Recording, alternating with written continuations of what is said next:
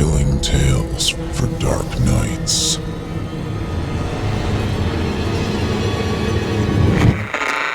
Want to make sure you never miss a Chilling Tales for Dark Nights video again? Be sure to subscribe and hit that bell to turn on notifications.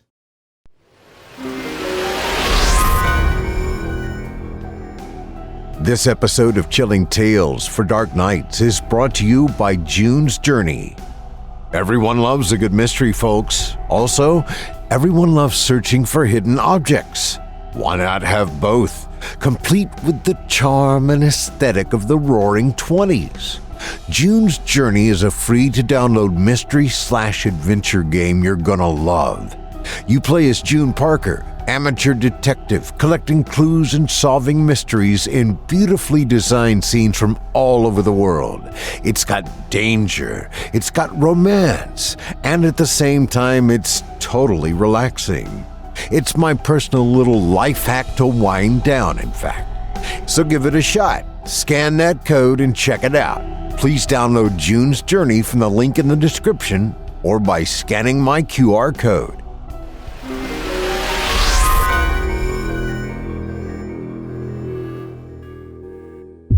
It's time to turn off the lights and turn on the dark. Chilling tales for dark nights.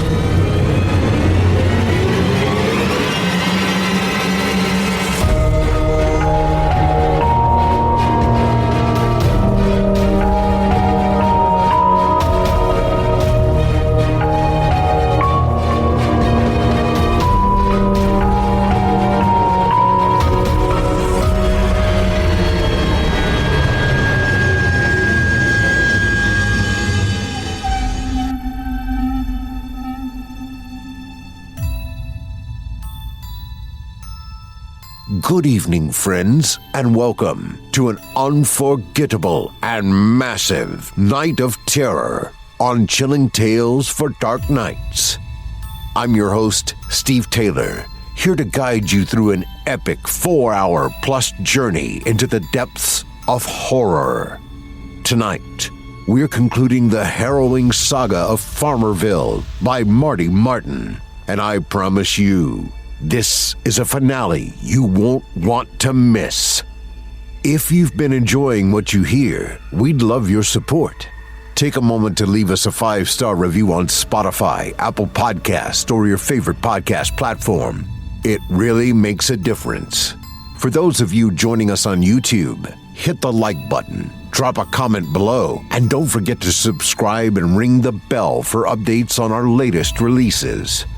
And if you're hungry for even more chilling content, head over to chillingtalesfordarknights.com. Become a patron today, and you'll unlock ad-free episodes, bonus content, and more. Your support helps us keep bringing you the best in horror storytelling, and we can't thank you enough. Now, let's turn off the lights and turn on the dark. Tonight, we return to Farmerville, the chilling tale by Marty Martin, and we'll be concluding the saga in this very episode. That's right, after tonight, all the secrets, the horror, and the supernatural forces that have haunted this cursed town will finally be laid bare. Buckle up, friends, because this is going to be an intense 4-hour-plus extravaganza of terror. We begin with Part 8, Twisted Irony. Without further ado, let's dive back into the ominous world of Farmerville. Content and trigger warning advisory. Farmerville episodes are not for the prudish or faint of heart and are suggested for readers and listeners 18 years of age and older. Episodes contain sensitive subject matter and elements that make references to alcohol and drug consumption, brutality, crude language, death, domestic abuse, flashbacks, haunting, kidnapping, mental illness, murder, nudity, racism, religion, sexual assault, sexual situations, suicide, supernatural, trauma, and violence. our narrator. In the short 4 weeks since Halloween, the body count climbed to 35, not counting the 200 from the serial-killing Holcomb family. However, if you've been keeping up with our story, all of that drastically changed with the discovery of another serial killer and the Cave Kids, which has dramatically raised the body count to an estimated 500 or more. Do you like plot twists? Get ready. The dreams continue. Ron threw the front door open and ran out, his dad Jim in his deputy sheriff uniform chasing him, yelling that he was going to kill him. As Ron ran, a pickup truck pulled into the driveway. It was Billy with his dad William. They were there to pick Ron up to go hunting. Ron ran around the back of the house into the woods. The chase continued through the woods to a nearby creek. Ron ran, desperately trying to make his escape until he tripped by the stream where Jim caught up with him and dragged him and held Ron under the water. As in previous versions of the dream, Ron experienced the sensation that he was drowning. He looked up from under the water and saw Billy push Jim. For a brief second, Ron thought he saw Rose. That vision quickly faded as he watched Jim pull his pistol out of his holster. Ron was terrified and desperate, pleading with his dad. Jim glared at Ron while he yelled and raised the pistol. Ron leaped out of bed with a yell, just like he's been doing more frequently in recent months, more than the regular monthly occurrence of the dream since returning to Farmerville 4 years ago. Kelly sat up to check on him, just like she did every time. Same dream? Yeah. A little more in this one. Was running out of the house. Kelly, frustrated by these recurring dreams, let out an annoyed, as she got up and went to the bathroom. A new day. Wednesday. By 5:45 a.m., the dream from 45 minutes earlier was already forgotten. Ron and Kelly were in good moods in the kitchen having breakfast, chatting and getting along as if nothing had happened the previous day. The Amber Alert, the serial killer, the discovery of the Cave Kids were a surreal distant memory. A few minutes later, a cheerful Laura walked into the kitchen to get some breakfast. Like her parents, she was in a good mood and acting as if nothing was bothering her. "We got anything going on this afternoon? We get out of school early today." They thought about it for a moment and Kelly told Laura, "Nothing today. Tomorrow we're going to do Thanksgiving, but we might just go to the station instead for a potluck dinner for the people still working." "All right, that's good. Nice." Laura went back to her room. Kelly gave Ron a knowing glance. "She seems happy." "Yeah, she does. You know, those two are probably going to get married." "Probably, and if they're smart, they'll probably get out of this town." "Damn, Ron, why'd you say that? We were having a nice morning and you had to bring that up." "I didn't mean anything. I just meant that this is a small town and they don't have a future here. It wasn't about all this stuff happening, just that it'd be good for them to leave." Kelly agreed and they continued to chat for a few minutes before Ron left for work. He strolled outside and enjoyed the sparkling dust of snow on the lawn and the brisk mid-30s temperature. He stopped by the sheriff's station where an onslaught of media gathered. He was amused by seeing most of the media members on the sidewalk looking cold. Some were shivering. His thoughts contrasted with the gratitude and togetherness of the upcoming holiday, represented by the Thanksgiving decorations on the light posts and storefronts. Inside the station, Ron chatted with Ken, Billy, and Tom. However, Billy was not his usual self, which prompted Ron to inquire as he walked to the door. "Billy, you okay?" "I'm fine, yeah. Yesterday is still on my mind." Billy was standoffish with Ron, who left to get started on his day. Tom took notice of Billy's behavior. "Billy, what's up with you?" "It's just the way Ron acted yesterday. I just don't get it." Ken interjected. "Billy, I told you yesterday."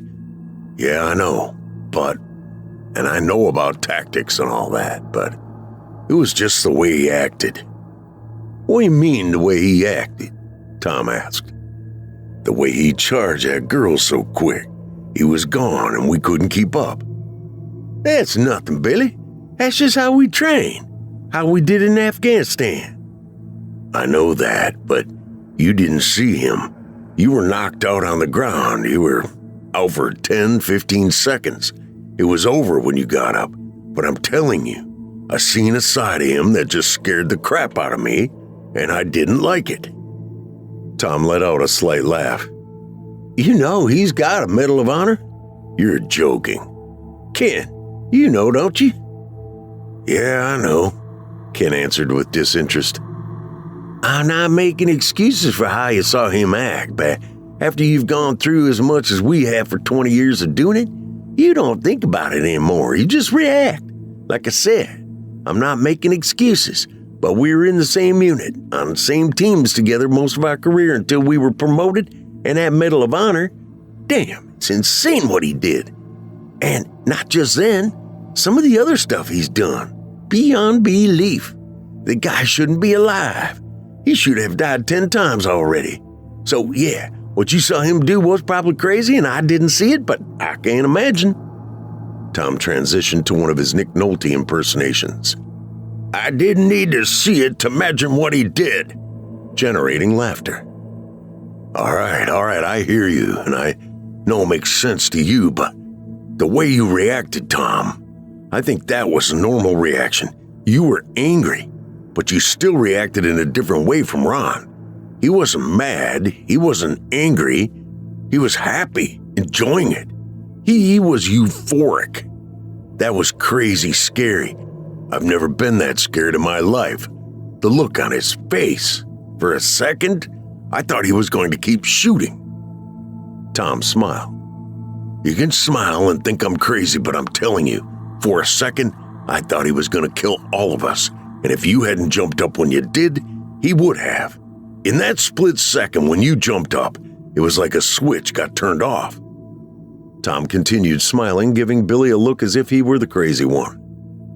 I believe you, but I also think you might be a little shell-shocked, just a little bit. And when stuff like this happens, you have to take a step back, take a breath, and move on. Don't let it eat you up. Tom gave Billy a brief hug and pat on the back. Billy looked at Ken, still seeking validation. Ken? Billy, it's like I told you yesterday, and he may well be a hero, no doubt. But there is... Ken had a look of despair in his face. There is something fundamentally wrong with Ron. A dark side neither of you know about him, but he's still Ron. He's still your friend, and Tom's right. You gotta take a step back, take a breath, and move on. Billy nodded in reluctant agreement as Tom left to go out on patrol. Ron made a stop at Carolina Park and was anxious to share the previous day's experiences with Jack, Charles, and Mark. He sat at their usual table and reviewed all the details, and as usual, Mark expressed no interest, while Jack and Charles were curious about how odd it was how both the serial killer and the kids in the cave went undetected so long. Charles made jokes about the events, while Jack had a more serious attitude. Didn't you hang out in those caves? I remember you and Kelly used to go up there to make out. You guys never saw anything? Ron got defensive. What do you mean by that? I'm not saying anything. Just as much as you guys went up there, it's odd that you never stumbled upon them. It's not odd at all. Those caves are huge. You guys know that. Yeah, we know. Mark sarcastically blurted out as he stood up and stormed away. What's that supposed to mean? It means nothing. Don't listen to him, Jack told Ron as he and Charles stood up. I gotta get to work anyway, so I'll see you guys later. Ron headed toward his cruiser, noticing there had been no sign of Rose at the park. Although he was still upset and annoyed with her, he hoped that she would show up. He experienced an odd feeling of needing to talk to her. Thanksgiving Day. The Farmerville community had a long-standing tradition of holding a Thanksgiving Day parade, which coincided with Native American Heritage Day, a celebration the residents of Farmerville took to heart. The previous evening, an emergency meeting of the town council had been held to discuss canceling the parade. However, The elders of the council resisted any notion to cancel and instead made a special dedication in honor of the victims. The parade kicked off at 9 a.m. with its start point about a mile out of town at a parking area next to a trail entering the national park. The location had historical significance with a monument in remembrance of the Trail of Tears. It took about 45 minutes for the parade to reach Main Street, was well attended, and by 11 a.m. was winding down. 30 minutes after the parade ended, Ken and Billy returned to the station where, behind the scenes of the Thanksgiving festivities, 24 FBI, state police, and Ken's detectives were busy working in the conference room on the cases. The station was filled with the distinct aroma of a variety of Thanksgiving dishes brought to the conference room by Sequoia Sandoval, Kelly, and others. A few minutes later, a tall, uniformed man swaggered in, Council Police Chief William Sandoval. "Hello, Ken. Is Sequoia here?" "Hello, William. Conference room." Laura and Danny also arrived, and the task force continued to work the rest of the afternoon while Keisha, Tom, and others stopped in for their sampling of Thanksgiving dinner. The rest of the day was pleasant without incident. Ron and Kelly stayed, as did others, to help clean up and take leftovers. Keisha was scheduled to take a couple of weeks off and planned on leaving for North Carolina that evening. Another dream. In the spring of 1998, Ron was 17 and Kelly was just shy of her 18th birthday. They were at Ron's house, asleep on Ron's bed and awakened by what they thought was blood-curdling screams coming from Ron's mother and 14-year-old sister. Ron's dad, Jim Farmer, was screaming and yelling, "I'm gonna kill you! I'm gonna kill you!" Ron and Kelly leaped off the bed and looked at each other. Ron's initial reaction was to run out of the room to help, but Kelly grabbed his arm. Kelly was scared and at a loss, became frozen. They knew something was not right as the intensity of Jim's voice increased as he continued yelling, "I'm gonna kill you! I'm gonna kill you!" Kelly didn't move, and in an act of what Ron believed to be bravery, Ron told Kelly to hide as he left the room, closed the door behind him, and started to run down the hallway toward the front door. Jim, dressed in his deputy sheriff uniform, stepped out of a bedroom doorway covered in blood with an expression of fright, disbelief, and hate. Ron bulldozed into him, knocking him to the floor, and continued to run to the front door. He ran outside with his father chasing him and yelling, "I'm gonna kill you!" The rest of the dream continued and, like in the other dreams, ended with Ron being drowned by his dad in the stream. "Damn it!" Ron woke up. "Again? Same one?" Kelly asked. "Yeah, same one. But this one, it starts in the bedroom. We were asleep, and my dad started yelling. You remember that?" Kelly, agitated, didn't answer and got up and went to the bathroom. Ron was worked up about the dream. "Man, I don't understand this. Why does this keep happening? I don't understand." Ron got up and dressed in his running clothes and went for a run. For weeks, Ron and Kelly's morning routine continued with breakfast and discussions, sometimes talking to Laura before she left for school, and then Ron leaving for work. The dreams, although traumatic, had become part of the routine, occurring once or twice a week. Ron and Kelly ignored the dreams and went about their days. 2 weeks after Thanksgiving, on Thursday morning, the holiday season was in full swing. Although the FBI task force continued to work out of the sheriff's station conference room, the past couple weeks had been calm, and everyone was looking forward to Christmas and an upcoming organization day at the Valkyrie complex. Organization Day, Saturday, 2 weeks before Christmas. Most military and government offices traditionally hold an Organization Day, Family Day, or something similar but known by other names, usually around the Christmas and New Year holiday season. The Saturday morning weather was typical for Missouri, since Missourians joke about how the weather experiences extreme changes daily. The weather was nice, sunny, and by late morning the temperature in the 60s, making it perfect for the outdoor gathering behind the Valkyrie building. Everyone started arriving around 10:30, and by 11 a.m., the aroma of food being cooked floated through the air. When Ron and Kelly arrived, The comforting smell added to their already relaxed mood, which was an added plus to Ron's non-eventful few weeks after Thanksgiving. By 11:30, there were close to 300 in attendance. Ron and Kelly had spent the previous half hour mingling, then got their first plate and sat at a table with Keisha, Tom, and a few others.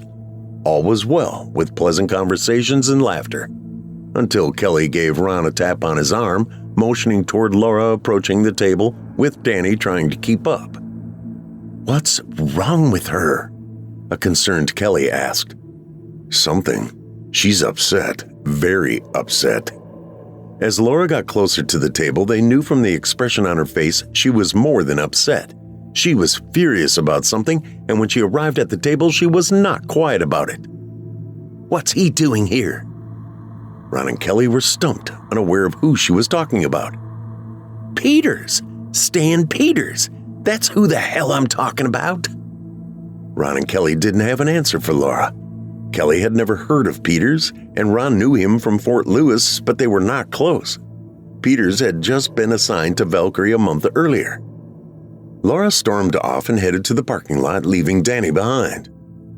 Ron and Kelly wondered what that was all about and went along with the friendly jokes about teenagers from others at the table. A few minutes later, a concerned Kelly stood up. "I'm going to say bye to a few people and then catch up with Laura." 10 minutes later, Kelly arrived home. When she got out of her car, she heard yelling from Laura inside the garage. Kelly entered the house and beelined for the garage door in the kitchen, where she still heard Laura yelling. "What's wrong?" Laura didn't answer. She brushed by Kelly and went to her bedroom. Kelly looked in the garage and saw that Laura had riffled through storage boxes that held some of Anna's things. A few minutes later, Laura threw open her bedroom door, yelling, "Didn't I tell you she had a diary?" "Diary? What's wrong?" Laura started crying. "That Peters guy. Anna told me a few days before she died that they were going to talk to you about getting married. I tried to talk to her, but she made me promise not to say anything." "What are you talking about, getting married?" "The day she died, she had told me she had broken it off. She was really upset. She was going to confront him and said she couldn't live without him and she'd rather kill herself than live without him." Kelly was baffled. Her initial reaction was not wanting to believe what she was hearing, while at the same time wanting to kill Peters, even more so as Laura continued to tell her the connection started with Peters when Anna was 15. Kelly questioned if it could be true. Laura gave her a tight hug, causing Kelly's emotions to get the best of her as she began to quietly cry. "Sorry, Mom. I'd always known she died in that car accident, but seeing Peters brought it all back, and that makes me think that maybe she did kill herself. I hate to think like that." Laura continued to sob. "She told me that they'd been seeing each other since she was 15. Mom, 15! That guy had been messing with her since she was 15. How could he do that?" Laura angrily pushed away and went back inside her bedroom. "What? This can't be happening." Kelly was anxious and distraught. She sat down in the recliner as her mind filled with memories of Anna, the night she died, and conflicting thoughts as she remembered events and conversations with Anna. In hindsight, she realized the signs were there, and she had to admit to herself there were times she had been distracted and maybe could have paid closer attention to her daughter. A minute later, she heard the front door slam, followed a few seconds by the screech of tires from Laura's car leaving the driveway. Kelly ran to the front door, stepped onto the porch, and watched Laura speeding down the street. She stood quietly for a moment, desperately trying to think of what to do, and then a thought. "God, please no!" Kelly rushed to Laura's bedroom and checked the gun safe. Oh, God! Back at Valkyrie, Ron was talking with Tom, Keisha, and a few others when his phone rang. He answered and heard a hysterical Kelly crying on the other end. His heart sank. "What's wrong? What's wrong?" "Laura ran out. She's got her gun." "Which one?" "Her pistol, damn it! That's your question, which gun? I think she's heading back over to you to shoot Peters." "What? Why?" "Laura told me that Anna was seeing Peters since she was 15. "What?" She told Laura they were getting married, then he broke it off and Anna was going to confront him about it and might kill herself. What are you— Ron, honey, she might have killed herself over this guy. Ron! Ron lost awareness of Kelly's yelling as he zoned out looking for Peters. He lowered his left hand, holding the cell phone as he continued looking for Peters. Tom and the others noticed Ron's sudden odd behavior. He unsnapped his gun holster and started to pull his pistol out. Tom stopped him. Ron, dude, what are you doing, man? Tom sternly asked as he removed Ron's pistol and handed it behind him to Billy. Ron turned and frantically looked for Peters. Keisha and Billy tried to get his attention. Keisha heard Kelly yelling on the phone. She took the phone out of Ron's hand and started talking with Kelly. Tom walked around to a nearby table and sat him down. Ron, man, what's going on? Ron didn't answer. Keisha approached and whispered to Tom what was going on. Billy suggested that they head out to the front of the building and wait for Laura. Ron found himself experiencing lightheadedness, shortness of breath, and shaking. It's Anna. Anna. We know. Come on, let's take a walk, Tom told him. Keisha hurried ahead to the parking lot, hoping to intercept Laura. Billy and Tom walked with Ron and kept talking to him. Ron, you gotta stop what you're doing right now. Our priority is Laura and stopping her from walking in here and killing Peters. Approaching the gate, they saw Keisha hugging Laura. They picked up their pace. Laura saw Ron and ran to him. They hugged and Ron held her tightly. He glanced over at Keisha, who showed him that she had Laura's pistol. A minute passed as Laura told Ron some of the details she knew about Anna and Peters and pleaded for forgiveness. Ron reassured her it was not her fault. Danny, who was feeling awkwardly out of place, approached. Ron nodded approval to Danny and let him hold Laura. Kelly's here, Keisha announced. Kelly ran up and hugged Laura. Ron and the others saw Ken approaching. Initially, Ken was in a good mood, but as he got closer, he recognized something was wrong. Billy gave Ken the update. Ron suggested to Kelly, why don't you guys head home? You too, Danny. You go with them. Kelly agreed and they left. Within a few minutes, Ron was anxious and felt he needed to leave. Thanks for the concern, everyone, but right now I think I need to head home. Good idea, Ron, Ken told him. But before you go, listen, everyone. We've got to keep this contained despite anyone's impulse to do anything right now. We just gotta keep it contained and not let this guy know we know, then we'll figure out what to do with him later. Agreed? Ken gave Ron a glance, who nodded curtly. All right, good. And Ron, see you Monday, business as usual. Talk about our next step with Peters. Everyone else back inside. And I know we may not feel like staying, but let's hold off a bit before leaving and avoid this Peters guy. Ron walked to his cruiser and left. The drive home took him past Carolina Park, and as he neared it, there she was, waving at him to stop. His heart and stomach sank lower than it already had been. Now what? What does she want? Ron pulled over and rolled down the window as Rose approached. I'm sorry, Ron, Rose told him sincerely. How does she know about this? Never mind. Of course she knows. She knows everything else. Why would this be different? Ron didn't say anything. I am sorry that happened to Anna, and I had nothing to do with it. How or why would you have had something to do with it? I don't understand. With everything else going on, you might have thought it had something to do with me. I didn't even think of that. Rose paused for a moment, smiling at Ron. Exasperated, Ron asked, What, Rose? What do you want? Nothing, Ron. You do know Anna kept writings of sorts. Writings?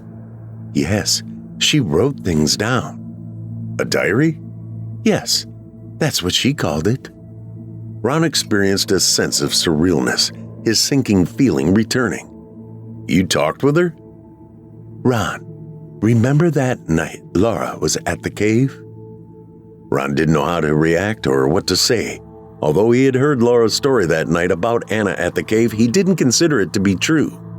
Until now. The thought scared him. Ron, she had those writings. You should find it and read it."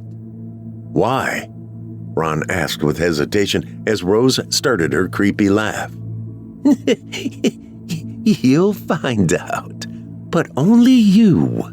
Don't tell anyone you're looking for it." "Why?" "I told you, Ron. You'll find out." She told him with her laugh as she drifted away. When Ron arrived home, he changed out of his uniform and suggested they all go out for an early dinner. They drove to Cape Girardeau for dinner and awkwardly ignored the Peters topic the rest of the day. Later that evening, Ron reassured Kelly there was a plan to talk with Ken about the situation Monday morning. Over the weekend, he obsessed over what Rose told him about a diary and considered when he would find time to search it. He knew Laura would be at school on Monday and Kelly would probably be at work. Ron wanted to tell Kelly and Laura about the diary and get their help, but Rose's instruction about not telling anyone left an impression. His imagination and paranoia took over. Hearing about Anna and Peters was a complete surprise, and he wondered that if he hadn't known about that, what else didn't he know about?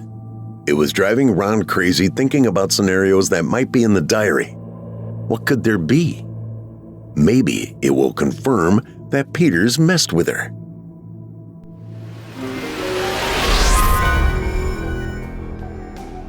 This episode of Chilling Tales for Dark Nights is brought to you by June's Journey. I know you're all having a blast in the 2020s, folks, but let's be real here. It can't hold a candle to the roaring 20s, right?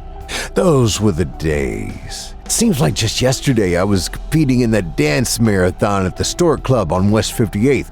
Me and my top tomato cutting the rug. She was a real Sheba, a pair of stems that went all the way up to her eyebrows. I'm talking major league hotsy-totsy. Yeah, those days, long gone. These days, all I have to remember them by is June's Journey, my very favorite mobile game. If you've never played June's Journey, take it from me. It's the bee's knees. It's a murder mystery / hidden object game set back in the roaring 20s, complete with all the charm and aesthetic of that era. You and I play as June Parker, a detective on a quest to solve the murder of her sister. You'll collect clues and solve mysteries in beautiful, intricate scenes from all around the world, leveling up, collecting coins and rewards, earning upgrades, and unlocking new scenes to explore. It's got all the danger, romance, and mystery of an adventure game, but in a relaxed setting. That'll test your recall and observational skills. You can play alone, join a detective club, and even participate in competitions. As an amateur sleuth myself, I play quite a bit of June's Journey. I like to plug away at my cases over breakfast and remodel my mansion to wind down at night. Yeah, you heard that right. I've got a mansion, and so can you. Just scan that QR code on the screen or follow the link in the description. It's free to download and available on Apple, Android, and PC. There's a reason everyone loves a good mystery, you know. There's a detective in all of us. Please download June's Journey from the link in the description or by scanning my QR code. Thanks for your support and for supporting our valuable sponsors.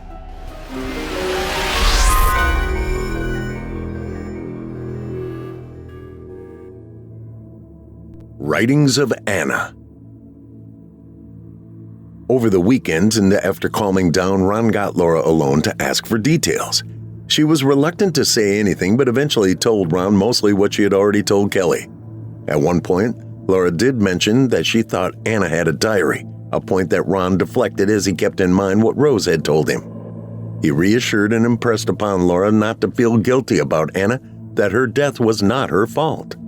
Laura couldn't help but feel some guilt and spent most of the weekend with Danny. Learning that Laura thought there might be a diary put more pressure on Ron to search for it because he didn't want Laura to find it first. Monday morning, Ron had a nice conversation with Laura before she left for school, and she seemed to be feeling better. Since hearing about Peters, Kelly was distant and didn't interact much, which Ron felt was odd but also understandable. Ron left for work and planned on returning home after Kelly left for work. Ron talked with Ken and told him about his plans to search for a diary which he hoped would confirm what Laura had told them. Later in the morning, Ron returned home, went to the garage and started looking through the storage boxes of Anna's stuff. He found a jewelry box with items and pictures that momentarily overwhelmed him with sentimental memories. After 30 minutes of searching, he found 3 diary books wrapped in a towel concealed in the bottom of a box. His initial reaction was to smile, thinking that Anna had done a good job, a very good job, of hiding the diaries. Then he hesitated. Diaries were personal, and he wasn't sure he really wanted to read them, but he also wanted to find out if it was true about Peter's. Plus, Rose told him to read them. He scanned through the front of each diary looking at dates for the oldest one. He found the one that started 5 years earlier. The books were in chronological order, and he found the entries from when Anna was 15. As he started reading, he found the entries were typical teenage girl writings, much of which he did his best to ignore. After a few minutes, he stopped, put the diaries in a bag, and took them with him. Later, he found a place to park and continued reading. As Ron read, he concluded that the entries were all teenage girl scribbles about boys and a few personal, intimate, and exploratory details he didn't really want to read about, especially being her dad. The diary continued, talking about school, about wanting to go to college, career ideas, and the boy she had met, a boy named Stan. He checked the day and saw that it was during a time when he was deployed to Afghanistan. At first, there wasn't much detail about Stan. He knew it had to be Stan Peters, but didn't want to believe it. But an insistent voice in his head was telling him that it was. Ron continued to read until he abruptly stopped. I can't believe this. Really? He laughed and got angry at the same time as he read that Anna met Peters on Fort Lewis at a family activity event, Organization Day. Damn it. He got out of his cruiser, slamming the door. His thoughts regressed back to guilt about being deployed when Anna died and now finding out he was deployed when she met Peters. He needed a break. He got back in the cruiser, put the diaries away, rolled the windows down, and went for a drive. Over the next few hours, he handled a couple calls and had lunch with Tom and Keisha. He told them in confidence about the diaries and the Organization Day irony. Keisha started one of her rants about what else could happen, which, despite the situation, gave Tom and Ron something to laugh over. Later in the afternoon, Ron's curiosity piqued. He decided to read more. He picked up reading the diary where he had left off. It appeared that it was only a week after they met when the first sexual encounter occurred. Anna was very articulate in her descriptions, which embarrassed Ron. Anna wrote the intimate details on how Peters seduced and groomed her. Ron lost his temper, beat the steering wheel, and then sped off, heading to the Valkyrie complex where he was going to confront Peters and kill him. During the drive, his anger built up, conflicting with his guilt. He didn't care what would happen, but his mind was made up. He was going to kill Peters. When he pulled into the parking lot, a sudden interruption. Laura's distinctive AC/DC's Thunderstruck ringtone on his phone. Disappointment overtook him as he stopped his cruiser and put it in park. He wanted to go kill Peters, but felt compelled to answer Laura. He forced himself to settle down, took a deep breath, and answered. Hey, Laura. Dad, I love you. Laura was crying. Love you too, baby girl. You okay? Thank you for not hating me. I don't hate you. Don't be silly. I could never hate you. Where you at? I had to leave school. I'm at the Quick Trip parking lot. Stay there. I'll stop by, okay? Okay. Ron's quest to kill Peters vanished as his concern for Laura took over. He turned around toward the parking lot exit, and unsurprisingly, she was there. Of course, Rose is here. Ron felt like laughing at Rose showing up at this moment. He was in a hurry, but thought it wasn't a good idea to ignore Rose. He stopped. Sorry, Rose, I'm in a hurry. I gotta go see Laura. You know, Ron, she's one of the good ones. Take care of her. I will. Thank you, Rose. You read those writings yet? I started. I gotta go, Rose. Make sure you read those writings. Ron drove off and hurried to meet Laura. He couldn't help but wonder why Rose was so fixated on him reading the diary. It puzzled him as his thoughts switched to Laura. Ron arrived at the gas station parking lot and pulled up next to Laura. He got out and walked to the driver's side of her car. Her face was flushed, eyes red, and she was still crying, although not as much as when she had called him. Ron reached in and gently ruffled her hair. "Baby girl, you need to stop this. Stop being silly." "I know, Dad. I know." "You know, it's easy to feel guilty about things. I don't think I ever told you, but I felt guilty about Anna because I was deployed to Afghanistan." Laura flashed a smirk. "Now who's being silly?" They exchanged mutual laughs. "You know, Dad, Mom felt guilty too because she wasn't home that night. She felt like she had been home. Maybe Anna wouldn't have gone out that night. I guess we can be triple silly. Mom went out, you were deployed, and I was 14. I know it's not our faults.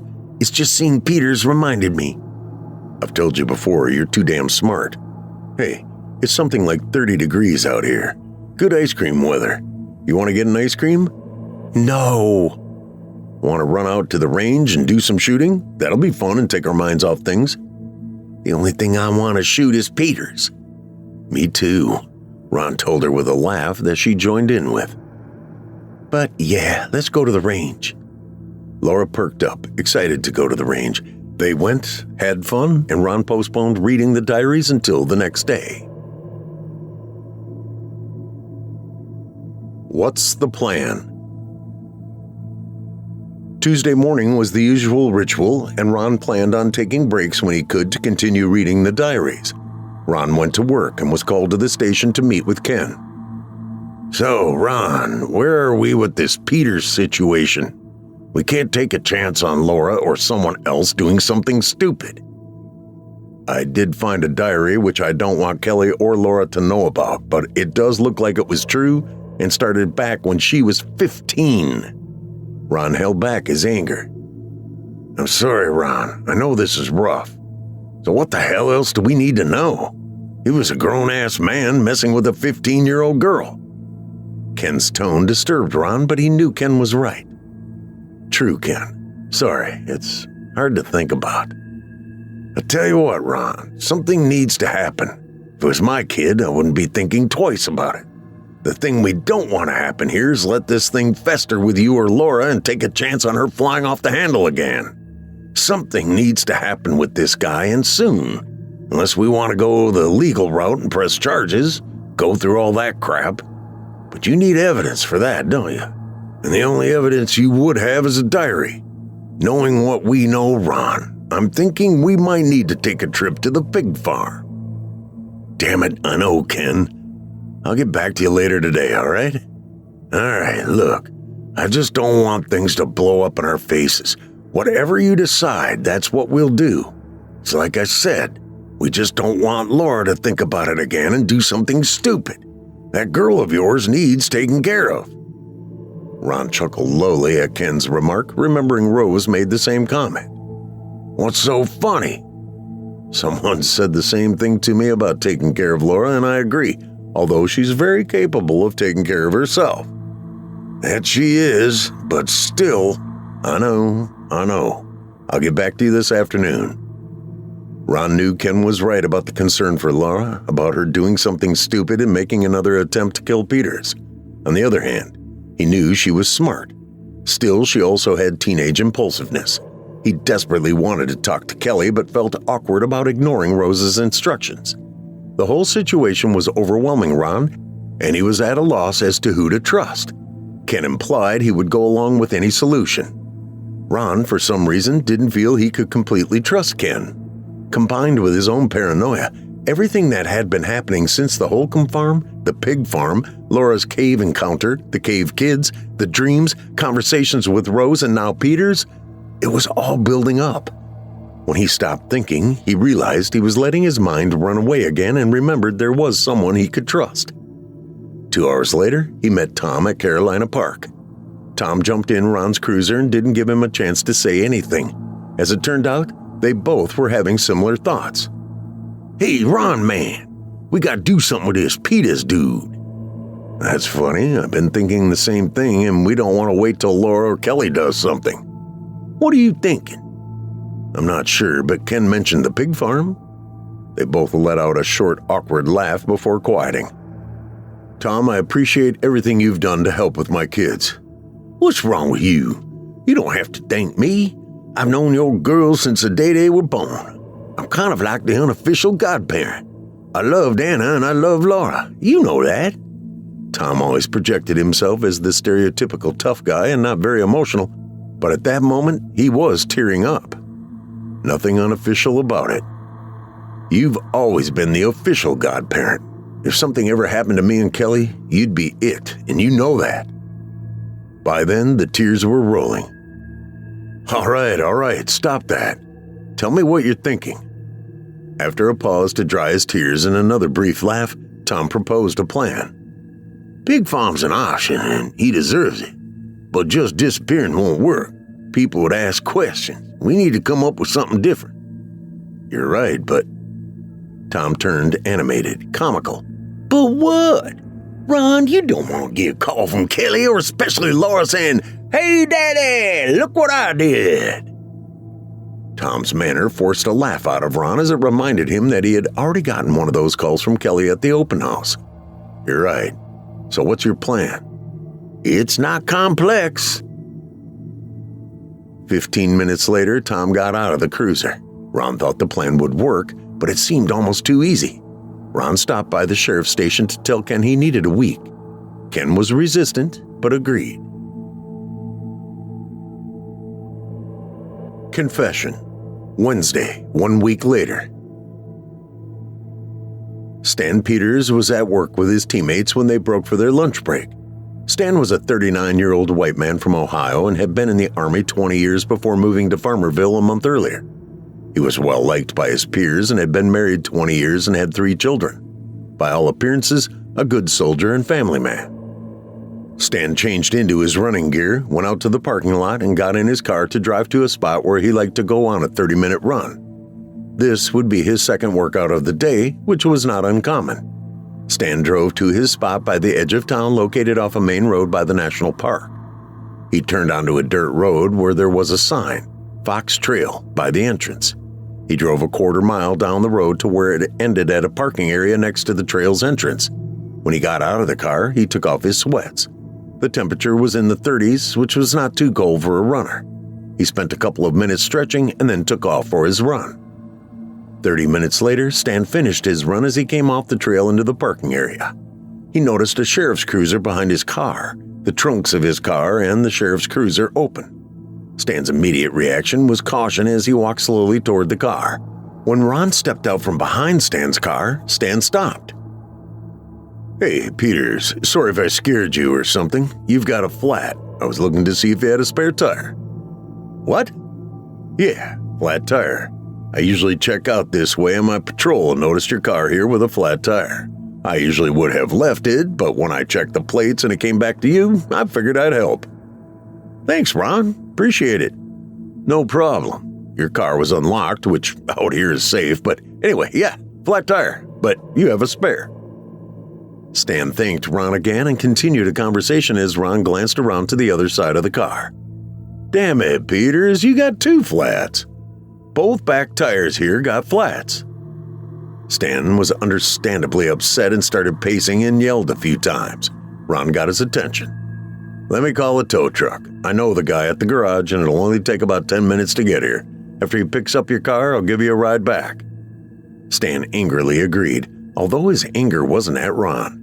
He heard Ron call for a tow truck on his cell phone, and then Ron suggested Stan put his sweats on as he walked to the passenger's side of Stan's car. "Hey, get in. It's cold out here. Start the car up."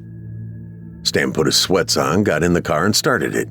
They chatted over the next 5 minutes until Stan noticed in the side view mirror another sheriff's cruiser.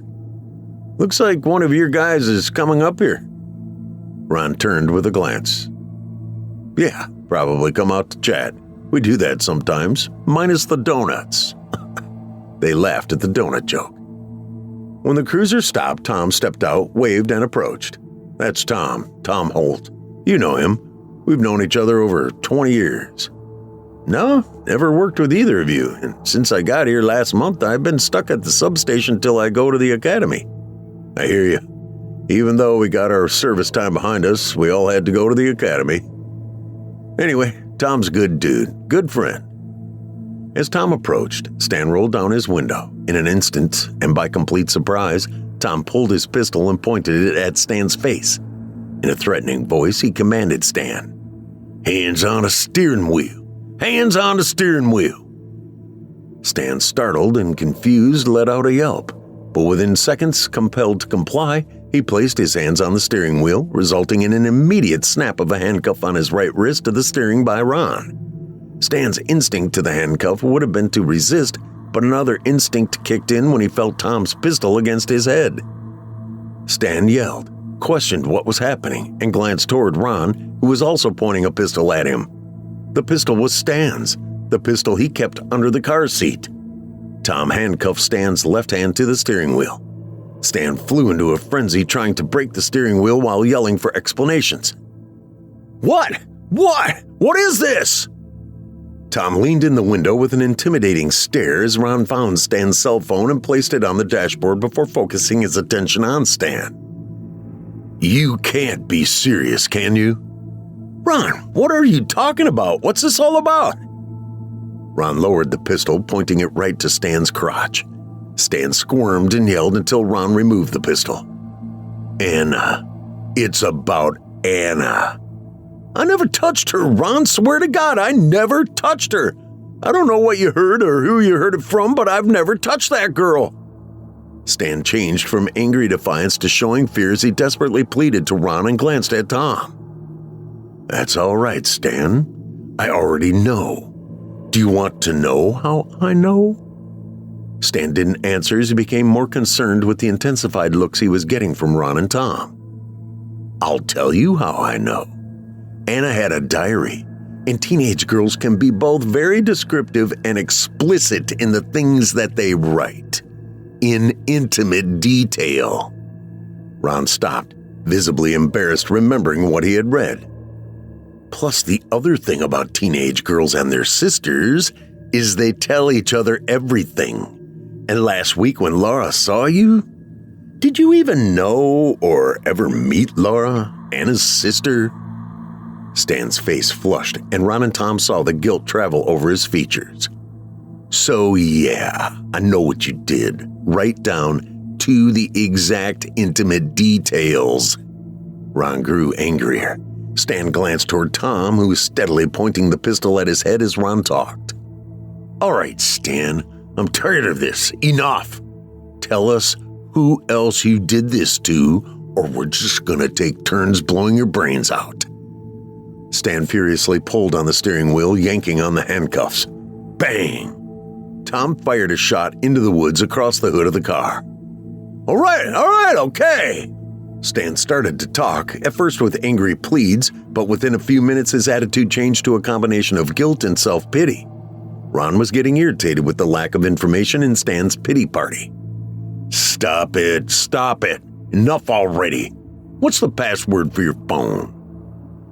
Stan gave Ron the passcode and he opened the phone. Stan, tell you what we're going to do. Give you a chance to redeem yourself. I'm going to turn the voice recorder on, and I want you to give me the names of other girls you've done this with, and we'll let the system take care of you. That's the deal. You confess and give us names, you live. You can't do that. You'd be coerced. You're pointing a gun at me. You're not denying it, are you? Ron asked with conviction. Stan didn't answer.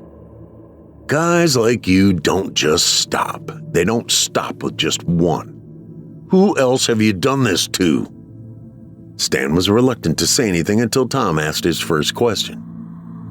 You have 3 kids and your oldest kid, she's 14, right? Stan gave a reluctant yes nod. You ought to started with her, haven't you? The expression on Stan's face told the story. There was no need for him to answer.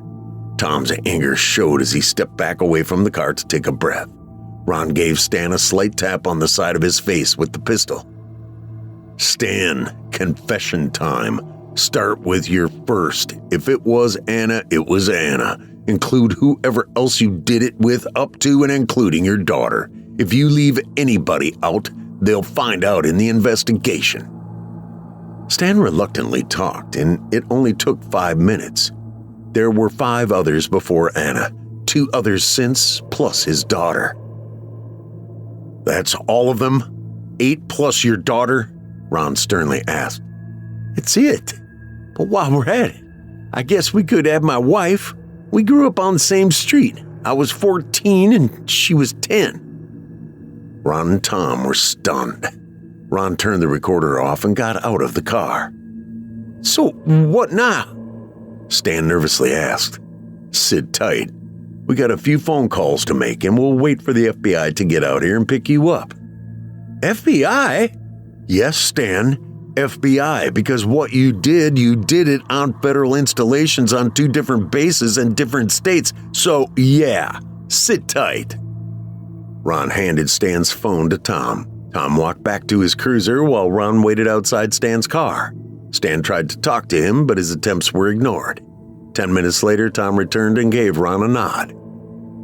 "He's ready." Tom acknowledged Tom and got back in the car with Stan. "You guys are going to kill me, aren't you?" Stan asked with a tear in his eye. "Stan, you did what you did." "I'm sorry, Ron. I really am. Tell that to Anna." "Hey, Stan," Tom yelled. Stan turned. "No, Tom." But before Stan knew what was happening, Ron pointed Stan's pistol at his right temple and pulled the trigger.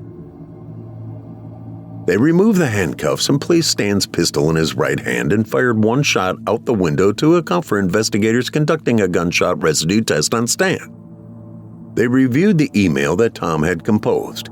The email started as an apology to his wife and explained that seeing Laura Farmer and her parents at the organization day brought on guilt. He mentioned the other girls he had molested and had affairs with over the past 12 years and apologized to his wife for what he had done with her and their daughter. Tom sent the email to Stan's wife and then a short text message from Stan's phone to his wife that simply said, "I'm sorry." Tom removed a GPS tracking device from Stan's car before he and Ron got in their cruisers. As they were leaving, about 20 yards down the road, Tom stopped, got out, and walked to a tree on the side of the road and removed a remote camera from a tree. The plan.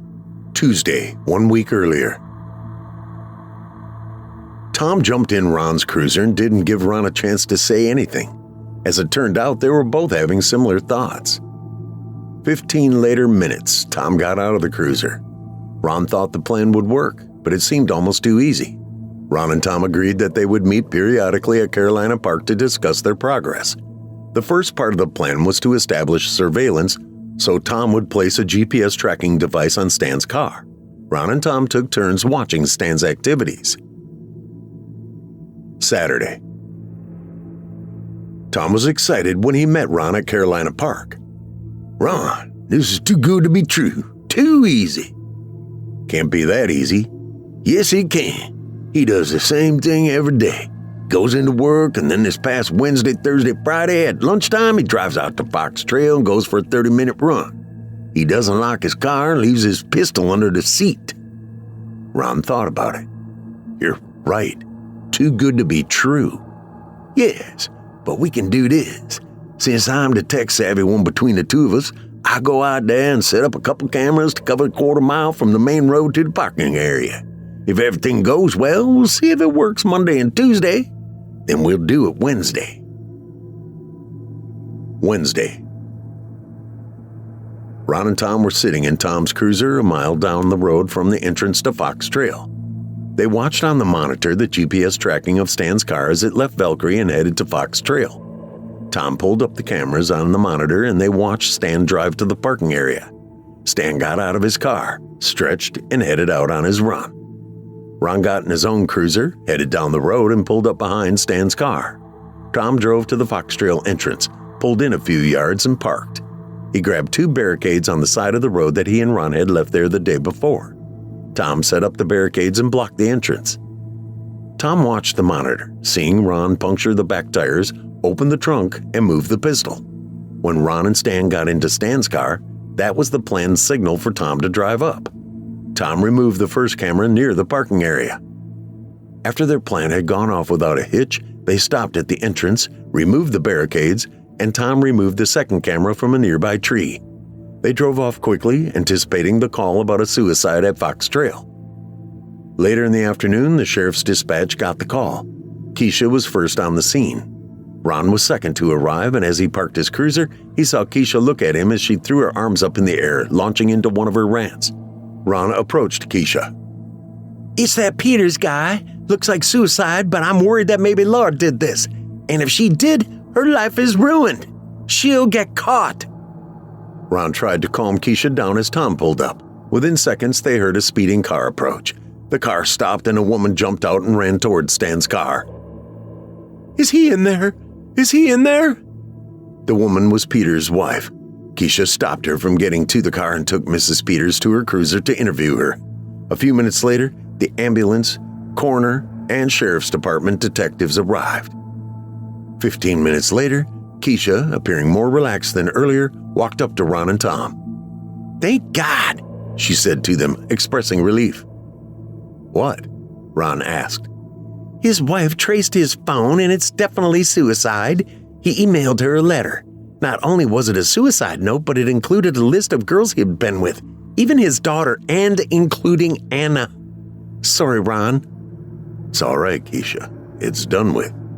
"Yeah, and good thing. And get this, she was his first, and it started when she was 10. Ron and Tom acted surprised. Ron gave Keisha a hug as a sense of relief washed over him, feeling that the issue with Anna and Peters was settled. He couldn't help but wonder about Rose and the diary, but for now, it wasn't important. What was important now was letting Kelly and Laura know what happened, which he knew would make them feel better. A false sense of normalcy. The news about Peter's suicide did make Kelly and Laura feel better. The sense of closure made all of them feel better. Ron felt relaxed, and everything seemed to calm down as Christmas approached. A few days before Christmas, Kelly gave Ron a kiss and a hug and asked him if he had noticed that it had been 2 weeks since his last dream. The thought had not crossed his mind. Until now. Thanks to Kelly, the thought of the dreams returning ran rampant. Dinner, Wednesday evening. Ron and Kelly were in the kitchen cleaning up after dinner when Laura and Danny walked in. Laura rushed over to Ron and gave him a big hug. "What's wrong?" Ron asked. Laura was emotional and close to teary-eyed. "I thought you killed that woman." "What woman?" "The drunk driver from Anna's accident. When she didn't show up for court and they couldn't find her, I just knew you went out and killed her. I just knew it, but..." "But what?" "You remember Robbie from back in Washington? Robert McDaniel?" Ron and Kelly acknowledged they remembered him. "He called me a little earlier and told me it's all over the news up there, that the woman turned herself in and they've dropped the manslaughter charges." "What?" Kelly said with a hint of anger in her voice. "Yeah, Dad. I thought you killed that woman. I've been worried that the cops from back there were going to show up for you one day." "Yeah, that's what I thought too," Kelly said quietly, expressing disappointment. Laura didn't catch the sarcasm and gave Ron another hug before leaving the kitchen. "Love you, Dad." Kelly was upset and brooding. "What the hell, Ron?" "Sorry." "The way you acted that night, I thought you went out and got rid of her." "That's right. You thought I killed her. You implied that I killed her, and I just never disagreed with you," Ron said with a humorous expression. "What? Really? Why didn't you kill her? She killed Anna." "I don't know. There was just something about her. And good thing I didn't kill her since we know Anna was suicidal. That woman didn't kill her." "I don't understand why you didn't kill her. It could come back on us somehow." "What do you mean come back? What's that mean?" Nothing. I'm just upset. And how did they even know what happened here with Peters?" Ron didn't answer and let Kelly vent as he thought back to a week earlier when he asked Grayson for a favor to use his contacts to locate the woman and update the prosecutor. Kelly continued her rant until Ron stopped her. "Look, knowing what Laura told us and now what we know about Peters, that woman was not at fault, and it's likely she never would have been found guilty for Anna's death. Her blood alcohol was barely above the legal limit, and Anna's was twice the legal limit, and it was Anna who crossed the center line and drove into that car. Damn, we just didn't want to look at it for what it was, and it was probably Peter's that caused her to be that drunk, but it was our daughter's, so Ron's emotions got the best of him. So she turned herself in. I mean, there's nothing else to do with it. It's done. Peter's is dead. Anna's dead. This should be good news. That woman gets her life back and we get closure with Anna. So why are you so upset? Kelly walked over to Ron and hugged him. I'm sorry, babe. You're right. It still upsets me that she's gone. Me too. They held their embrace for a minute, but Ron couldn't help but think that something wasn't right and there was something more to Kelly's anger. They broke the embrace and got back to cleaning up. Kelly gave Ron a kiss on the cheek. Don't let this upset you. I'm sorry, Ron said. I didn't mean to upset you. You've been taking your meds, right? Meds? Yes, meds. Damn it, Ron. You've been seeing the doc, right? Well, Ron, you know you gotta take those meds. It's not an option. It's also a condition of your job with the sheriff's department. I know. Valkyrie, too. What? I'll go see him and get the script filled. Yeah, you will. It's important, babe. We can't not take your meds. They gave each other a knowing smile. That Wednesday night, Ron did not have the dream. He woke up the next morning and was content with the hope that maybe the dreams had stopped. He and Kelly went about their morning routine. Laura was on holiday break from school and taking full advantage of it, sleeping in late. Unwanted news. Ron stopped at Valkyrie to check on something, and as he was leaving, General Kilcullen struck up a conversation. The conversation was cordial, but seemed like Kilcullen had something on his mind. I got news, but I'm waiting till after New Year's to make the announcement. You're not leaving us, are you? No, nothing like that, but between you and me, being that you are one of the senior enlisted guys, I thought I'd go ahead and let you know. What is it? Lately, there's been a lot of unwanted attention on Farmerville. Too much attention with all these serial killers and things like that. Mitchell did some research and found out things like polluted water, high suicide rate. Just way too much going on. Too much weird stuff. Because of that, my superiors, and I agreed with them, have decided that we're closing Valkyrie down. The guys can transfer or retire, and some of you guys that are working for the sheriff's department can stay on with them. But for now, this is just between you and me. We'll make the announcement after New Year's. Sound good? I guess. Don't got much choice in the matter. You'll be all right, Ron. You can stay on with Ken, or maybe go back to Washington. You guys had a good life back there. Well, except for, it's all right, sir. Things always work out. Kilcullen headed inside. As Ron drove away, of course there she was, Rose at the gate, laughing. Ron stopped to talk, but she only continued to laugh. Ron got a call over the radio and was dispatched on a call. Talk to you later, Rose. You need to read Anna's writings, Rose yelled as Ron drove away. Why does she want me to read those diaries? I don't really like reading them. Too much stuff in there for a dad to be reading. And we already know what Peters did. He's dead. It's done with. Ron went to the traffic accident and Keisha and Ken assisted with an irate woman. Later in the day, Ron was called to the station where the FBI held a short press conference. Grayson announced that 8 serial killer victims had been identified and families were being notified. The FBI announcement distressed Ron. His emotions fluctuated with moments of guilt. After the press conference, he stopped by Carolina Park and met with his friends at their regular table. You know, Jack, last time we talked, you kind of asked me how I couldn't have known those kids were in that cave. And I've been thinking about it. And you know, you might be right. They've identified some of the victims, and some were from around here. Part of me feels guilty about that. You were kids. We were kids back then. Some of the stuff we did. Hey, we wouldn't do it again, but when you're teenagers, you do stuff that you regret. Stop beating yourself up. Probably right, but that's not the only thing. I just found out Valkyrie is going to close down. Oh, wow. Are you going to move or stay here? We'll probably stay here and stay on with the sheriff's department. Maybe you should move, Mark uncharacteristically blurted out, his tone ominous, depressing. He continued, nothing good comes out of this place. Maybe for Laura's sake, you guys should leave. Leave today. What? You finally said something, but what do you mean by that? Mark returned to his normal brooding self, stood up and walked away. Jack and Charlie stood up to leave and said their goodbyes. Hey, you guys want to come over for Christmas?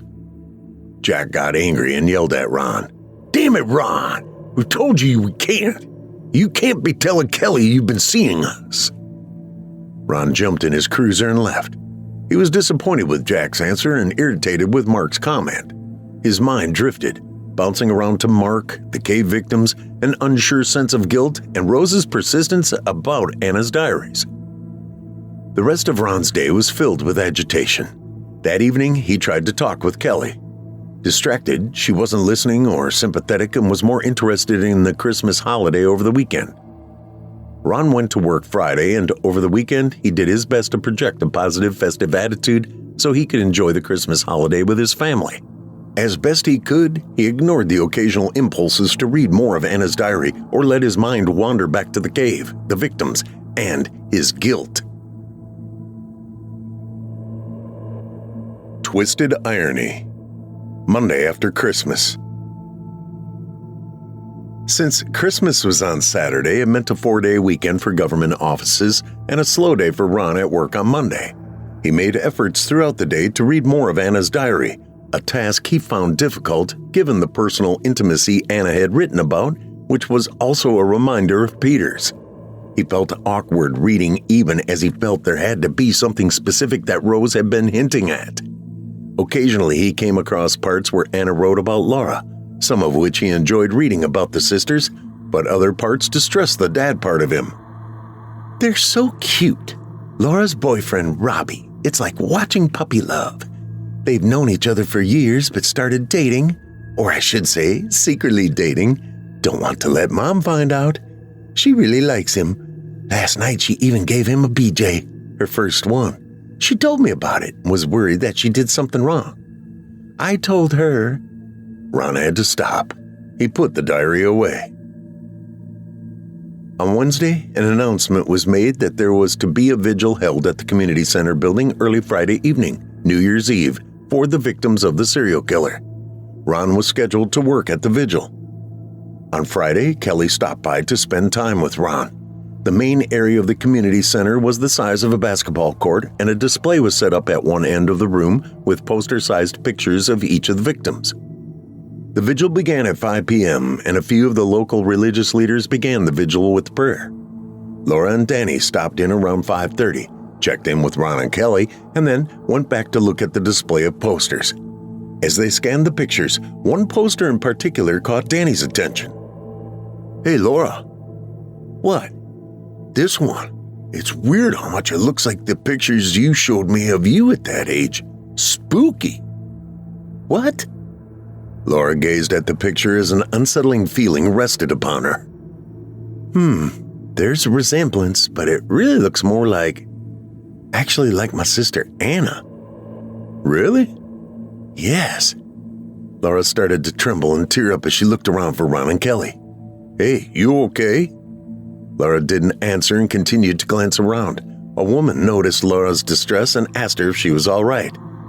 Yes, thank you. The pictures, it's just sad. We understand. That one you're looking at is my daughter Bree. Laura heard her but continued to look for her parents. Are you all right, dear? I'm sorry. This is just so sad and I'm looking for my mom and dad. Hey, let me help you. What do they look like?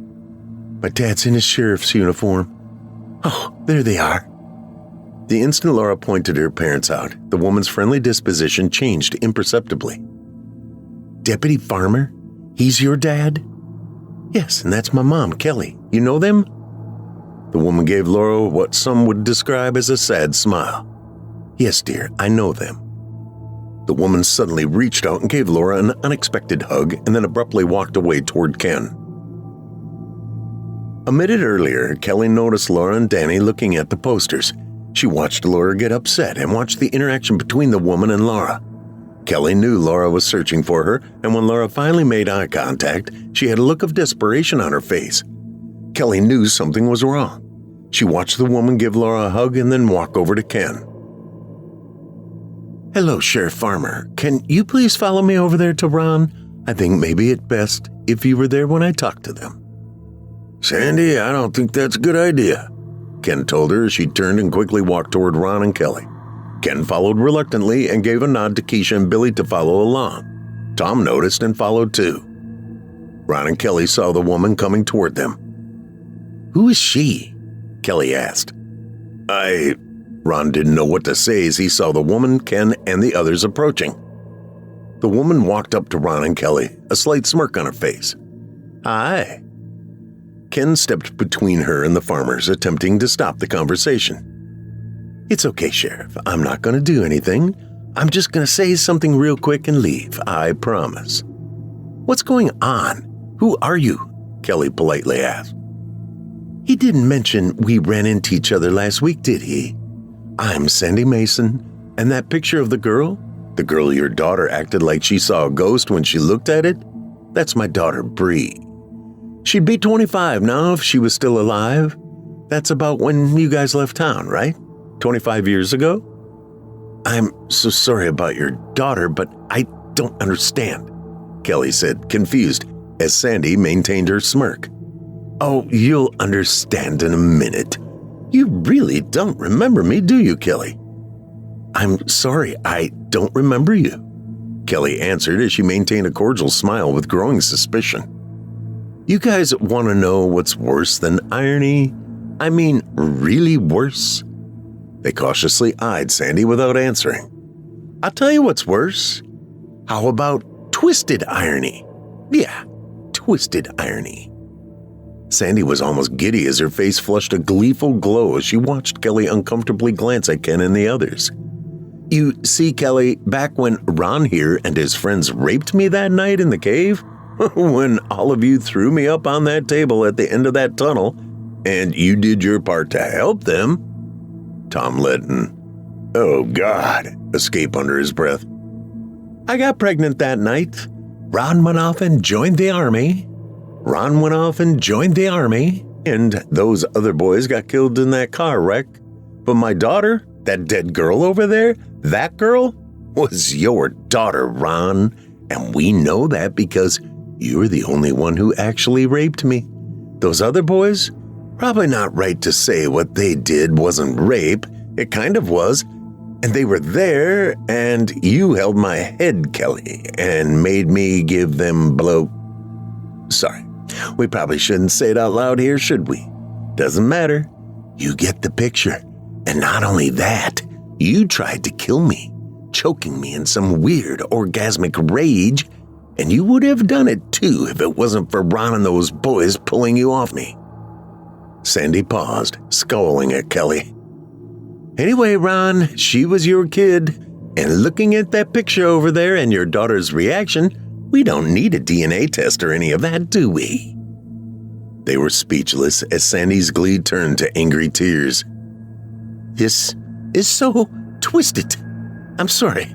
I know it's one thing to find out you're a dad 25 years later, but it's something else to find it out on the same day that the table you raped a girl on and got her pregnant on was the same table your daughter was butchered on.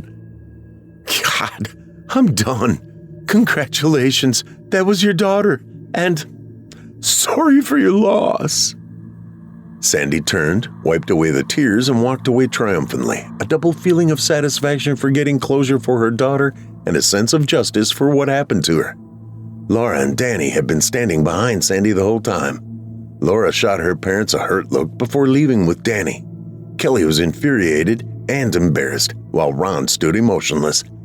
Kelly hurried out of the community center. Ron didn't follow. He walked over to the line of posters and studied the picture of Sandy's daughter. Tom approached Ron, upset and wanting answers. Ron, dude, did you do that?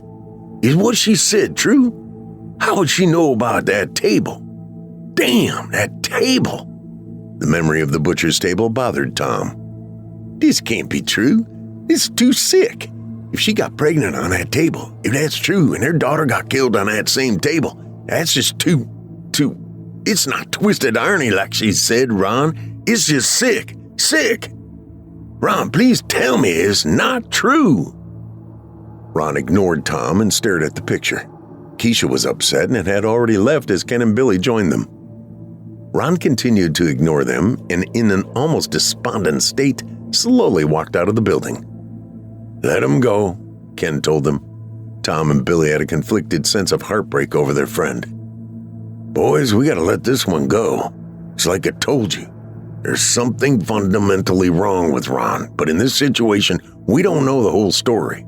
It could have been one of those teenage drunken debauchery sessions where they're all at fault. Really, Ken? How about it was rape? Simple as that. Billy angrily lashed out. I know, but I think Miss Mason's gone through enough. She lost her daughter and has closure. Plus, after all these years, pretty sure with that twisted irony line she used, she feels she got justice. This is messed up. The part about Kelly, you think that's true? Tom asked hesitantly. Of course it's true, Billy assertively answered. That Kelly girl, that woman, has been twisted ever since the day she murdered her parents and met Ron. What? Murdered her parents? All right, you two, let's not go down that rabbit hole. Damn, I can't believe this, Tom said, shaking his head as he walked away. Ken was experiencing a rare moment of compassion. Ron was his nephew, and he felt empathy for Ron, finding out he had a child that ended up a victim of the serial killer. The thought tugged at Ken's heart, but only for a moment. The rational part of Ken had no sympathy for Ron. Despondent. Ron left the community center and went to his cruiser. He sat for a moment as he watched Kelly, then Laura and Danny leave. As he left the parking lot, he made a quick phone call to his friend Jack to ask if he could pick him and the others up. He needed to talk to someone. Ron picked them up and made the short drive to Carolina Park. While driving, he told them about what happened. As he pulled into a parking space, he slowed down, but then kept going over the curb. Ron, what are you doing? Jack yelled. Ron drove across the 30-yard distance to the far side of the open play area and stopped. He was extremely angry and started yelling and beating the steering wheel. Jack and Charles in the back seat were unsuccessful in their attempts to calm him down. Mark in the front ignored Ron's outburst and smiled. After 30 seconds of beating the steering wheel, he stopped and looked at Mark. What are you grinning at? Ron demanded. Mark ignored him. Mark, stop it. Cut it out, Charlie insisted, followed by Jack saying, Come on, Mark, stop it. And Ron, you need to calm down. Mark ignored them as Jack and Charlie continued their attempts to calm Ron down and prevent Mark from continuing to agitate Ron. Ron's anger was building as he squeezed the steering wheel and rocked back and forth. You want to know why I'm grinning at you, Ron? Really want to know? Yeah, Ron snapped. Because I know what you're going to do. You're going to kill us. You got Jack and Charlie locked in the back. What? What do you mean? Charlie yelled as he tried unsuccessfully to open the door. You're chicken shit, and they can't get out of here because the back doors of police cars are locked. Whoa. He ain't doing that, Mark. What are you talking about? Ron, it's all right. Everything will be all right, excited Jack said in his attempt to calm things down. What do you mean by chicken shit? Ron asked Mark defensively. Really, Ron, are you stupid too? You just found out that girl you raped had your baby, and that kid was kidnapped and butchered by that serial killer. Butchered on the same table she was conceived on. Talk about a twist. And you're too stupid to figure it all out. Or you're just ignoring it. Just shut up, Yeah, Mark, just shut up, Jack and Charlie chimed in. I'm not going to shut up. You always went along with Kelly. You and Kelly killed that girl in the cave, but not before you raped her too, and did it right next to that table. Oh, wait. No, you did it on the table too. Then, and a few months later, you raped the other girl. And then you almost imploded a few weeks ago when you found yourself back at that very same spot. You need to shut up. No, Ron, but in your defense, we know you did it at Kelly's coaxing, right? And the daughter you never knew about until now was butchered there. Oh man, that's gotta be messing with your head. Knowing that had you told someone about those kids in the cave, they would have found out about the serial killer. It could have all been prevented. Your daughter, everyone that guy butchered, and hundreds of other kids burned alive, all would be alive if you had some balls and stood up to Kelly. Shut up, shut up, shut up! Damn it, Mark, stop it! Charlie yelled as he banged on the cage partition separating the front from the back seat. Oh, it's okay, guys. There's so much more we could talk about, but we don't have time. Mark started to laugh.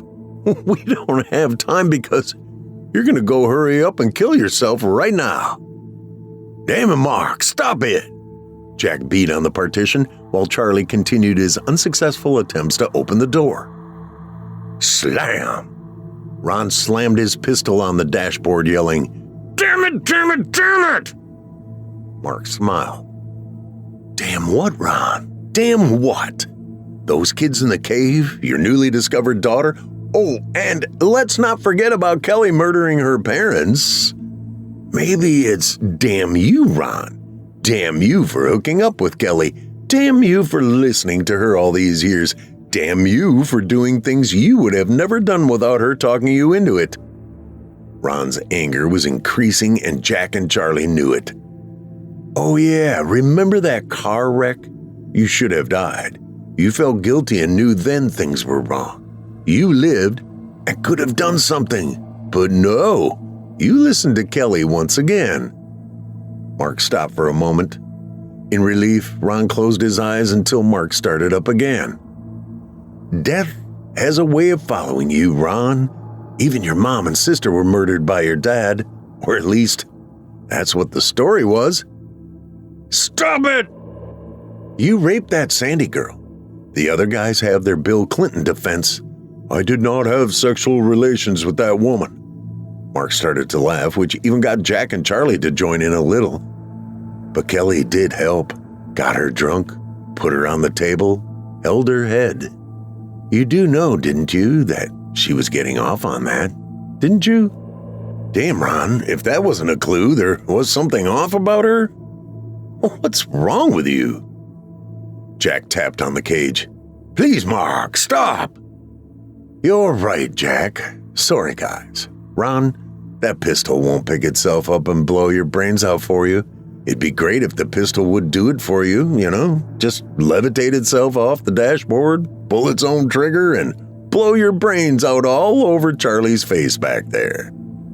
Jack and Charlie beat the cage harder, yelling at Mark to stop. I'm not stopping. You know why I'm not stopping? Because Ron ain't stopping me. It'd be real easy for him to stop me right now. Just pick that pistol up and put it to my head and stop me. Couldn't you, Ron? But no, you're too chicken shit. Ron tried to block Mark out, but he continued, wouldn't stop. After only a few seconds, Ron went into another tirade, screaming and beating the steering wheel. Mark just watched with his smile while Jack and Charlie were both trying to find a way to get out. Ron stopped, took a breath, grabbed the pistol off the dashboard, got out of the vehicle, and slammed the door. He walked a few feet away from the cruiser, yelling and pacing. As he did, Mark was yelling, Do it already! Just do it! At one point, Mark yelled sarcastically at Ron. Hey, Ron, I'll make you a deal, okay? I'll stop. Just raise that pistol and finish it. Then I'll stop, guaranteed. I promise. Ron continued his pacing as the taunting from Mark and pleadings from Jack and Charlie continued for another few minutes. Suddenly, Ron stopped pacing. He bent over toward the ground, screamed at the top of his lungs, and then stood up straight. He turned back toward the cruiser. Charlie started to yell, "No, no, no, no, no!" seeing the look on Ron's face, the same look Billy had seen on Ron's face in the cave. Ron let out another yell, positioned himself in a shooting stance with both hands on his pistol, and started shooting into the cruiser. Within seconds, he had fired all the rounds in the first magazine, reloaded, and emptied the second mag, then loaded the third mag. He got closer to the cruiser, peered inside, and fired a few more rounds into it. He turned away from the cruiser. It all felt surreal, like the world was moving in slow motion. He faintly heard his name being called, like echoes, and was distracted for a few seconds by the sight of Rose smiling at him from the other side of the cruiser.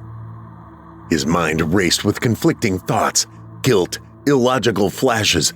Anna, Laura, Kelly, the raping of Sandy, and the first girl he raped and killed in the cave. Flashes from Afghanistan. An overwhelming flow of memories sped through his mind while in the distance he heard a voice calling his name, and Mark's voice telling him, "Do it already! Do it! Do it!" Ron pivoted away from the cruiser, facing the parking lot and staring up into the night sky, the voices still in his head. "I can't stand this anymore. I can't stand it. Sorry, God. I can't." He raised the gun to his head.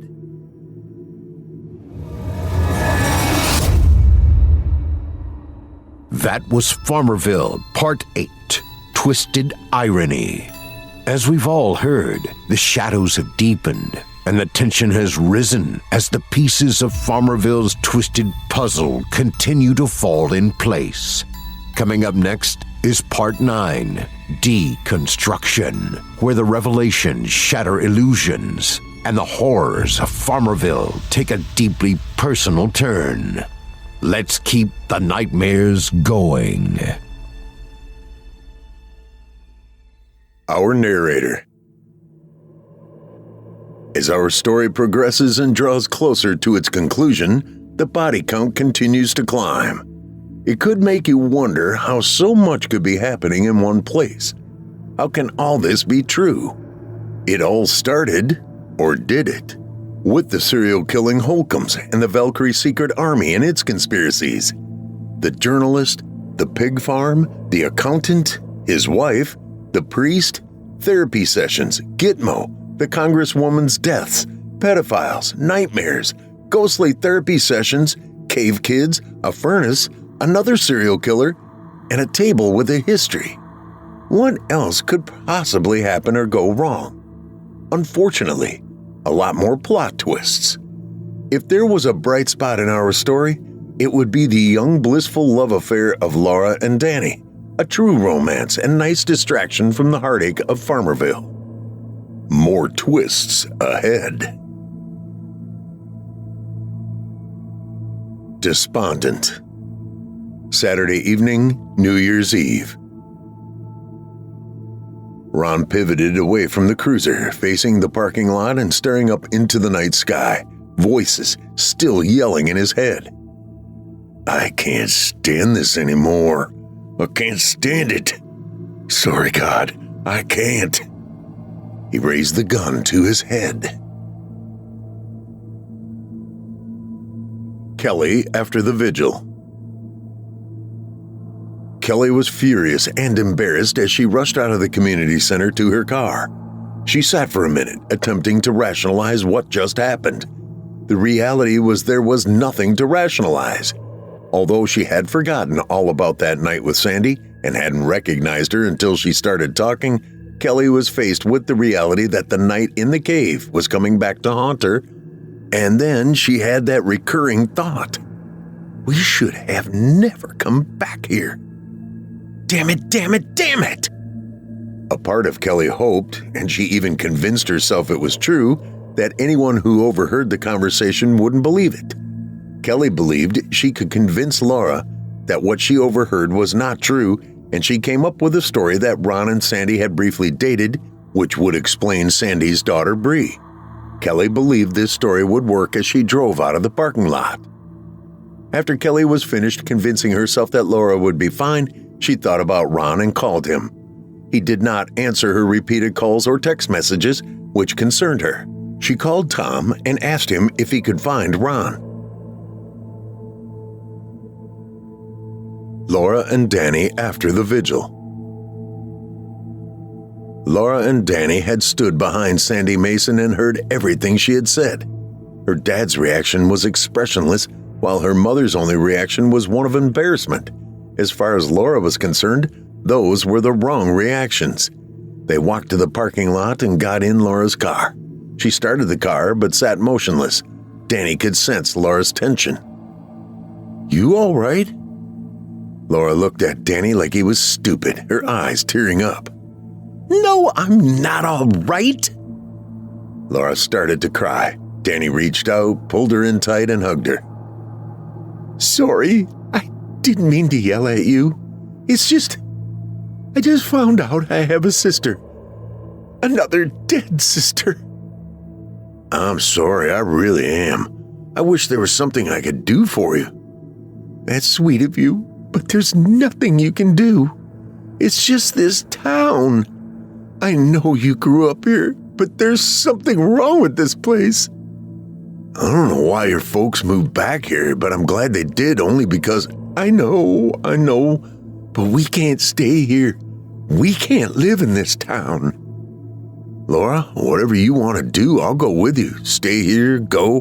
Wherever it is, I'll go with you." Danny's commitment made Laura happy for a minute while they sat and held each other. Laura had a sudden rush of memories. Something Danny had said struck a chord with Laura. His selfless commitment to do whatever she wanted gave her an unsettling feeling. "It's funny. You're like my dad." "Thank you, I think. That's a compliment, right?" "No, it's not a compliment." "What?" "I never thought of it before. You're telling me you'll do whatever I want just reminded me of my dad. He did the army thing. He was gone a lot, but when he was home, he always did what Mom wanted. And she never asked. She told him. I never realized it before, but she was the dominant one, I guess. Weird. I never saw it. But I don't want to be like my mom, and I don't want you to be like my dad either." "That's silly. You're nothing like your mom. You never tell me what to do. Well, except when you tell me to shut up during sex." They laughed. "But no, you're nothing like her." Laura turned her face to Danny's and gave him a kiss. "Love you." "Love you too." They went to a drive-thru to get something to eat and talked about the future, their plans to finish school and leave Farmerville, and hopefully to go to the same college. They stayed out late and met with friends to ring in the new year, making their New Year's resolution to get out of Farmerville. Tom after the vigil. As Tom left the community center, he couldn't bring himself to believe what he had just heard. He thought about what Ken had said, the suggestion that maybe Ron and all of them were at fault. He thought about it and decided that probably wasn't true. Or maybe being teenagers, they were all drunk and didn't know what they were doing. But he also thought, just another excuse. Tom had known Ron for 20 years and thought he knew him. Tom was frustrated and went to a nearby drive-thru. Although food wouldn't help, it could be a distraction for a few minutes. When he got a call from Kelly, he didn't answer. A few seconds later, he received a text from Kelly. "Ron's not answering his phone. I'm really scared. Please call me." When Tom called Kelly, she told him she was worried and asked if he could try to find him. He knew Ron made stops at Carolina Park and headed that way. Once at the park, he pulled into a parking space. No sign of Ron. Tom called dispatch. "Dispatch, can you ping Ron's location for me?" "Sure thing. Hold on a second. Yeah, he's at Carolina Park." "What?" "Carolina Park. He's at Carolina Park." Tom stepped out of his cruiser and looked around. A few seconds later, he heard the slam of a car door across the playground. He spotted Ron, who had just jumped out of his cruiser, pistol in hand. Tom knew instantly something was wrong. He watched Ron talking to someone, yelling and pacing. Seconds later, Ron bent down toward the ground and yelled, stood up, and started shooting at his cruiser. Tom drew his pistol and ran toward Ron, calling out to him as he ran. Within seconds, Ron emptied 2 magazines into the cruiser, reloaded, and shot a few more rounds into the cruiser. Ron stopped, looked around, and then turned toward Tom before looking up to the sky and raising the pistol to his head. Tom was 10 yards away, too far to tackle him or get the gun from him. Tom would later analyze his next actions. He knew in the moment without thinking that Ron was wearing his vest and hoped, prayed that his next action would work in a split-second decision. Tom stopped running, took aim, and shot Ron once in the chest at the same moment Ron pulled the trigger. Tom ran to Ron, checked Ron's chest, relieved that Ron was wearing his vest. Ron was unconscious and his head was bleeding, but it looked as though the bullet had grazed his head. Tom called for an ambulance and Ken. The ambulance arrived first and attended to Ron. A few minutes later, Ken, Billy, and Keisha arrived. They stood by the ambulance as Ron was being loaded. They noticed Tom standing at Ron's cruiser. When Tom turned toward them, he appeared anguished. As the ambulance left, Tom walked up. "His cruiser's a mess." He continued to tell them what happened. Ken was upset and looked at Tom. "Why'd you stop him?" "What?" Ken walked away. Tom looked at Billy. "What do you mean by that? Why did I stop him? What kind of question is that?" "Don't know what to tell you, Tom. I don't know." "It's just one more thing. One more thing," Keisha ranted as she walked away. Will the real Ron Farmer please stand up? Sunday, New Year's Day. The last thing Ron remembered before everything went black was telling himself, "I can't stand this anymore. I can't stand it. Sorry, God, I can't." And then, nothing. Darkness. Ron's mind went blank, black, no sense of time, no dreams, until he heard an unfamiliar woman's voice that seemed distant. He struggled to open his eyes. The glare from the bright ceiling fluorescent lights and sunshine coming through the window was disorienting. It took a few seconds for him to realize that he was in the hospital. He heard the woman's voice again. "Looks like he's waking up." He turned his head to see a nurse smiling at him. "It's about time," Kelly said with a mix of happiness and sarcasm. When the nurse left to get the doctor, Kelly came closer to Ron's bed, leaned over, and gave him a kiss on his forehead, followed by a slap on the cheek. "Damn it, Ron! What's wrong with you?" What? "Don't what me? They're saying it was an accidental discharge, but we both know you were trying to kill yourself." "Kelly, Don't Kelly me either. You almost did it. If it hadn't been for Tom, you put him in that situation." "I don't really know what happened." "Really, Ron? Again with this not remembering things? Tom shot you in your vest. He shot you hoping to stop you, and somehow it worked, but it messed with his head." "I don't understand." "It messed with his head, you dumb shit." Ken's voice rang out from where he was sitting in a corner chair. "Ken?" "Yeah, it's Ken," he answered as he approached Ron. "And just to be clear, Kelly already told you that we're calling this an accidental discharge. I think they're keeping you here a day or two. Then when you're out, take a few days off. Then when you're back to work, it's desk duty till the shrink clears you. Got it?" "I don't understand. How can we do that? What about Jack, Charlie, and Mark?" "What?" Ken asked. "I killed them. What about them?" Ken and Kelly gave each other a concerned look as Kelly grabbed Ron's hand and gave him a stern smile. "Babe, you need to watch what you say right now." "I don't understand. You didn't kill them. Shut up already." "What's he talking about?" Ken asked. "Ron, stop it. You didn't kill them. They died in that accident 25 years ago. You almost died too, so just shut up." "This isn't making sense. You didn't kill them, babe."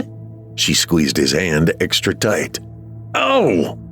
You didn't kill them, and yes, you were driving the car, but it was a car accident.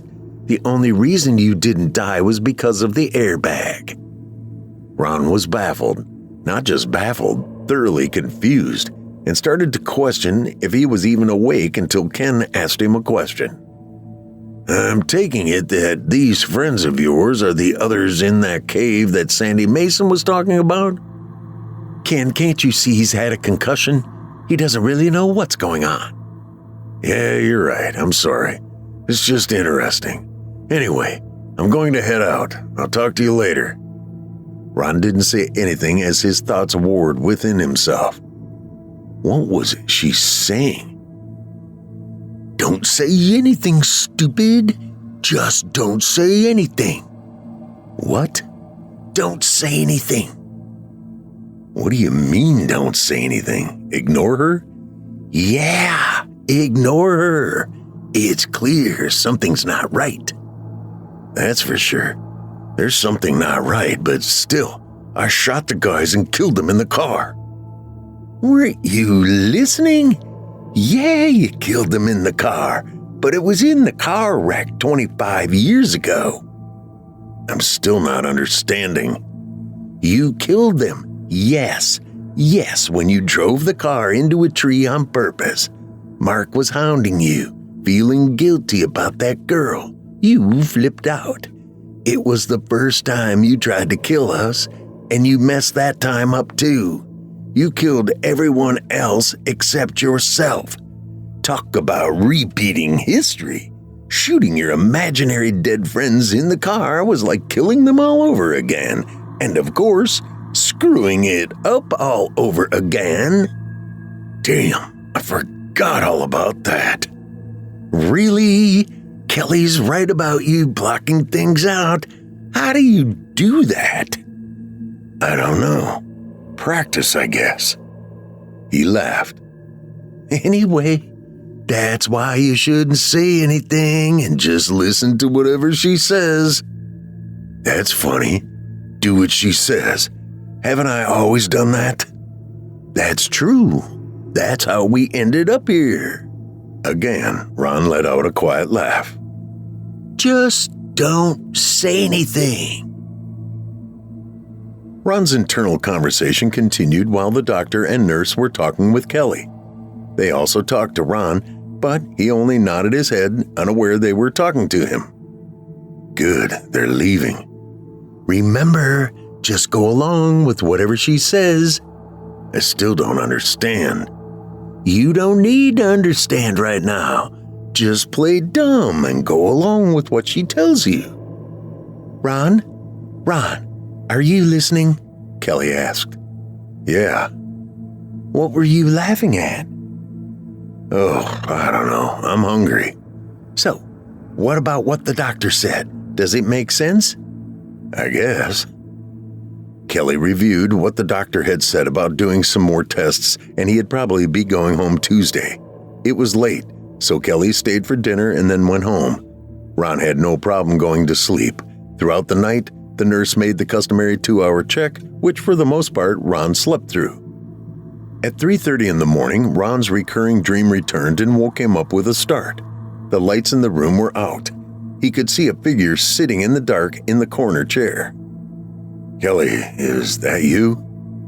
The trauma from the dream combined with the figure in the chair, a figure that did not answer or say anything, created additional anxiety and fear.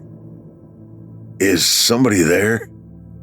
The figure slowly stood up and started walking toward Ron, his heart racing until he heard the familiar creepy laugh. Rose, you scared me. Why'd you do that? That's not all I should do after what you tried to do. What are you talking about? If I wasn't there and distracted you for that moment, you'd be dead. Your friend would have been too late to stop you. You can't do it. Not yet. You have to finish reading Anna's writings. What's so important about it? We found out what happened to her. It's over. Rose yelled, her voice stern, deep, almost deafening. It's not over. It's not over. You haven't found out everything that happened to her. Her outburst scared him so much he closed his eyes and turned away. After she stopped, he waited a moment, then slowly opened his eyes. Rose was gone, which scared him even more. Ron couldn't go back to sleep and laid in bed wondering what Rose had meant. He soon began having a conversation in his head. I don't understand what she wants. It's clear what she wants. She wants you to read the diary. Yeah, but we found out about Peters. We took care of him. I mean, everything in there is just teenage girl stuff I don't want to read. Believe me, I don't like it either. Too many details. It's like teenage porn. So I'm with you on this. It's too much. I don't know. I've never seen Rose act like that. She was mad. She was more than mad. She was crazy or something. Yeah, but I was never scared of Rose before. She's given me goosebumps sometimes, but not like this. This was different. That's for sure. It was different. You know, we gotta read that diary from beginning to end and find out what it is she was talking about. Maybe someone else molested her or something. And if that happened, we should find out about it. You know, remember she said she talked to Anna? She must have told her something we don't know yet. Probably right about that. So, where are the diaries? Don't tell me. They're in the cruiser. Diagnosis. Monday. Talking to himself calmed Ron down. Over the next few hours, he took short naps and came up with a plan to call Tom in the morning to ask him to get the diaries for him. His plan was delayed when he was awakened at 6:30 for breakfast. Breakfast was short and interrupted by the doctor, who told him he was going to have a few more tests conducted during the morning. As soon as the doctor left, knowing he would have a busy morning, Ron was about to call Tom until he glanced at the door and saw Laura walking in. Laura was not her normal self as she approached Ron's bed. She had an expression that Ron had difficulty interpreting. She didn't smile. She leaned over and gave him a kiss on the forehead. Love you, Dad. But if I'd known you were going to do this, I wouldn't have saved you from the Holcombs. Ron didn't respond, which was a mistake since a nurse's aide entered the room just then with a wheelchair to take him to a test. Laura turned and left. As Ron was rolled out of the room, the emotions kicked in as he realized he had made a mistake with Laura, something he would dwell on. Tom was waiting for him when he returned to his room. They embraced like long-lost brothers, but it was awkward. Ron, I'm glad to see you're alive, but what's wrong with you? Ron didn't give a good answer. Ron's explanation was he didn't know, didn't remember, and as for Sandy Mason, he was probably too drunk to remember what had happened. Tom was skeptical, although a 20-year friendship overrode obvious issues. Ron asked Tom about the diaries, and to his surprise, Tom had already got them and was keeping them for him until he was out of the hospital. The topic of conversation changed, and Tom stayed a while visiting. Kelly stopped by with lunch. The three sat and chatted, reminiscing. Ron was curious about Laura. How's Laura doing? I'm not sure. She hasn't been home the last couple nights. What? Tom stood up, excused himself, and told them he'd be back in a few minutes. Billy called and told me she was staying at his dad's place. William's place? Yeah. That's too weird. It's like history repeating itself with you staying there. Now Laura. It's just for a few nights, right? It sounded like she's planning on moving out. She was here earlier, but I think I messed up. How? I didn't say anything. She told me something and I didn't answer. Then she left.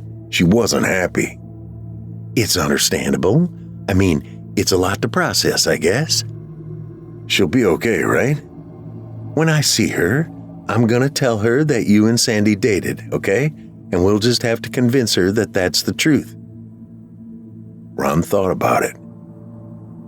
Here we go again, her telling us what to do. That's not such a bad idea, so let's go with it. Ron, you listening? That could work. We'll make it work. Tom returned, followed by the hospital psychiatrist, Dr. Wu. He reviewed the test Ron was given earlier that morning and told him he should be discharged in a day. Kelly turned on the TV and made a phone call while Ron and Tom talked. Looks like you're going home tomorrow. Looks like it. Good news, but I'm probably going to be on the desk a while. That should work. Give you a break. I guess, but everything is going to be changing anyway. Lots of changes coming. Probably not. You'll be back on shift in no time. Not that. Valkyrie. Valkyrie? Yeah, Valkyrie's closing. What? Kilcullen told me the other day. The word came down that because of all the publicity we've been getting, they made a decision to close it down, and we'll either have the option of staying on here with Ken or maybe transferring somewhere else or retiring. Ron, dude, what are you talking about? I know you took a shot to the head, but who's Kilcullen? What's a Valkyrie? Ron looked at Tom with a smile and quiet chuckle. What do you mean, who's Kilcullen? General Kilcullen? You're talking about Colonel Kilcullen, commander back at Fort Lewis. Well, yeah, but now he's our commander here, out at Valkyrie. Dude? Tom looked curiously at Ron, but from Ron's expression, he knew he was serious about what he was saying. Tom glanced at Kelly, who had heard the conversation. Tom stood up and smiled at Ron. I gotta get back to work. Tom leaned in and whispered, Keep that Valkyrie stuff to yourself, you hear me? Sure. Before Tom could leave the room, they heard Ken outside the door talking with someone. Surprise. Ken walked in. Ron, I was just talking to Doc in the hallway, and he's coming to see you in a minute, looking at getting you out of here tomorrow. Sounds good. A few seconds later, a smiling, jovial Dr. Fitz strolled into the room.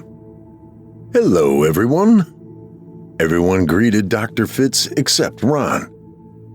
Hey, Ron, you've been missing your appointments, Fitz told Ron lightheartedly. This is not the way to get my attention. Everyone but Ron laughed at Fitz's comment. He grabbed Tom's wrist tightly and pulled him in close. What's going on? He's dead. How can this be? How can he be here? He's dead, don't you remember? Tom jumped on Ron, making jokes and wrestling him in an effort to distract everyone else from his apparent delusions. That Dr. Fitz is right.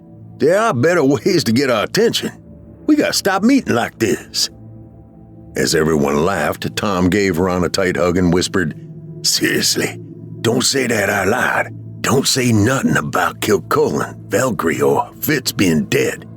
Tell me you understand. Yeah, okay.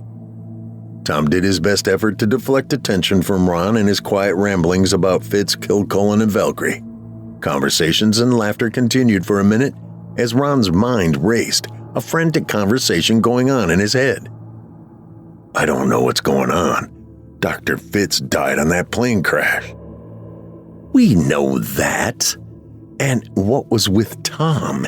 He acted like he never knew about Valkyrie. Yeah, strange. But he looked like he was trying to help. Stop me from saying something. That's right. You know, there could be something bigger here, and Tom knows about it. But still, Fitz, he was dead. How can he be standing here? Twins.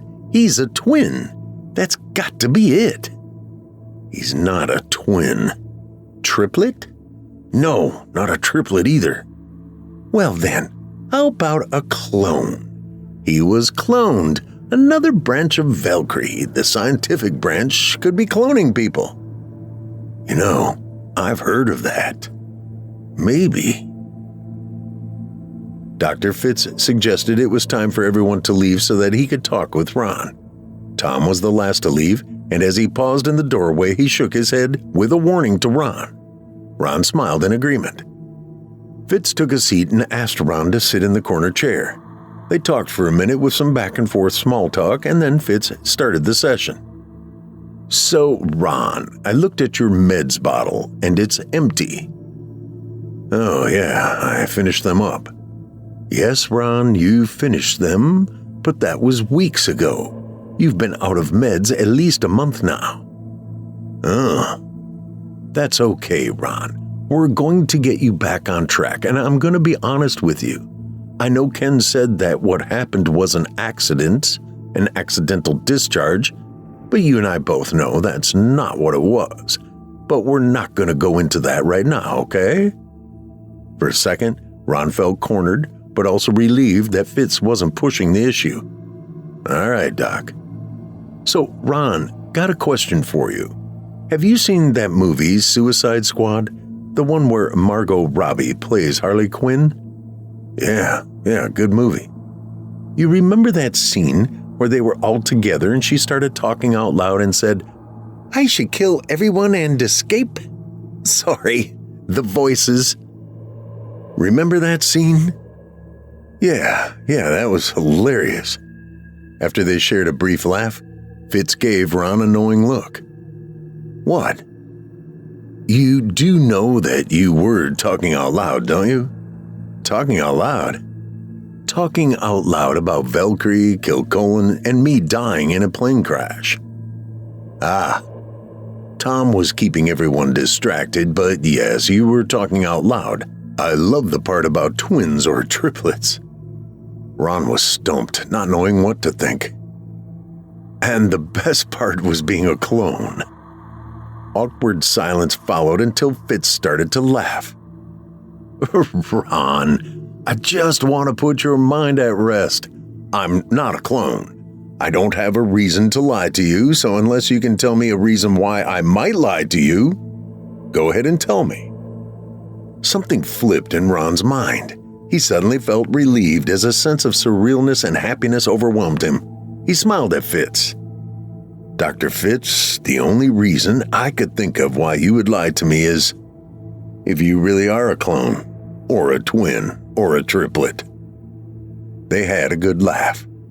"Ron, the reason I ask is because Dr. Wu performed that conversational test with you, but he also ran those others, the MRI and blood work.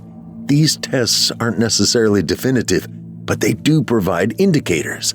Let me ask you something. I only know what you've told me in sessions, and we know about your PTSD, and continued sessions have been a condition of employment with the Sheriff's Department, a kind of a carryover from the Army. But my big question is, were you ever diagnosed with, or was it ever suggested you might have a bipolar disorder?" Ron thought. Don't answer that. Just say no." "Okay, let me think. No." "No? Let me ask you another question, one of the standard questions. Do you hear voices in your head, or do you see things that aren't really there? Hallucinations?" Ron thought again. Don't answer that. Just say no." "No." "No?" Fitz asked with a tone of doubt. "It's okay, Ron. We'll get you back on your meds. It'll be okay." Ron thought about it. Does that mean he believes me? "No, stupid. He doesn't believe you." "What?" "Sounds like he's going to get you back on your meds." "I don't know if I like that." "Just say yes and go along with it. Watch, he's getting ready to tell you that he's going to keep you here for a day or two to see how you do." "So, Ron, I think you'll stay here tonight and we'll see how you're doing tomorrow and make sure your meds are adjusting. Sound like a plan?" "Say yes. Say yes." "Yes, good plan, Doc." "One more question, then I'll leave you alone. This stuff about me being dead and something called Valkyrie, can you tell me what that's all about?" "I'll be honest, Doc. I thought it all happened, was as real as I'm sitting here with you. Which I guess brings up another question you would probably ask me. Can I distinguish reality from what's not real? And apparently, I haven't been able to. Ron giggled as Fitz smiled in agreement. I'll be honest too, Ron. The reason is because you went off your meds. Thanks for being honest, and we'll get you back on track. And when I see you tomorrow, you can tell me all about Valkyrie, all right? All right, thank you, Doc. After Fitz left, Ron thought about their conversation. Doc Fitz said this happened because I was off my meds, right? That's what he said. Yeah, but I've been on meds 5-6 years. They put me on meds back in the Army for the PTSD. That's true, but did you always take them? We always took them, so I don't understand if I was imagining Valkyrie when I was on the meds. Something's gotta be wrong. Maybe. We gotta figure this out. Think about it. Valkyrie, Kilcullen. How would you even come up with an idea like that, or why? I always liked Kilcullen. He was one of my favorite commanders. That's true, and you saw him and Ken back at Lewis before we moved back here. Yeah, but if I made it all up, how would I have even seen him before we moved here? Maybe you didn't see him. Maybe it was just Ken. Interesting. It was Ken that called offering a job and then came out to see me and Kelly. That's right. I forgot about that. But how did he even know I was getting out? Good question. But we figured out that Kilcullen and Valkyrie all came up after moving back here. Did you keep taking the meds? There's gotta be something. It just seems like everything was great when we moved back here until... That's right. Until that night at the Holcombs. You think that was it? Something that night? It just wasn't something that night. That was a pretty dramatic night. You almost bought it. And then there's Laura. I already had PTSD, and maybe that did something that made me stop taking the meds. I should have known better. I know. I missed meds before and had some episodes. So yes. You're right. You're a dumbass. I know better. I know better. We can't do this again. This is it. Back on track. Deconstruction. Tuesday. First thing Tuesday morning, Dr. Fitz paid Ron a visit, intending to have a 1-hour session with him that ended up taking 90 minutes. Fitz started the session asking Ron how he felt after being back on his meds a few days and reviewing the previous day's discussion. Fitz felt it was important to dig deep to determine when the hallucinations began. Doc, when I think about it, I'm pretty sure I missed my meds that Friday night when I was taken from the Holcomb farm to the hospital. After Kelly and Ken left my room, yeah, that's when it started. My dead friends visited, and I kept talking to them for the next 2 months until I killed them again the other night. Ron chuckled, but I know they really died in the car crash 25 years ago. As they continued to talk, Ron told Fitz that he felt much better and was gaining clarity about how his imagination had run wild, although it all had seemed real at the time. He had an imaginary world with the secret army stationed at the Sheriff's Department substation at Valkyrie Industrial Park, about how his commander at Fort Lewis, Colonel Kilcullen, was the commander of Valkyrie. He incorporated his fantasy world with Kelly, Special Agent Phillips investigating the Holcomb serial killers, and Special Agent Mitchell, who he had imagined as a CIA operative but was really investigating a financial fraud case. Every aspect of his daily life since the Holcomb farm was part of his Valkyrie show. He made light of pulling Father O'Malley into his story about not being a real priest and his unfortunate suicide in the jail cell. Ron, I thought he died in the church fire. And he was a real priest, right? Yes, he was a real priest, but the FBI picked him up because they thought he had child porn on his computer, which they found out wasn't true. I believe he killed himself because he couldn't handle being accused of being a pedophile. You know, that Catholic priest thing?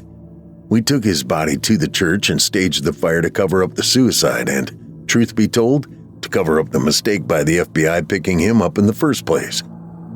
Just then, Ron second-guessed himself. Hey, watch what you're saying. What? Don't tell him everything. It might make him suspicious of other stuff that's happened. You're right. Damn it. Ron continued and told Fitz about Jenny, the reporter who bugged Ken's office and the confessional. Doc, that part was all true. She and her editor, this guy Whitaker, turned out they were 2 of a dozen or more people who paid money to participate in the Holcombs butchery. That reporter was doing the story about the Holcombs. Of course, she excluded herself from the story, but yeah, all of that was true with her, even taking them to the pig farm. Ron explained more about Jenny, the fraud case with the accountant and his wife, the Osgoods, and how simple it was to blend a real embezzlement case with his Valkyrie show. He admitted he was feeling better after being on his meds and told Dr. Fitz about other events over the previous months, including his imaginary trips to Gitmo. Fitz took notes, lots of notes, interrupting Ron occasionally to ensure his notes were accurate. As Ron continued talking, he did realize he had to pay attention and be careful about how much he told Fitz, especially things that really had happened, like the girl in the cave and Kelly killing the girl at the open house and disposing of the body. He concluded by telling Fitz that being back on the medications was working, and he was able to separate reality from his intermixing real events with his imagination. Dr. Fitz believed he had made progress with Ron and that the meds were working, allowing Ron to regain his awareness of reality. Fitz decided he would discharge Ron under the conditions that he would see him every week and remain on desk duty until further notice. An hour later, Kelly arrived to take Ron home. The 15-minute drive from the hospital to home took them past Carolina Park. When they approached the park, Ron briefly reminisced about his conversations with his friends, and then, there she was, Rose, smiling by the entrance with her grandkids. There she is again. Who? Rose. Who? Ron glanced at Kelly and thought, crap. Yeah, crap. She doesn't know who Rose is. Oh man, really? Seems like she's just driving, no idea who you were talking about. This can't be happening. She used to see Rose during the Dr. Linda sessions and all that. Did she? Yeah, she used to see her. That's right. But did she overhear you talking about Valkyrie, about killing Jack and them? So she knows you're hallucinating. And she's doing psychology stuff and not enabling your hallucinations. You think that's what she's doing? Yeah, what else would it be? Ron glanced toward Kelly to find a full-blown look of frustration as Kelly glared at him. Were we talking out loud? Damn it, Ron. Yes, you were talking out loud, and yes, I saw her. Good. Thought I was going crazy or something. After a few seconds of silence, they burst out in laughter. Going crazy, Ron? You're full-blown batshit crazy. Rose is real, very real. But those dead friends of yours, Valkyrie, that was in your head, and you need to figure it out. We got more important things to worry about, and Laura is the big one, so we don't need to worry about Looney Tunes running around in your head. Ron listened intently. She's doing it again. What? She's doing it again. Quiet, she might hear us. Ron glanced from the corner of his eye at Kelly, who was giving him the look again. They made a detour for lunch and then went home, where they relaxed and strategized how to talk to Laura. The Laura Saga. Tuesday afternoon, Laura stopped by the house. Ron and Kelly felt awkward as Laura passed through to her bedroom, telling them on the way that she needed to get some of her things. They followed Laura and stood at the bedroom door, contemplating what to say. Their presence was making Laura feel uncomfortable. What? Laura screamed. Her anger took them by surprise. What, Mom? What? Baby, we're sorry. We're sorry. Oh, you're sorry. You're sorry. You guys don't get it, do you? We do get it, baby. We know hearing what that woman said had to. No, I don't think you do get it. It's not just the part about finding out my father might be a rapist and my mother helped. No, maybe it's the part about finding out I have another dead sister. Her eyes watered up as she nervously trembled. It's not just that. As soon as I get back to school, the rumors will be flying. You guys have no idea what it's like for me. Why the hell did you move back here?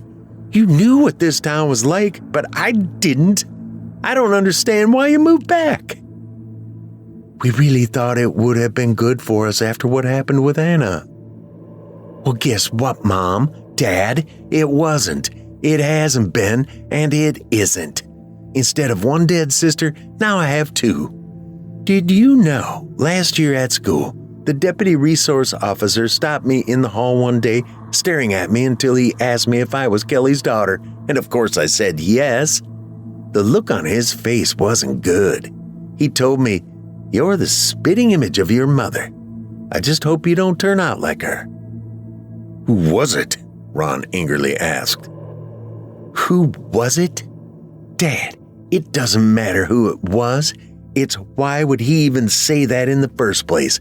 And it's not just that. This senior year has been the worst. The comments in the halls, kids telling me to take my clothes off and run down the street like my mother, teasing me about the urban legends. Laura turned back to packing, ignoring her parents as she briefly reflected on these incidents that bothered her. One from only 3 weeks earlier in the locker room when a few of the girls were making comments about her mother, the urban legend, and cracking jokes. One of the girls got too close to her and Laura pushed her against a locker. The girl and her friends started yelling at Laura. One of the girls yelled a racist slur at Laura. "Look at Laura, she's got war paint on," which angered Laura more. The girl she had up against the locker wasn't afraid or intimidated at first, wearing a snobbish smirk aimed at Laura. "You're going to get in big trouble for this." Laura maintained her strong stance with her arm locked across the girl's chest. "Yeah, that's true. I'll get in all kinds of trouble, but you only get to die once." Laura's comeback made her happy as she let the girl go. Kelly interrupted Laura's chain of thought.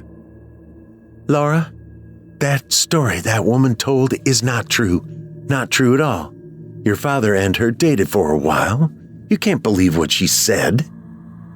"Mom, I love both of you, but if that Sandy woman is lying, she's much better at it than you are." Laura grabbed her things, brushed past her parents, and headed for the front door. Kelly followed, attempting to convince Laura the story wasn't true and asking her not to leave. Ron didn't even try to talk to Laura. He watched her leave as Kelly desperately pleaded with her eyes, wanting him to do something. Instead, he shuffled to the recliner in the living room and plopped down. Beginning of the end. Wednesday. Mid-afternoon, Ron and Kelly heard a car pull up in the driveway. Kelly looked out the window and perked up as she told Ron it was the kids. When they came in, Laura went straight to her bedroom while Danny awkwardly stayed in the living room. They made small talk. Danny told them that they had short days this week at school with only morning classes. 5 minutes passed before Laura came back through the living room carrying a few bags. "Danny, let's go." Danny gave Ron and Kelly a goodbye nod and followed Laura toward the door. Ron followed, stopped him at the doorway, and gave him a hug. "You'll take care of Laura, won't you?" "I will," Danny reassured him. Thursday. Dr. Fitz had approved Ron to return to work for desk duty on Thursday. He woke up, went on his morning run, came back, got dressed, and then he and Kelly eased into their morning routine of coffee and breakfast. Kelly gave Ron a ride to the motor pool where he picked up his new cruiser. When he arrived at the station, he talked with Billy and noticed there was still a small task force in the conference room with Special Agent Phillips. Upon seeing Phillips, Ron chuckled to himself and thought, "I guess Grayson wasn't real." "What's funny?" Billy asked. "Phillips, he's still here." "Yeah, still here, working on those cases. He and his team are still working to identify 2 suspects from the Holcomb case." "2?" They were able to round up 7 others across the country, and then we had that Johnson girl and Whitaker guy we took to the pig farm. In that moment, everything stopped in Ron's mind as he wondered if he heard Billy right about the pig farm. That happened, right? We took them to the pig farm? Billy gave a nod of acknowledgement. Yeah, Ron, I know it doesn't seem real sometimes. Crazy, but yeah, we did and still do the pig farm. Ron felt exhilarated with a confirmation that he wasn't totally crazy and another reassurance that the meds were working. Ron, just so you know, Tom is on special duty down at the Valkyrie substation. We gave him a break for a few days after what happened. He's okay, just needed a break. Thank you, Billy. Ron didn't mention that he already knew about Tom and met him earlier that morning to get Anna's diaries. Ron settled in, and Billy briefed him on a few special projects that he would work on with Keisha. More diary readings. Ron took an early lunch break and found a spot to park and read more of Anna's diary. Ron felt compelled, or more like he didn't have a choice, to continue to read. He did not want a repeat visit from Rose like the last one. He noticed differing moods in Anna's entries and found some entries more troubling. When he was not deployed and at home, Anna wrote about his and Kelly's intimacy and an almost idyllic happy family. She wrote about enjoying activities with her family. It was clear that when he was home, Anna treasured those periods and wrote fondly of the family spending time together. But it also became evident that his being away from home for 6 months or a year at a time over the years had a negative impact on Anna. When he was deployed, the tone of her writing changed dramatically, reflecting periods of depression and looking forward to leaving home for college, a sentiment apparently shared by Laura. Guilt festered within Ron as he wondered if he had been home, could things have been different? Throughout the day, Ron found time to read more, taking breaks, going home late, and staying up late after Kelly went to bed. He already knew about Stan and that it had continued for 3 years since Anna was 15. Another troubling trend involving Kelly emerged. During the times he was deployed, Anna wrote about Kelly's excessive drinking and going out with friends. The tone of many of Anna's entries became more agitated and angrier, especially during the last 6 months of entries. At times, the entries were practically incoherent, intermixing or blending events about herself, Kelly, and Laura, and writing that she wished her dad was home. As he reached the last month of entries, Anna's tone was one of desperation. She met with Stan several times. Anna wrote about how she thought he was losing interest in her and how she was purposely more sexually aggressive, hoping it would keep his interest. Kelly had been going out 2 or 3 times a week. There was one entry that had a different tone. I just tried to talk to Mom, and she wouldn't talk to me. She told me we'd talk in the morning and that she had plans to see Amber. I'm so mad. Sometimes I think she might be cheating on Dad, but then I know that's silly. I'll just go over to Amber and Mike's and see for myself. There's nothing to worry about. The next entry concerned Ron. Well, I drove over to Amber and Mike's and sat across the street. No sign of Mom. Her car wasn't there, so I don't know where she's at. I called Stan. He wouldn't answer. I texted him, and he texted back that he couldn't see me tonight. What the hell? Ron was upset. Turning the page, he noticed the diary had an unusual gap until the following Friday. Oh wow, it's been a week. I had a lot of school drama going on. I got too much going on in my head. Oh shit, I'm leaving too much out. Hey stupid, duh. I forgot to write things down. I don't know why I write all this down. I got everything recorded on the phone and just transcribe it anyway. Why bother? I guess it does help me work through things, so okay. I'll be back.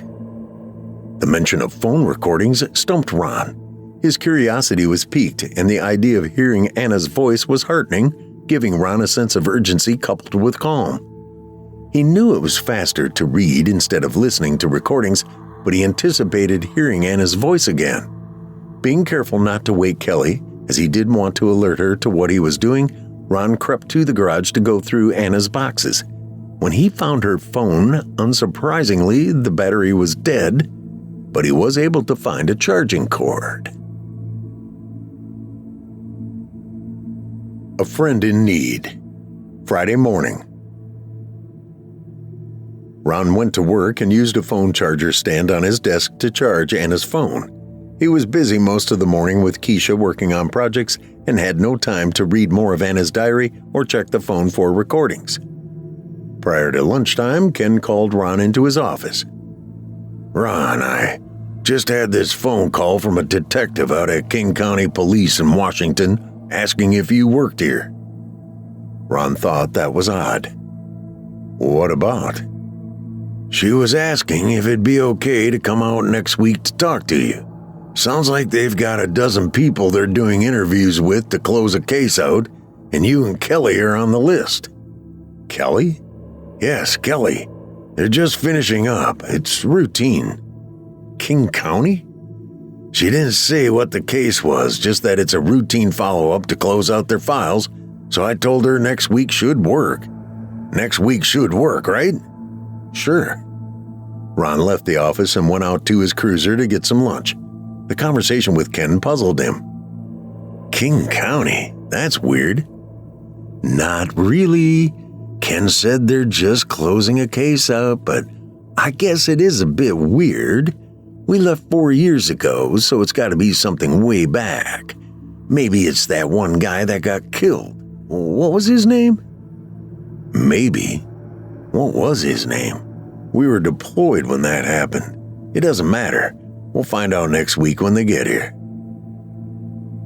Friday afternoon. Laura and Danny were out of school for a teacher training day and were driving back to town when Laura received a text message from Becky. "Can you guys pick me up at the Quick Trip? I need to get out and just got some bad news. I need to get out, please." Laura texted back, telling Becky they were on the way. During the previous 2 months, Laura and Becky had become closer friends. Danny was usually included, although occasionally there was a three's a crowd situation. They drove to the Quick Trip parking lot. Becky opened the back door, threw her backpack on the back seat, and got in. "What's wrong? You okay?"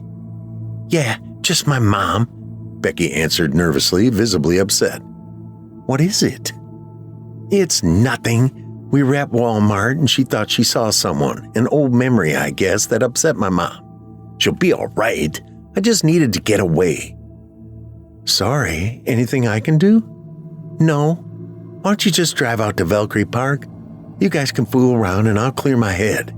"Sure." Danny let out a laugh. "What's so funny, Danny?" Becky asked. "Nothing. It's okay. You just sit in the back anyway." "I'm sorry. Would you rather I sit up front with you guys?" she asked teasingly. "No," Laura and Danny said together with a laugh. Becky leaned forward, giving Danny a light caress on his ear. "It's all right, Danny. I'd be happy to help Laura out if you want." Danny was embarrassed as Laura and Becky joked as Laura drove. Danny was busy on his phone, then Becky got a text that seemed to upset her. A half mile before she got to the Valkyrie parking lot, Laura yelled, "What's she doing?" Laura came to an abrupt stop to avoid hitting a woman in the road. "What are you doing?" Laura screamed out the window. Danny and Becky both asked what was wrong. "That old woman! You didn't see her?" "No, had my face on my phone," Danny replied lightheartedly. Laura drove to their spot and parked, the front of the car facing the road and the Valkyrie fence. Laura asked Becky if she was okay. "Yes, my mom again, but it's all good." "Was it anything important?" "No, I'm good. You guys get busy up there. I've got to text a few people. I'll lay down for a while." "You sure? Do you need to talk?" "No, Laura, go ahead. Anyway, I think Danny likes the idea of me listening from back here." "Is that true?" Laura asked teasingly. Embarrassed, he ignored them. "Go ahead, guys. I'll be quiet, I promise." Tragedy looms. The girl returns 30 minutes earlier. Ron, Keisha, and Billy were in the conference room working. The receptionist stepped in and told Billy he had a visitor. Billy glanced through the window. "It's that Alyssa girl, guys. The girl from the Holcomb farm." They headed out, feeling happy to see her and asked how she was doing. She was with her aunt. When they approached them, Keisha gave Alyssa a hug, although it was short as Alyssa pushed away and turned toward Billy. They knew something was wrong. Alyssa looked at him with fear on her face. "You told me they were all dead." "Hi, Alyssa. What are we talking about?" "That girl, the two girls who picked me up, you told me they were dead." "The mother and her daughter, they are both dead." The aunt interrupted. "Look, mother, daughter, whatever, we were just at Walmart, and that one girl is very much alive. We got a picture of her license plate and followed them back here to their house." Billy was in disbelief as Keisha showed compassion and Ron experienced a flashback of the event. Alyssa handed Billy her phone with the picture of the license plate. Ken hurried in and was given an update. Billy ran the license plate, then ran the driver's license of the car's owner, pulling up the picture. "Was this her?" "No, that's the mom. She was with her mom." "That's Becky Stewart's mom," Keisha told them. "Becky Stewart?" Ken asked. "Yes, that's Becky Stewart's mom."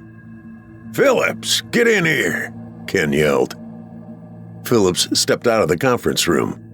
"Phillips, you got that picture of that one girl you're trying to identify from the farm?" Phillips went back to the conference room and returned with a dark grainy picture. "That's not her, is it?" Billy asked doubtfully. Alyssa grabbed the picture. It only took a few seconds for Alyssa to turn pale, making it clear that she had identified her as Becky.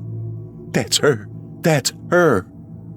Alyssa's aunt also confirmed that it was the girl they saw at Walmart. Ken dispatched deputies to Becky's home to pick her up.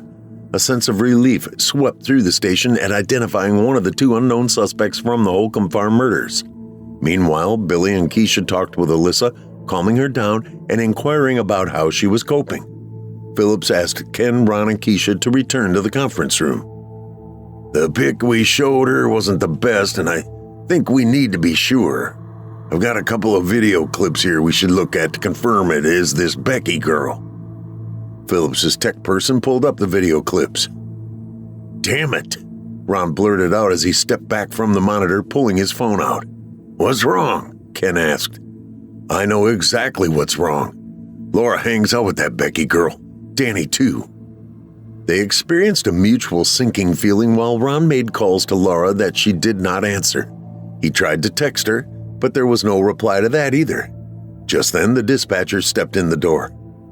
"The girl's not home. The mom told them she was out with friends."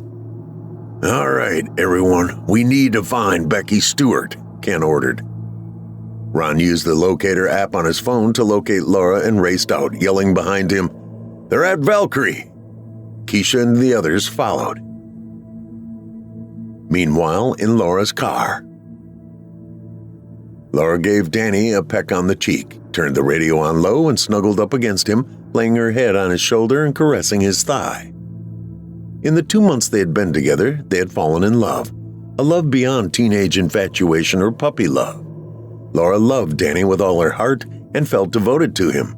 He had transitioned from a boyfriend to what she believed was true love.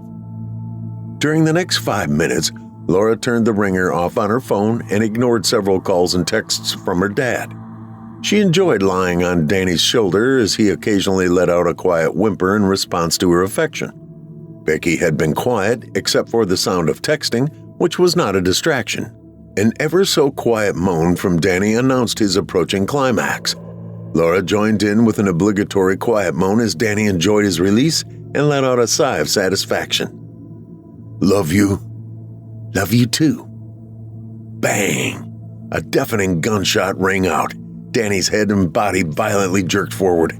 Laura jumped, screaming at the sight of Danny slumped over the dashboard, blood on her face, the dashboard, and windshield. Laura was in full panic mode, not thinking about from where or whom came the shot. She instinctively grabbed Danny and hugged his body close. At a loss, she screamed. It hadn't occurred to her that Becky had shot Danny.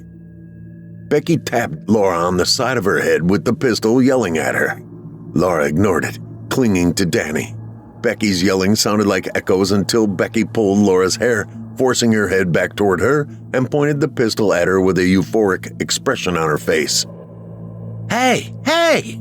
Becky yelled, the pistol now firmly held between both hands as she pointed it at Laura. Laura, still crying and frightened, backed up as far as she could against the door. What have you done? Laura yelled over and over, hysterically screaming at Becky. I'm not gonna kill you, Becky told her while Laura's hysterics over Danny switched to survival. She opened the door and fell out of the car onto the ground. Becky jumped out of the car before Laura could stand up. Laura did a backward spider crawl trying to get away, scooting toward the front of the car with Becky following until she found herself against the front bumper. What a rush! Did you see that? Becky screamed enthusiastically as she waved the pistol. Laura watched in dismay as Becky paced with the gun. Don't even think about running. Stay right there, you hear me? Becky continued to pace and rant. Try running off, I'll shoot him again. What? The uncontrollable reactions and emotions Laura had been experiencing were transitioning to grasping the reality of what Becky had done. You're crazy. He's dead already. Really? I got a gun pointed at you and you're calling me crazy? He's dead. You can't kill him twice. No, but I can make it uglier than it already is. How about I shoot his dick off? Stop it. Stop it, you sick bitch. Why are you doing this? Why? Why? You ruined my life. We were friends. How did I? You killed the love of my life. What? You and Danny. You made me sick watching you two fall in love, giving him hand jobs and blow jobs with me in the back seat, having to listen to you guys, walking around like nothing had happened, just forgetting what you and your dad did that night. Laura listened, and as the expression on Becky's face changed, she realized that her and Shane must have been together. She also noticed that Becky was starting to let her guard down. They were going to kill my dad, and they've killed hundreds of people. They butchered people, butchered them, and Shane helped. I'm sorry, but he was part of it. Shane? I don't care about Shane. Hell with Shane, he was a creep. You guys killed Shanna. The thought that Becky was letting her guard down vanished. Shanna? Really? How did I miss that? They were lovers? As Becky continued to rant, she got more agitated and angrier with Laura. I'm sorry, Becky. I really am. I don't know how much of the story you've heard, but she tried to kill me with an axe. I got the axe from her, and I tied her to the car so she'd be safe. Shut up, just shut up, stop it. Becky's mood changed drastically. It wasn't just love.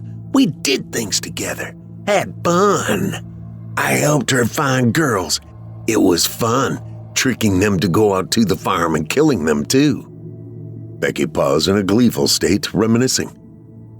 Laura recognized an ecstatic mood in Becky as she talked about kidnapping and killing. The look on their faces was like nothing I can compare it to. And killing them? That feeling? Hell, you know what that's like, don't you, Laura? Laura focused on Becky's every move. Becky's agitation grew as she paced, waving the pistol around. At first, when I blew Danny's brains out, Becky started laughing. Sorry, poor choice of words. I didn't plan on killing you.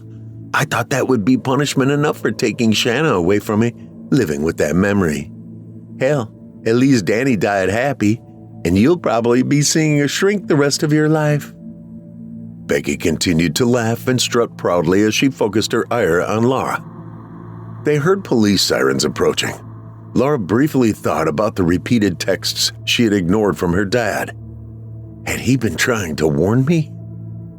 Yeah, Laura, in case you're wondering, that text I got from my mom was asking me where I was because the police were at the house looking for me. I knew why. That girl you guys saved that night, she saw me and Mom at Walmart. So I knew it, and good thing, or not a good thing for you, that you ignored your dad's text. Laura, filled with anger and rage, lost control. She didn't think, didn't care, as she tried to stand up to go after Becky. Sliding on the gravel beneath her, she lost her balance, falling back down. Laura was done, exhausted, devastated. Crying as she sat up, she glared at Becky. You sick fucker. You better kill me now, because if not, and you survive this, I will hunt you down, and I'll kill you. You're just as sick as they were, and Shanna was the worst. Becky smirked at Laura, which she recognized as insanity. Changed my mind. I am going to kill you. Laura watched a complete change come over Becky. No more ranting, a stillness filled her face. Laura thought, she's going to do it. Tell her you're pregnant. Please, Becky, don't. I'm pregnant, please, she begged. Hearing Laura's news enraged Becky. Really?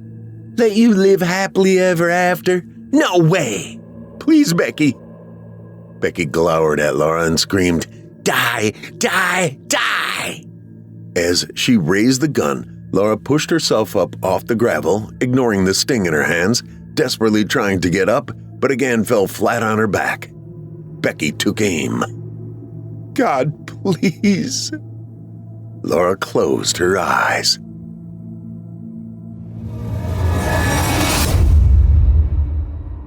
That was Farmerville Part 9, Deconstruction. Wow, Farmerville just keeps pulling us deeper into its dark and mysterious heart. Thanks again to author Marty Martin for sharing this tale with the world and with us. Now, brace yourselves, as we're about to move on to the grand finale. Part 10, A Legacy of Killing, concludes the saga tonight. With each new revelation, it becomes clear that some destinies are impossible to escape. Prepare yourself, listeners, for the thrilling conclusion to Farmerville. Our narrator.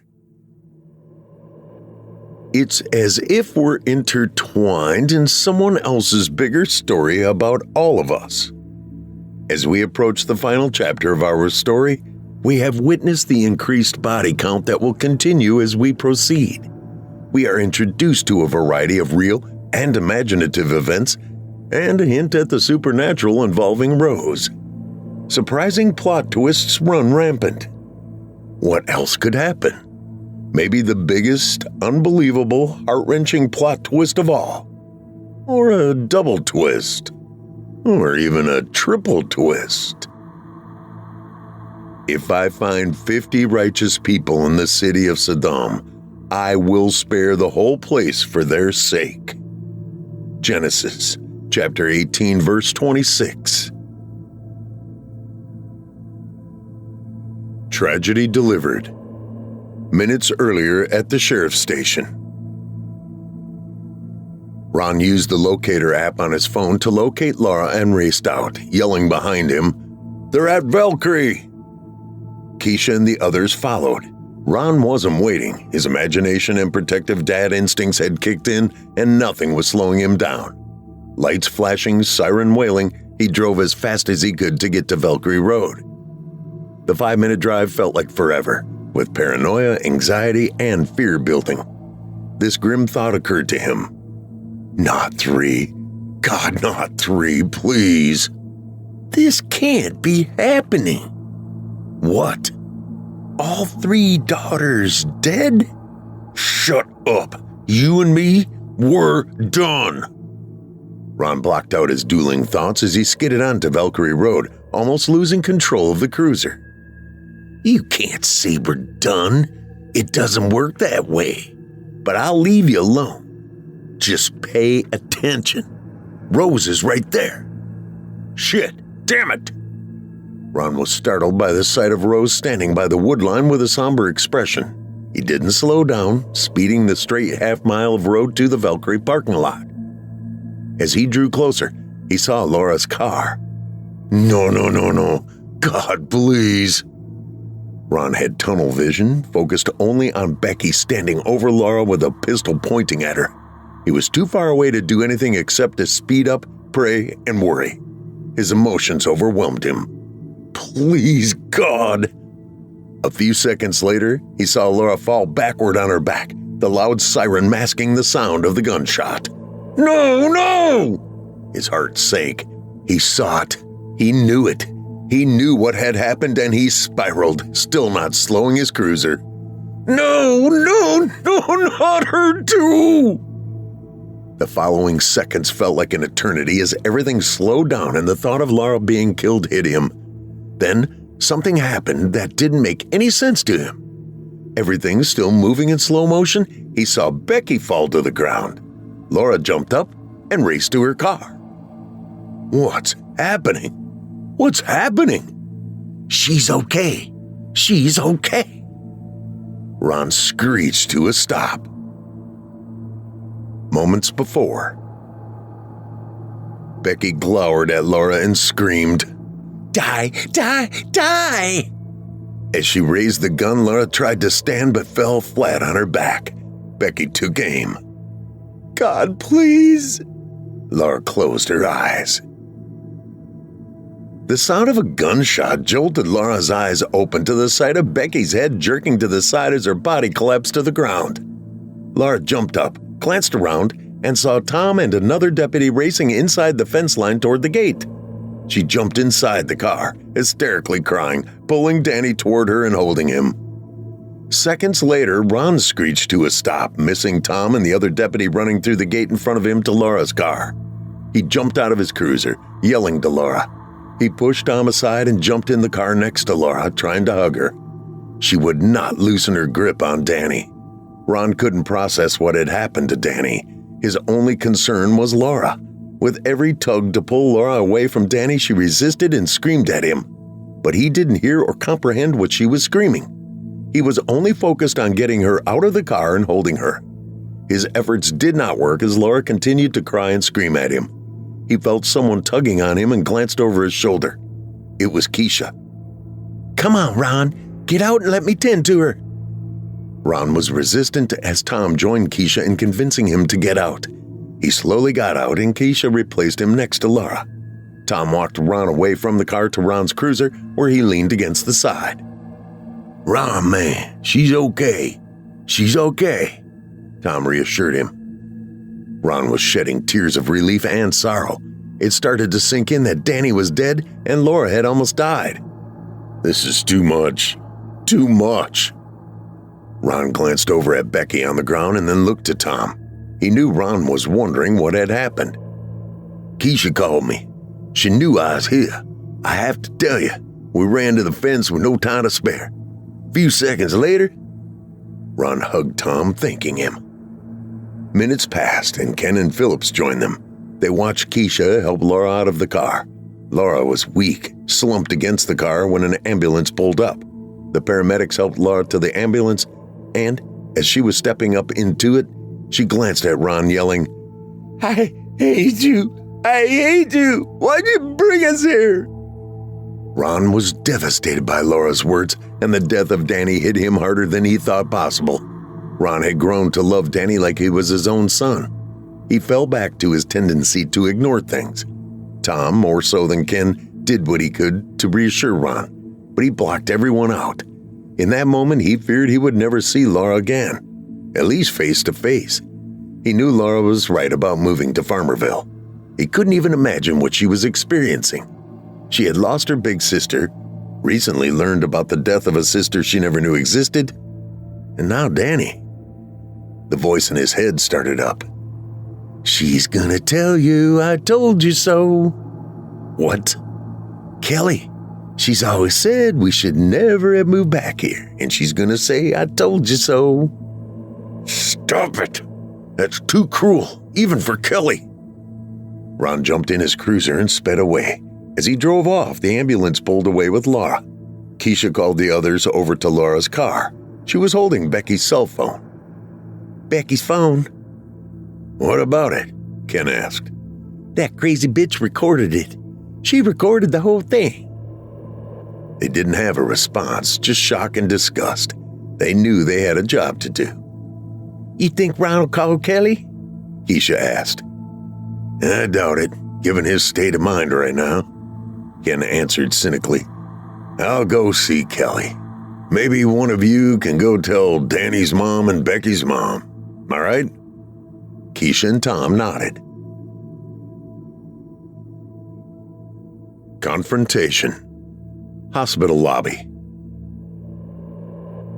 Within a few hours, both Danny's and Becky's mothers had been notified. Ron sat in the hospital parking lot, trying to understand and rationalize what had happened and why so much had occurred in the past few months. His ideal, comfortable life he had hoped for and enjoyed the past 4 years had suddenly imploded. He entered the hospital lobby and waited to be notified if Laura had been admitted and what room she would be in. A half hour later, an angry Kelly marched into the lobby. Ron stood up to give her a hug and was met with a slap. Damn it, Ron, why didn't you call me? Ken had to call me. Why didn't you call? Ron stared back at Kelly without an answer. She turned on her heel and approached the reception desk asking for Laura's room. They entered the elevator and went up to the 3rd floor without saying a word. Kelly briskly walked down the hallway with Ron lagging behind. Are you coming in? She made it clear she didn't want to see me. It's probably best I don't go in there. Kelly turned and opened the door to Laura's room. Laura was in a bed and a nurse was talking with her. Get out, get out, get out! Laura yelled, flying into hysterics, beating the bed with her fist and her legs flailing up and down. The nurse restrained her from getting out of the bed. Kelly rushed to Laura, reaching for her in an attempt to hug her. Kelly's advances were met with violent swings. The nurse insisted that Kelly leave. Ron walked in, which incited Laura even more. He grabbed Kelly around the waist, pulling her away from Laura and out to the hallway. Kelly was in tears as Ron dragged her toward the elevators. They heard Laura's continued yelling, which echoed throughout the floor as they entered the elevator. Kelly was heartbroken. I don't understand. Why is she doing this? Really? You don't understand? She should want me there to be with her. You really don't understand, do you? What? She doesn't want to see either of us because she thinks it's our fault this happened. How can it be our fault? Oh, Kelly, Ron said sympathetically, pulling her in for a hug. Exiting the elevator, they saw William and Sequoia walking from the reception desk toward them. Kelly wiped her tears, smiled, and attempted to say something to them. They ignored her as they passed by. I had a cold shoulder, Kelly asked, her sobbing renewed. When William stopped and turned, Sequoia tried to stop him. He briefly glanced at Ron and then focused on Kelly, staring her down. You really don't know? William trembled with anger. We all make choices, decisions, and if there was one regret that I had in my lifetime, that regret was saving you from that mob. If we knew how you were going to turn out, we would have never welcomed you into our home. And if I could get away with it, I would blow your brains out right now. But if I did that, who would look after Laura now and her baby? Not you. William turned to the opening elevator. Sequoia, with hate-filled tears in her eyes, stared at Kelly until William called her from the elevator. Kelly was ignorantly confused as she turned to Ron. A baby? I don't know. Ron stepped away and called Ken to ask him if he knew anything about a baby. Ken told him about Becky's phone recording of the incident, including the part where Laura yelled she was pregnant. Ron told Kelly. Her expression immediately changed, producing a glassy smile. I don't understand why they're so upset. You can't be serious. Come on. After the other night, everybody knows the story with Sandy and us at the cave, and people will put two and two together and figure that we knew about those kids in the cave. We're not going to be able to stay in this town even if we wanted to. It's just a matter of time before we're going to have to leave, and Laura wants nothing to do with us. And honestly, I understand and don't blame her. I'm sorry, but that's the truth. But a baby, that's the blessing out of coming back here. Didn't you hear anything? It's not a blessing for us. We'll never see that baby. You know that, don't you? She'll come around once she calms down. She'll come around back to us. She's not going to come around. Danny's dead. He's dead, honey. Ron and Kelly didn't talk much that evening. Kelly brooded and Ron reflected on the past and his sense of loss. He foresaw Laura and Danny married. The previous Saturday, he learned of the daughter he didn't know he had and, upon learning about her death, experienced the same sense of loss and guilt that drove him to the suicide attempt. As he thought, he was reminded of a sarcastic line Special Agent Phillips often said, "It just keeps getting better." You think? Yeah, I think. Laura's going to have a baby. Like I said, just keeps getting better. We'll never get to see that baby. You're right. She's too stubborn. In many ways, she's like her mom. Yeah, but before today, there was the hope that she would come back around. But without Danny, we'll never see her again. And we still gotta finish Anna's diary. The thought of reading the diary made him laugh out loud. He didn't want to take a chance on adding any more bad news to his life. The weekend drug out slowly for Ron and Kelly, who spent it ignoring each other. Sunday afternoon, Billy stopped in for a visit and told them Laura wanted to set a time when they were out of the house so that she could pick up the rest of her belongings. Ron understood, but Kelly was resistant and emotional, still having the belief that Laura would return home. It took convincing from Ron, but Kelly reluctantly agreed to be out of the house Monday afternoon. Monday. Ron was at work and Kelly was out of the house Monday afternoon when William and Billy accompanied Laura to the house. Laura went to her bedroom to start packing. A half hour later, Laura heard her mom in the living room arguing with William. "Mom, what are you doing here?" "I just wanted to see you. I wanted to explain." "Explain? You just can't leave it alone, can you? What is wrong with you? With everything I know now, you expect me to just say, 'Oh, it's okay, Mom.' It's not okay. It's not okay that you helped Dad rape that girl. It's not okay that girl had Dad's baby, a sister I never knew about except to find out she was dead. It's not okay that you knew about those kids in that cave all these years and did nothing about it. It's not okay. It's not okay." Laura became hysterical. "You moved back here knowing you had history here. Why would you move back here? You don't get... Danny was the one good thing about here. We were going to leave after graduation. You just don't get it. He's dead because you moved back here. He'd be alive. It's you. You. You're the reason he's dead. That girl's dead. All those kids in that cave are dead. That serial killer in that cave. You knew about it. I don't... Laura turned and headed back to her room, yelling behind her. "You need to leave and let me get my things. If you don't, I'll just leave them. It's not going to change you ever seeing me again." Laura slammed the door. Kelly was angry, and her body language indicated that she was about to follow Laura, while William looked on with a condescending smile. Billy knew his dad was about to say something. Billy yelled, No, you two need to stop this." Kelly and William were surprised by Billy's outburst. "Dad, keep your mouth shut, and Kelly, you need to leave and let Laura get her stuff. That's it. Both of you, stop this." Kelly gave Billy an angry stare and glanced at William, still maintaining his condescending smile, and was about to say something when her phone rang. She answered the call from Ron. "What?" "What do you mean, what?" "You forget last week we scheduled to meet those detectives from Washington about that case they're looking into?" Kelly became more frustrated, slamming the door behind her as she left. William looked at Billy and gave him an approving smile. The interview.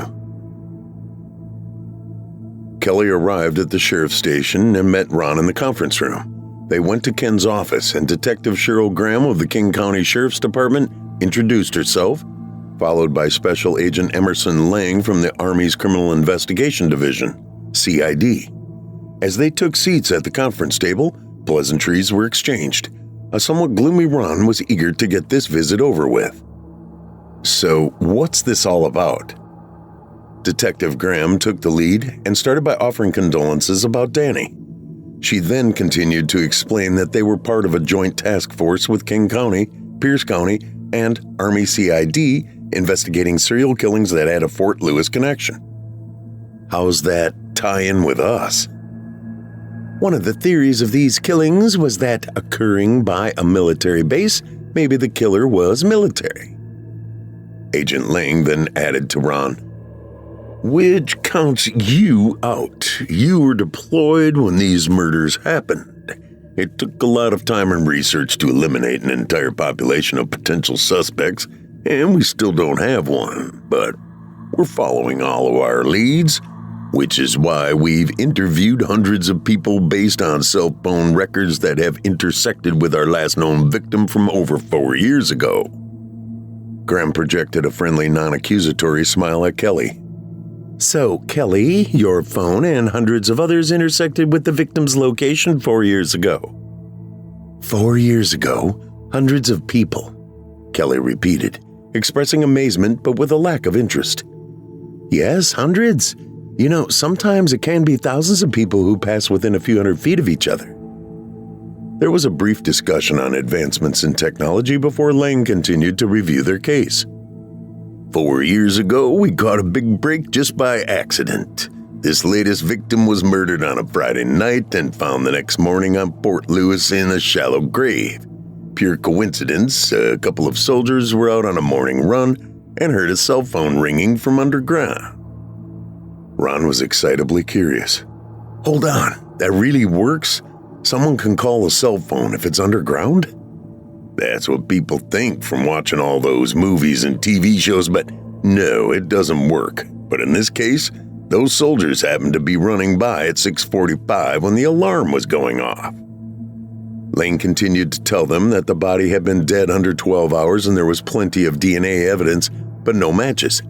CID also searched the surrounding area for more graves and found 4 more, including one from 12 years earlier. Another discussion about technology and coincidences followed, and then Graham addressed Kelly.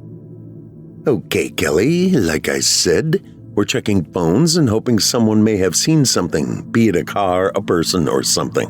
Unfortunately, I'm sorry about having to do this and bringing this up, but this was the night your daughter Anna died. I'm sorry." Both Kelly and Ron looked up, startled. "What?" "I'm sorry, we just need to know if you saw a car or anyone that night." Kelly became emotional, tearing up. "Where?" "The Kmart parking lot in Kent, 30 minutes from your home." What?" Then Kelly smiled in remembrance. Yeah, I was there. There's a Jack in the Box up the street, and I got something to eat and parked there." "That's a good ways from home. What were you doing there so late after 11? "I was missing Ron. Got sentimental talking with my friends. Anyway, yeah, I was there. But you're right. That was the same night she was killed by that drunk driver." Kelly started to cry. "We're sorry. We just need to know if you noticed any other vehicles there that night." "No." Kelly stood up crying and apologizing, telling them the memory of Anna was upsetting her. "We understand, we really do. It's just, how'd you end up there? It's just odd." Ron, observing the slight change in the direction and tone of the questioning, became suspicious. "What are you guys getting at?" "It's just interesting that her phone was there." Kelly changed from emotional to angry. "What are you saying? I was eating. So what? What does it matter if I was there or nearby or whatever?" Ron started feeling sorry for Kelly, watching her get upset. "So what are you asking?" "Nothing really. We're just curious. But it's nothing. Like we've said, We're just checking another cell phone off the list so we can finish up. Appreciate you taking time to talk to us." "That's it? We're finished?" Ron asked. "That's it. That was all we needed." Ron stood up, shook hands with Graham and Lang, and told them goodbye while Kelly waited by the door. As Ron opened the door, Lang spoke up. "By the way," Ron and Kelly stopped and turned toward Lang. "Detective Graham here said we were just curious about why you were there that night, if you had seen anyone, and that's right. But I'm sorry, I'm just going to say it out loud. We lied to you." "What?" Ron asked, defensive. "We lied to you about the hundreds of phones. It wasn't hundreds. It was only 3 phones, and what we find interesting is the victim and your phone, Kelly, were in the same spot for 45 minutes. Ron briefly glanced at Kelly and back at Lang as Kelly gave Lang and Graham what Ron knew all too well to be her stern, holding her temper back look. "She told you already she was eating. 2 cars in a parking lot is not unusual." "Yes, that's true, but it wasn't the parking lot. It was behind the building, the loading dock area." "I know GPS is accurate, but it's not that accurate." "Well, Ron, actually it is, and you know that you could put a missile in this room. It's so accurate. But that's beside the point. The point is both phones were in close proximity behind that abandoned Kmart building by loading docks 6 and 7, or pretty close to them." Ron sensed Lang was going somewhere with this detail, but in the moment Ron was naturally defensive, wanting to protect Kelly. "Probably right about the GPS. Well, you are right. It's very accurate, but still, she was taking a break, eating." "Ron, that's all true, and taking a break, eating, or whatever reason for being there at that time of night isn't really important. What we are more curious about is the 3rd phone that showed up and stayed there with the 2 other for 10 minutes, and then they left together." "A 3rd phone?" Ron asked, his suspicion increasing. "Yes, a 3rd phone. All 3 there together for 10 minutes, and then all 3 left together in the same direction. But what I'm really curious about," Lang hinted some damning evidence through his sly smile and dramatic pause as he addressed Kelly. "What we'd really like to know is, why was Anna's phone there?" Anna's phone. "Anna's phone?" Ron was shocked and glanced at Kelly. She avoided eye contact, but otherwise did not react or say a word. "I'm not understanding what's going on here," Ron told them, distraught over the question. Graham continued. "It's also interesting how 5 minutes later, Anna died in that car accident just a few miles down the road from that parking lot. Do you have an explanation for that, Kelly?" Kelly let out an angry grunt and threw the door open, storming out of Ken's office. Her noisy exit caught the attention of Billy, Tom, Keisha, and another deputy in the conference room. Ron transformed to his go-to state of emotionlessness and stood with a blank expression for a moment. "What are you guys trying to say?" "We're not trying to say anything, Ron. We're just curious as to how 3 phones can be at the same place at the same time, leave at the same time, and 5 minutes later, one of those phones just stops moving. Anna's phone. And the other 2 phones just keep on going. It's just interesting." Graham held a long pause as Ron expressed a knowing concern. "Ron, I'm truly sorry." Graham, Lang, and Ken fixed Ron with a somber look. Without responding, Ron waited a few seconds before leaving the office and hurrying out to the parking lot to try to catch Kelly. She had already left. Ron's mind was overwhelmed. He waited a few minutes until Graham and Lang were leaving. Graham yelled across the parking lot with a hint of concern for Ron. "Just a heads up, Ron. There will be a warrant coming for Kelly's DNA sample." Ron watched in disbelief as they entered their car and drove off. Inside the station, Ken entered the conference room to a quiet conversation of curiosity between Billy and Tom and Keisha renting. Ken told them, "That's enough." You know I can't say what's going on." Keisha couldn't hold back. "Sorry, Ken. We know you can't say anything. It's just one more thing. Whatever it is, and I've seen enough in this town to already know whatever it is, it's not good. More death, more gloom and doom and tragedy, and I just don't want to keep seeing it." Ken tried his best, with help from Billy, to calm Keisha down without much success. "I know y'all mean well, but hell, guys." Keisha started to laugh a little. "If we were in a movie or one of those TV shows, hell, me and Tom being the two black characters in this show, we'd be dead already." Tom laughed. "That's true," he said in his usual manner, making everyone laugh. Keisha calmed down but was still concerned. With an ominous tone, she told them, "Guys, I'm telling you, whatever that was about, something bad is going to happen. I don't want to wait for it to happen. I'm sorry, but I just don't care anymore, and I know it's wrong, but if you're living in hell, what difference does it make if you care or not? You can't change anything. You're just there, and the only way out is to leave and never come back." "Oh, come on, Keisha. What does that mean?" Tom asked.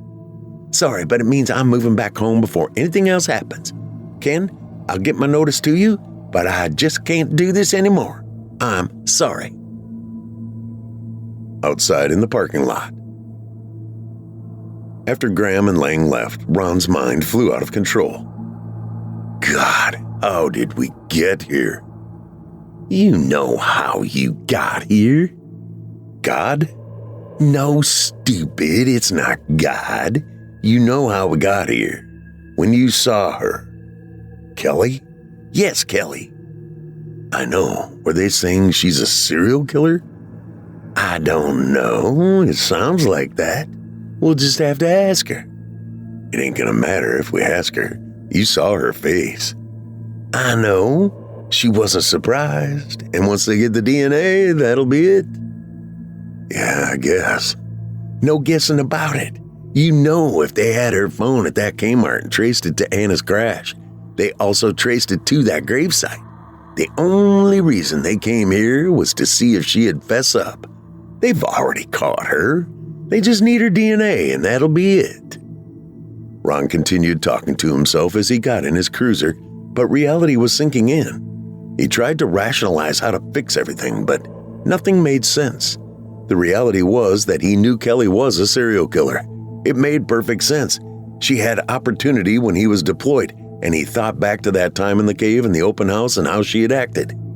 He told himself he should have known it or foresaw it. But Anna? How was Anna connected? Maybe Ken will know what to do, if anything can be done. The Big Lie.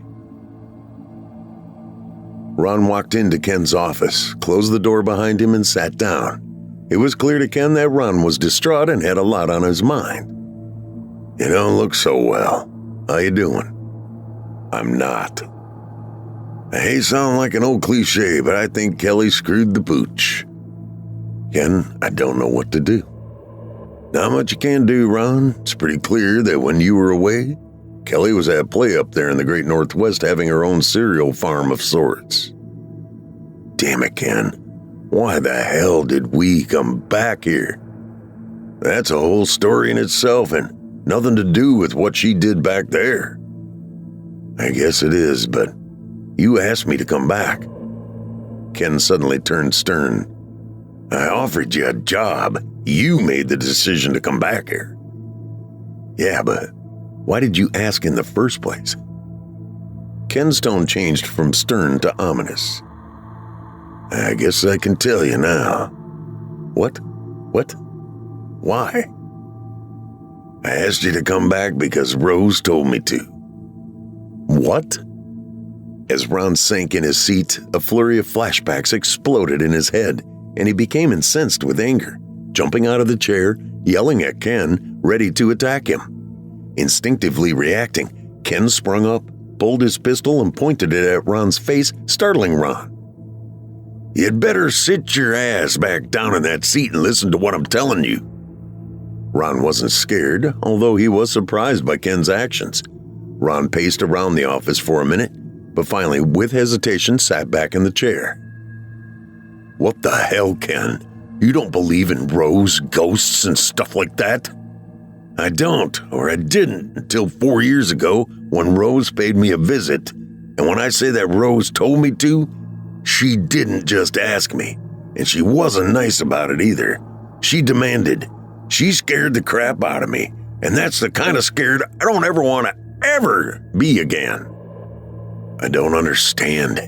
She told you to ask me back here? Why? Exactly, that's what I first wondered. Why on earth, after 20 years, would she want you back here? Ken laughed bitterly. At first, I thought, well, maybe I was just dreaming. But dream or not, it scared me enough to make that phone call. It also scared me when she knew things and told me things I didn't want to hear. What things? She knew about that girl in the cave you two killed and that Sandy girl you raped. Ken's accusations frightened Ron. He stood up, backing away from Ken. Scary stuff, Ron. I don't know how. I don't understand it. I'm not trying to understand what she told me, but she knew. And she wanted you and Kelly back here. Kelly? Package deal, I guess. Both of you back here. She knew something about how Anna had died too, and Stan Peters. She had me recruit him to get him here. And you might want to sit back down for this one. With anxiety overwhelming him, Ron didn't want to sit down. He wanted it to stop. Ron, sit down, please. He was reluctant, but after a few nods from Ken, he sat back down. Rose told me about how your mom, your sister, and your dad, my brother, died. Yeah, my dad killed them, and William stopped my dad from killing me. That's the story, and that's how it looked. But the reason your dad was trying to kill you was because he thought you killed your mom and sister. What the hell are you talking about? He killed them. I saw him. He had blood all over him. He may have had blood on him, but what Rose said is true. He probably walked into that bedroom, saw his dead wife, and just reacted, grabbing onto her. Kind of like how Laura grabbed Danny, remember? Ron tried to stand up, but his emotions and anxiety were crushing him and he faltered, falling back in the chair, trying to grasp at what Ken was telling him. Ron, do you know how hard it's been for me not to blow your brains out every time I see you and Kelly? To be honest, the only thing that stopped me was my fear of Rose. Either both of you killed them, or the other option. I didn't kill them. I don't understand. Ken gave Ron a knowing look. Well then, if you didn't. Ron sat in the chair despondent, flashes of memory bouncing around, trying to make sense of everything. He didn't say anything. He stood up weak-kneed, but he managed to stumble out of Ken's office. Ron drove to Carolina Park and sat at his usual picnic table, missing the company of his friends as he battled possible scenarios, memories, and what Ken had just told him. He thought about what the detectives had told him. He thought about everything and couldn't make sense or figure out a plan or what to do. He was in denial. Ron? Startled by Rose's voice, Ron nearly jumped out of his skin. Ron was too scared to look over his shoulder at Rose. She walked around and sat across from him, smiling. You've got a lot going on, Ron, but you've got some decisions you have to make. Rose stood up and walked away. Rose, where are you going? I need to ask you some questions. Later, Ron, later. The short encounter with Rose confused and scared him. What did she mean about decisions? What was she implying? Although she didn't mention the diary, Ron concluded that Rose was implying that he needed to decide on finishing the diary. He thought about it and then remembered that Anna's phone was still on the charger back at the station. He returned to his cruiser, and as he drove toward the station, he worried if the phone would still be there. It had been there since last Friday. He told himself to stop second-guessing everything. Anna's last recording.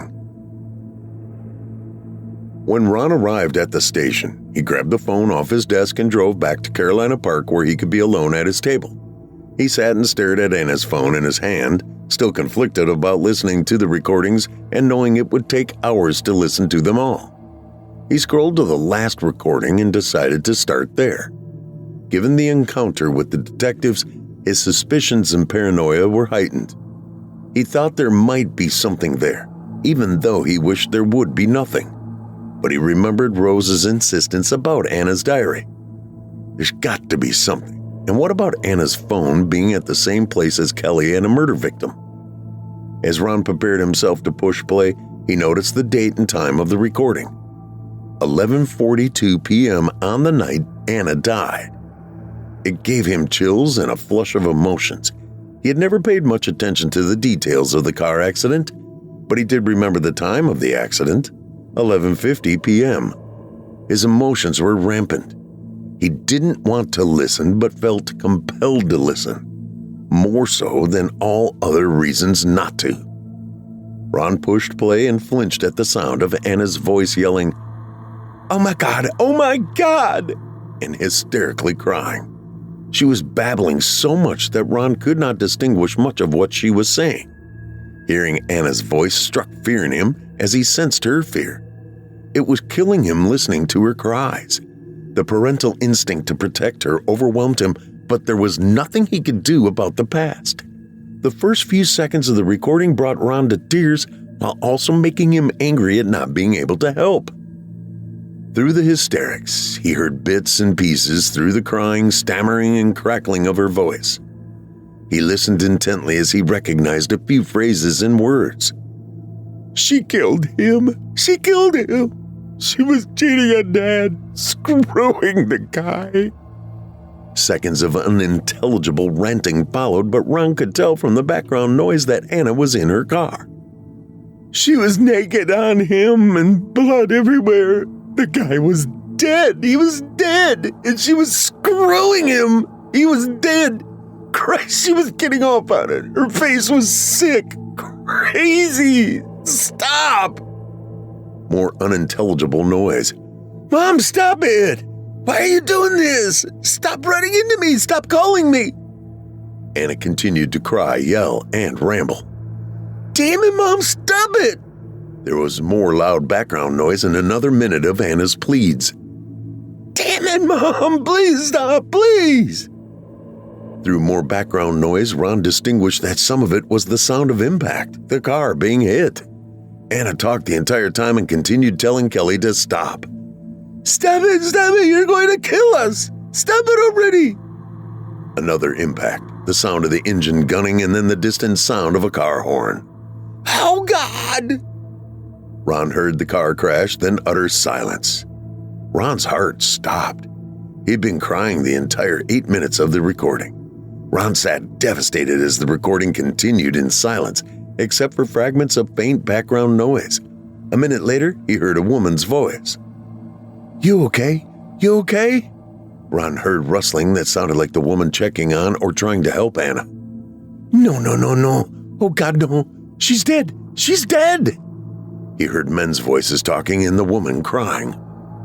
Ron was overcome with disbelief.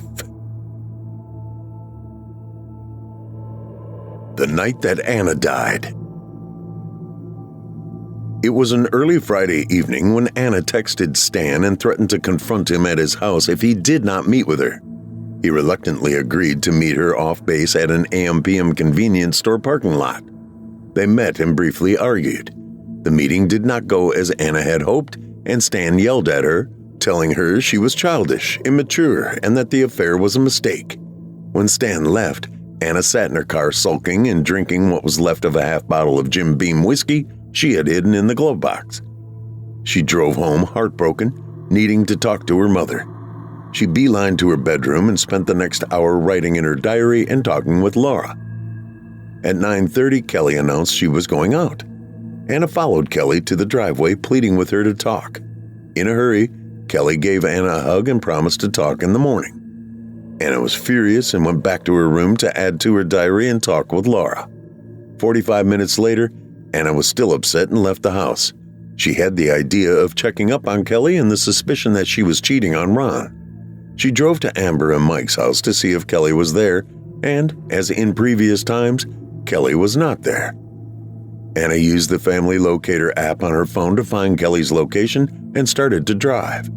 15 minutes later, she pulled into a convenience store to get some gas and checked her phone. She was puzzled by Kelly's location, noticing it was about 30 minutes north of Fort Lewis near the city of Kent. Anna filled up and drove toward Kent. 15 minutes later, Anna pulled into a Kmart parking lot. The parking lot was empty as the Kmart had been closed for years.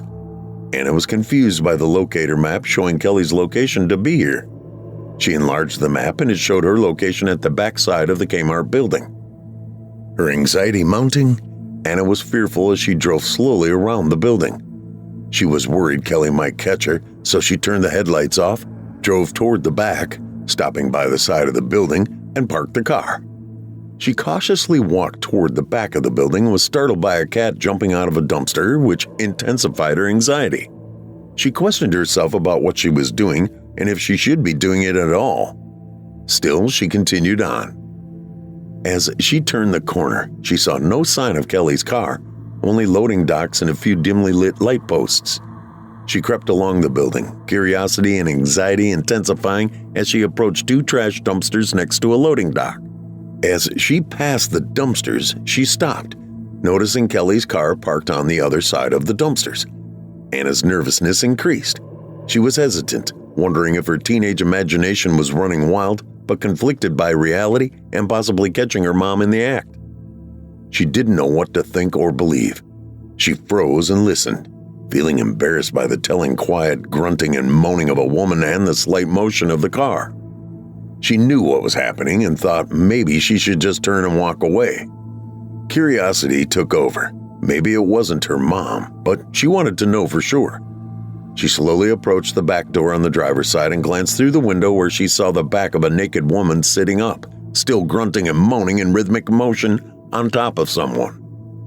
Anna didn't make a sound as she took a step back. She immediately rationalized that maybe it wasn't her mother. Maybe one of her friends had borrowed her car. A lot of maybes ran through her mind as she still wanted to be sure and did not want to accept that her mother would have done this. She wanted to be 100% certain, and seeing her mother's face would confirm it. Creeping around the back of the car to the passenger's side, she peered through the window. The woman was looking down, her long hair covering her face, her rhythmic intensity and moaning increasing, embarrassing Anna, who knew what was about to happen. A few seconds later, the woman raised her head, eyes closed, letting out a loud moan. It was Kelly, and Anna's thoughts, hope of it being someone else, vanished. The sight of her mom cheating on her dad was repulsive. Anna was furious and disgusted at her mother in orgasmic bliss as she let out another moan and lunged forward, throwing blood-drenched hands on the window. It took Anna a few seconds for it to register what she was seeing, until Kelly opened her eyes and Anna glanced down at the man underneath Kelly, who was covered in blood. Anna screamed and backed up. Anna continued to step backward, screaming as Kelly crawled over the man, opened the door and exited the car, calling out to Anna. She quickened her gait. Kelly attempted to reach out to Anna, keeping pace with Anna as she continued to back away and pleaded with her to let her explain. The sight of the blood on the dead man frightened Anna, although at this point, she was focused on and terrified of her mother coming at her, arms extended, her naked body glistening in sweat and blood, a crazed gaze set on her face. Anna turned and ran. Kelly opened the front door of the car, grabbed her sweatshirt and sweatpants, and quickly put them on while yelling out to Anna. Anna jumped in her car, turned it around, and headed to the front parking lot, stopping at the street entrance. She was panicked and uncontrollably crying. She turned the phone recorder on and snapped the phone into the phone holder on the dashboard. She didn't know what to do as she sat, her hands clutching the steering wheel. Flashes of light reflected in the rearview mirror. Anna pulled out of the parking lot and sped down the street, hoping it wasn't Kelly. A minute later, another flash of light confirmed that Kelly was following her. Anna continued to drive fast, ignoring the misting rain and wet pavement as she ranted out loud, becoming more agitated and frightened from the flashing headlights behind her. Over the next 5 minutes, Anna lost track of where she was or where she was going. Kelly continued to follow, flashing her headlights and dangerously closing in while repeatedly calling Anna on the phone. As the chase continued, Kelly began to tap her bumper against Anna's, causing Anna more fear and panic as she struggled to maintain control of the car. A minute later, Kelly hit the bumper again. Anna momentarily lost control and swerved. She regained control and sped up in another effort to get away from Kelly. When she looked over her shoulder, Kelly was falling behind. When the sudden sound of a car horn caught her attention, she looked forward and realized she was veering onto the wrong side of the road toward an oncoming car. "Oh, God!" Kelly watched Anna's car hit the other car and veer off into a telephone pole. Kelly slammed on the brakes. She watched the woman from the other car get out and run to Anna. Another car approached and stopped behind the woman's car, and 2 men jumped out and ran to Anna's car. Kelly released the pressure on the brakes, slowly drove forward, and stopped across from the accident. Tears filled Kelly's eyes when she saw Anna's body face down on the hood of the car. It was obvious that when Anna jumped in the car at the Kmart parking lot, she had failed to put the seatbelt on. Kelly's motherly instinct kicked in, conflicting with an impulsive self-preservation instinct as she opened the door and placed her foot outside. She froze, overhearing parts of the conversation of the woman and 2 men. Anna was dead. Kelly put her foot back inside, closed the door, and drove off, fighting an overwhelming grief over the loss of Anna. Within a few minutes, she pulled onto a Jack-in-the-Box drive-thru and placed an order. She got her food and pulled into a parking space. As she opened the bag, a sense of panic suddenly overtook her. She frantically glanced around and back at the drive-thru window, wondering if the girl working it had noticed the backseat passenger. Damn it! Damn it! I still have to bury this guy and clean the car up. A legacy of killing begins. Courtship. It was ingrained in Ron's memory since October 1995. The sight of a naked, voluptuous 16-year-old Kelly Ford standing on the front porch of that burning house. The 15-year-old boy was obsessed with that naked image. The puberty-stricken Ron explored his growing sexual appetite, fantasizing and fixating on Kelly. Over the next year, Ron took advantage of the few opportunities to have sexual encounters with girls he knew. However, while the girls he was with never knew it, he always imagined it was Kelly. Billy's mom and dad, William and Sequoia, served the community as foster parents, and after the deaths of Kelly's parents, they welcomed her into their home. Kelly attended mandated therapy for months with limited time in school. The absence from school did not negatively impact her grades. She would end up graduating with honors. During that first year, Ron and Kelly never met face-to-face and only shared glances from a distance. Although Ron and Billy were friends, they never ventured to Billy's home, which prevented any chance encounters. William and Sequoia did share concerns about Kelly and tried their best to shelter her from exposure to the negative high school trauma and social awkwardness she might be exposed to. They knew about the names she had been called, like Warpath, Fire Girl, and Streaker, that Billy had told them about. William and Sequoia's concerns faded as Kelly earned another reputation as students repeated to others, "Don't mess with Kelly." She made friends and stood up for herself. During that year, Ron admired Kelly from afar until the opportunity arrived at the beginning of the summer break before her senior year in high school. They met and had an instant connection, although it could be said that Ron's connection was swayed more by lust for Kelly than anything else. They started dating, and within a day, Ron's fantasies and dreams came true, even more so than he had ever imagined. Kelly's reputation and promiscuity had gained her experience that helped gain Ron's affections, and within a week, he was in love with Kelly. There was something about Kelly he couldn't shake, and it was clear to Billy as he witnessed a change in Ron.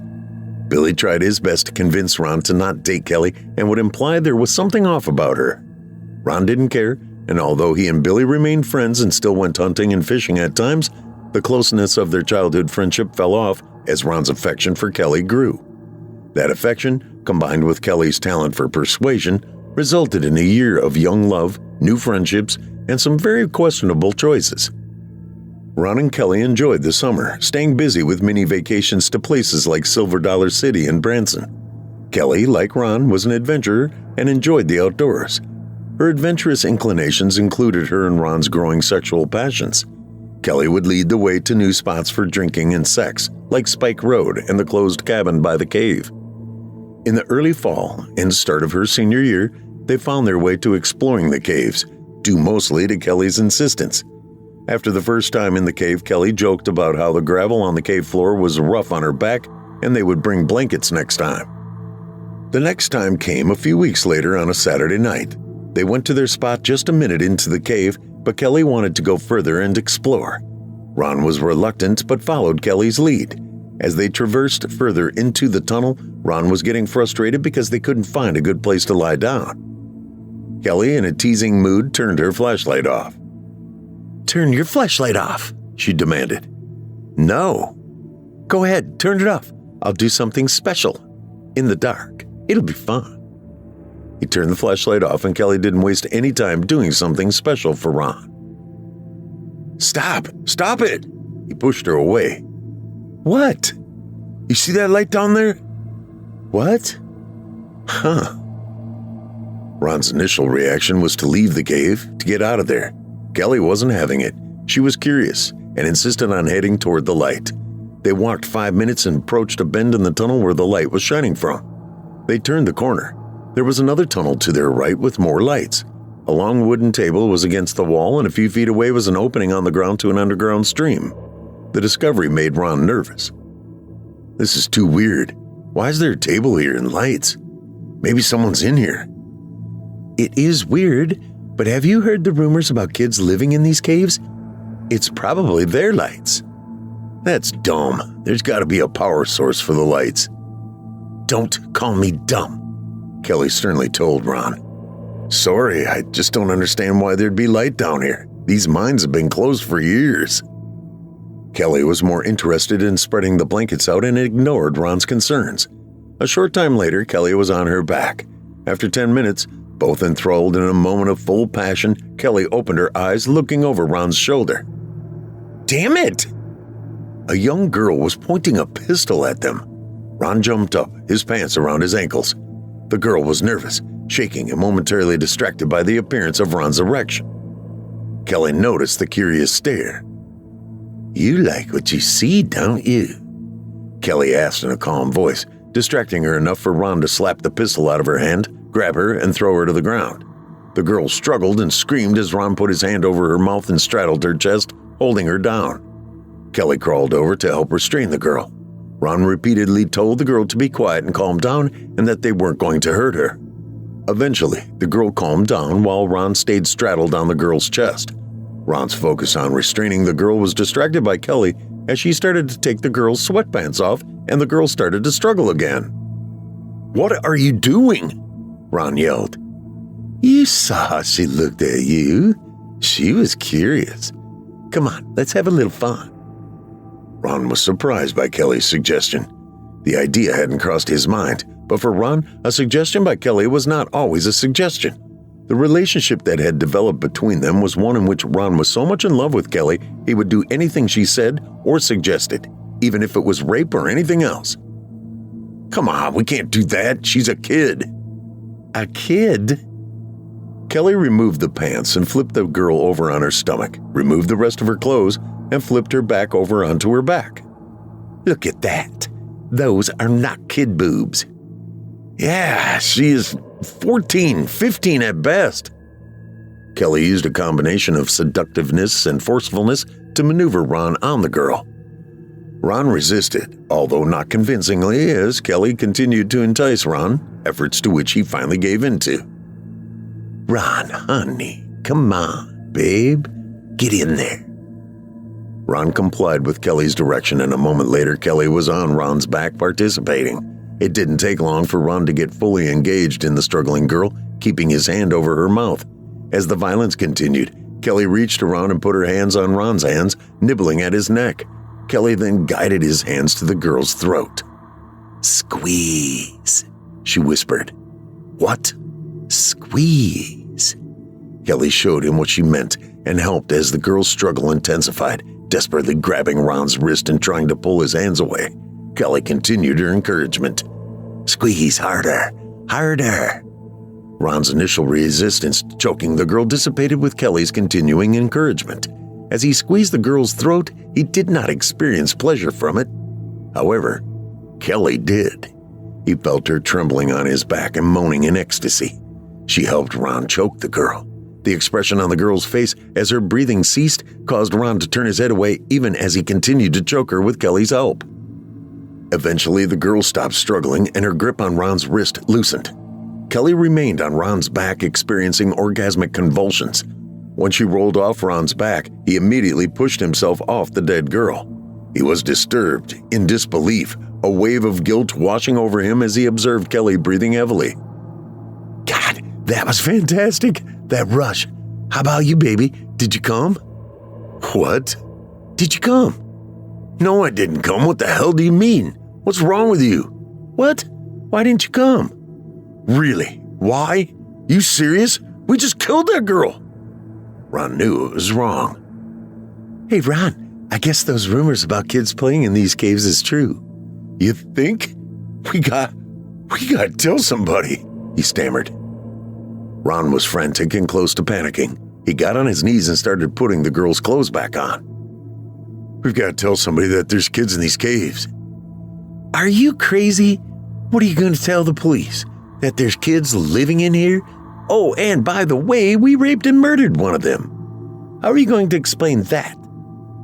Ron smiled. Kelly, at least you said we raped and murdered her.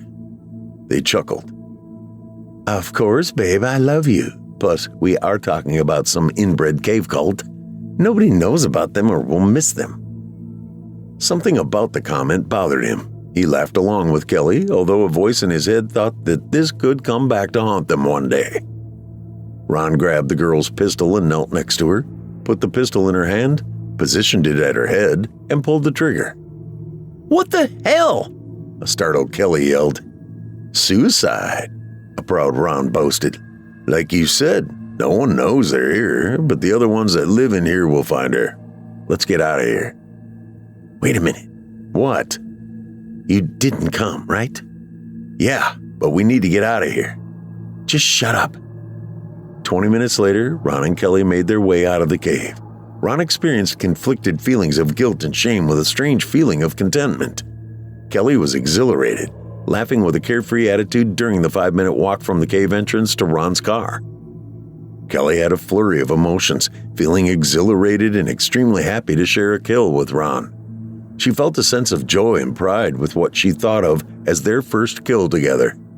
Kelly thought about the rush she had experienced, reliving the moment and reflecting that it was the same feeling she had when she killed her father and mother. As they strolled toward the car, she grabbed Ron's hand and looked intensely at him.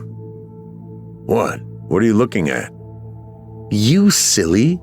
I'm so happy. Do you feel as good as I do? I'm feeling really, really good. I can't explain it. I can explain it. You're with me, he told her with pride. Ron pulled her in and put his arm around her as they walked. I'm with you. We're together. I love it. And we did something together. We had our first kill.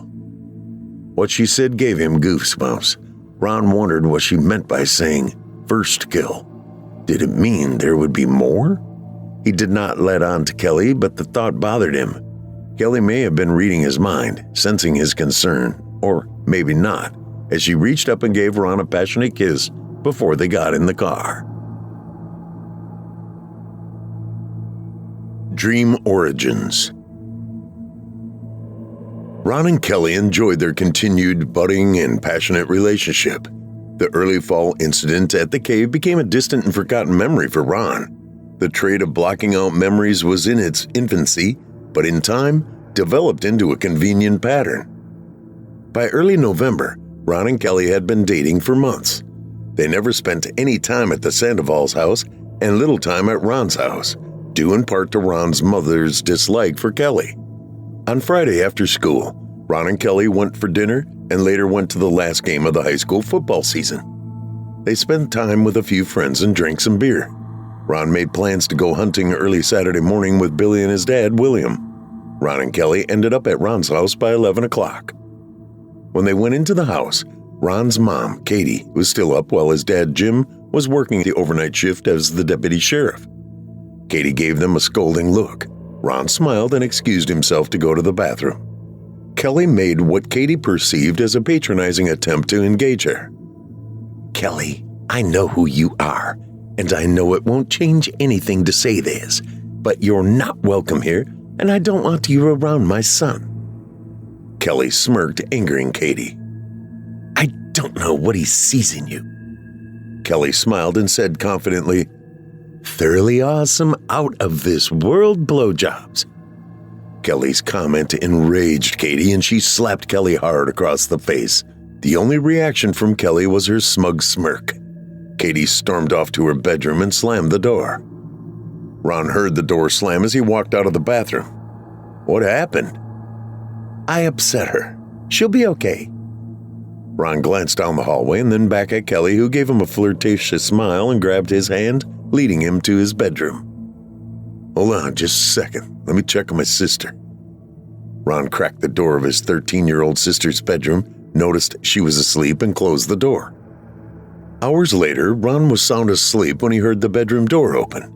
He looked at the door where Kelly was closing the door behind her. She jumped in bed, naked, damp, and her hair wet. What are you doing? It's 2:00 in the morning. I needed a shower from earlier. Now shut up and fuck me. Yeah, but Kelly, I'm worn out. I'm not. Shut up. Ron and Kelly were exhausted from their second round and in a deep sleep when at 6:30 in the morning they were awakened by blood-curdling screams. Jim was screaming and yelling. They heard muffled yells from the other bedroom.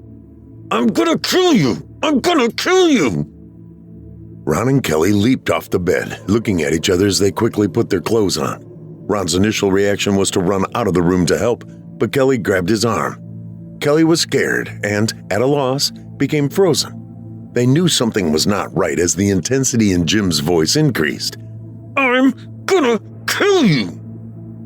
When Kelly didn't move, in an act of what Ron believed to be bravery, he told Kelly to hide as he left the room and closed the door behind him. Ron cautiously walked down the hall toward his parents' bedroom as his father's yells continued. Suddenly, Jim, dressed in his blood-drenched deputy sheriff uniform, ran out of the bedroom doorway into the hall, his face filled with rage and an expression of fright, disbelief, and hate. The sight of his father's rage terrified him as Jim continued to yell, I'm gonna kill you! In a desperate move, Ron's impulse was to protect Kelly, and he charged Jim, knocking him to the floor. He stopped to make sure Jim would get up and follow him.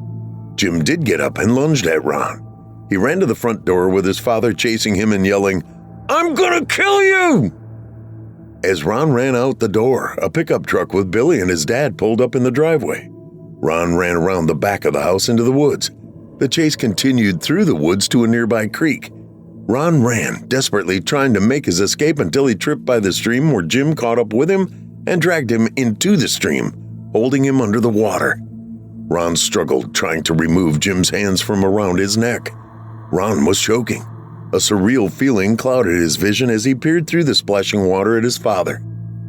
He felt weak and unable to keep fighting, his eyes repeatedly closing and opening until he saw Billy push Jim off of him.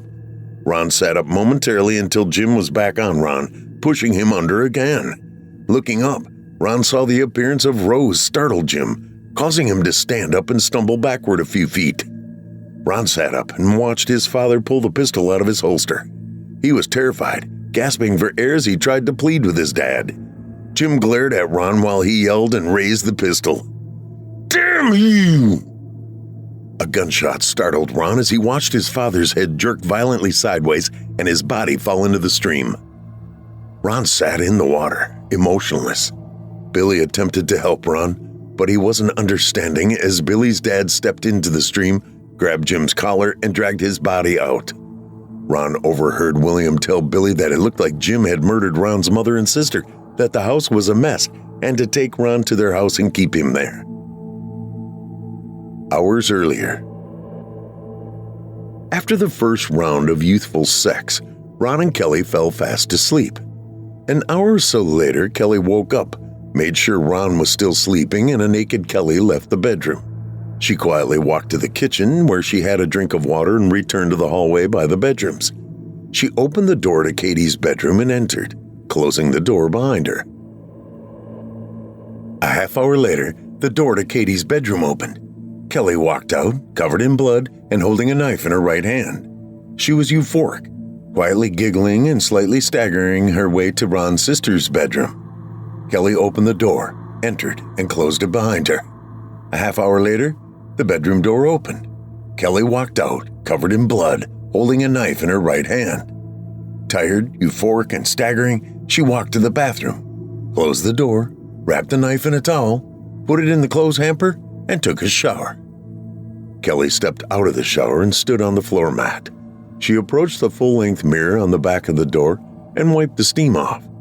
She stepped back and admired herself in the mirror.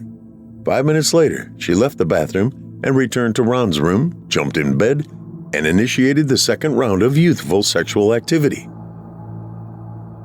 Later at the stream, William called for backup and an ambulance. Billy followed his dad's instructions, leading Ron out of the woods. Billy and Ron arrived at Billy's house, went inside to the kitchen, and were greeted by Sequoia. She hugged Ron and tried to console him. A few minutes later, Kelly made the typical just-got-out-of-bed stumble into the kitchen. She noticed the somber mood of the room. "What's going on? What happened?" Kelly innocently asked. Sequoia walked over to Kelly and whispered to her. Kelly teared up, seemingly shocked, and went to Ron, consoling him. Ron was still emotionless as he returned Kelly's gaze. "He killed them. He killed them. I'm sorry. I don't understand why he'd do something like that. Makes no sense." Ron didn't respond to Kelly's concern. No one did. Billy watched Kelly with suspicion. She ignored him. A little bit psycho. The following week, funerals were held for Ron's family. He did not shed tears nor show emotion for the loss of his parents. It could be said that when his parents and sister were killed, that was when something changed in Ron. Killing the girl in the cave was a turning point of sorts, creating a bond for him and Kelly. At least it was for Kelly, who in turn filled the void of his loss. Although Ron had no idea that Kelly had killed his family, something did change in him, and Billy noticed it. Billy couldn't put his finger on what it was, but his suspicion was that Kelly was the change, an influence, a bad influence on Ron, and he witnessed the bond between Ron and Kelly intensify and grow. After the death of Ron's family, William and Sequoia took Ron in, just as they had done with Kelly. The stories and rumors about how Ron's dad killed his mother and sister spread. The stories didn't bother Ron and faded as Ron and Kelly continued their romance and adventures throughout the rest of the school year. As the school year neared an end, the event in the cave with Sandy Mason happened. Ron's friend Mark, who was in the cave along with Jack and Charles, felt guilty and threatened to go to the police. Mark's persistence made Ron feel guilty and conflicted, resulting in Ron's first suicide attempt, crashing a car into a tree and killing his friends Jack, Charles, and Mark. The accusations by Sandy Mason were overshadowed by the death of 3 local boys. Any chance of Ron being prosecuted for a rape, a DUI, or vehicular manslaughter were quickly diminished by segments of the community having sympathy for Ron losing his family.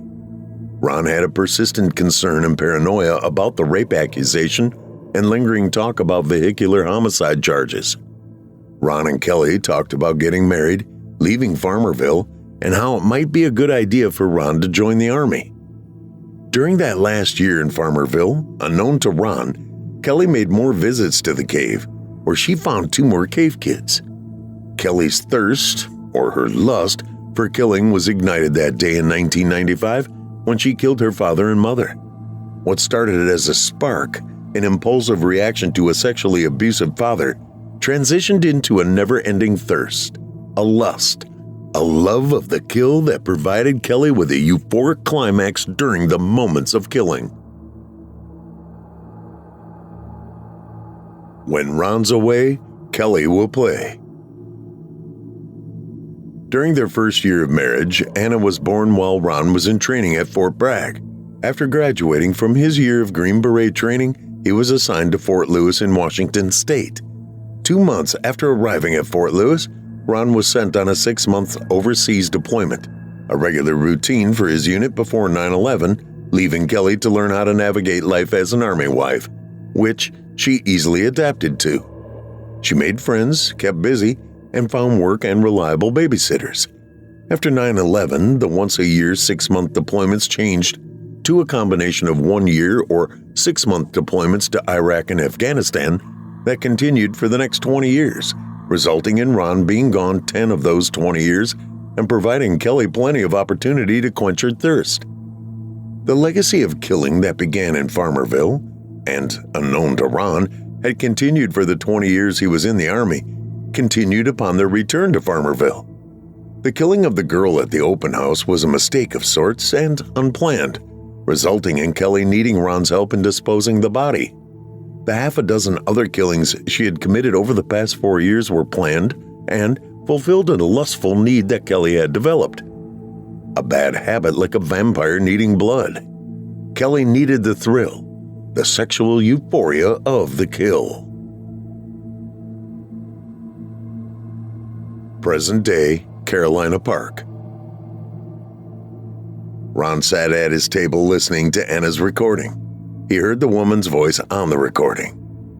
"Oh God, no, she's dead! She's dead!" He heard the men's voices talking and the woman crying.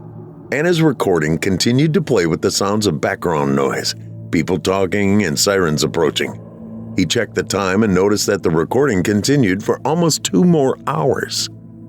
Ron stopped the recording and sat in a state of sadness combined with confusion and disbelief. He found himself unusually calm as his mind filled with flashes of memories from the day he first saw Kelly. His memories of Anna and Laura, a collection of fond memories that within a minute transitioned to memories about Kelly. Killing the girl in the cave, the rape of Sandy Mason, his suicide attempt that killed his friends. He thought about what the detectives from Washington had told them and about the 2 times in the cave and how Kelly had acted, how she was sexually charged by the experiences. He wondered about the open house killing and reluctantly realized that Kelly had probably always been killing. He drifted to organization day when Kelly called him about Peters and how Kelly had told him, "Ron, honey, she might have killed herself over this guy." It hit him like a heart attack. He now knew for a fact that Anna didn't kill herself over Peters, and that it was Kelly who caused the crash that killed Anna. He didn't want to believe it or accept it, but in his heart he knew that Kelly had been killing since the day he had met her. He also knew he loved Kelly and that she loved him. He reflected back to the so-called first kill and attempted second kill with Kelly and concluded that she must have sensed his reluctance and never included him again in any future killings. Then out of the blue, he wondered, could I be hallucinating again? Maybe there's nothing on the recording.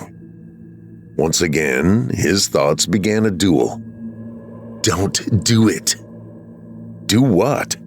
Call Tom. I know what you're thinking. Of course you know.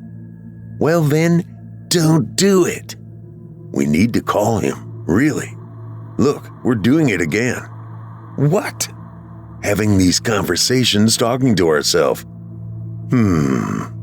Yeah, okay, call Tom. Ron called Tom and asked him to meet him in hopes that Tom would confirm that what he thought he had heard on the recording was a hallucination, anything to deny the reality about Kelly and why Anna died. While he waited for Tom, he thought about the 2 sessions he had had with Dr. Fitz since his attempted suicide 10 days earlier and the 1 session after Danny's death. Ron had a sudden conflicting sensation of clarity and doubt. He felt that he could distinguish between the different voices in his head and was no longer talking to himself. He couldn't fully remember everything he had told Fitz in the sessions about what happened in the past 2 months since Halloween and his encounter with the Holcombs. Ron experienced a sinking feeling as he became concerned that he had said too much. Did he tell Fitz about killing the convict? Did he tell him about the pig farm? About Jenny and Whitaker? About Danny's dad or about killing Peters? His mind raced, trying to remember exactly what he told Fitz. He believed the conversations with Fitz were helpful, and he had been relaxed talking to him. However, everything that happened in Ron's mind over the past 2 months rationally correlated with the actual events or investigations into fraud, child trafficking, or other situations. He now found himself wondering more about what he had told Fitz than what he had just learned from Ken and Anna's recording, which concerned him. Ron rationalized that it was just a defensive attempt to ignore what he had learned about Kelly and Anna's death, at least until Tom could confirm it. When Tom arrived, he walked over to Ron's table and sat down across from him. Ron asked Tom to listen to the recording and why he was asking. After Tom agreed, Ron stood up and walked away, telling Tom that he couldn't listen to it again. From a distance, Ron turned and observed Tom listening to Anna's recording. An expression of fright overcame Tom's face as he listened.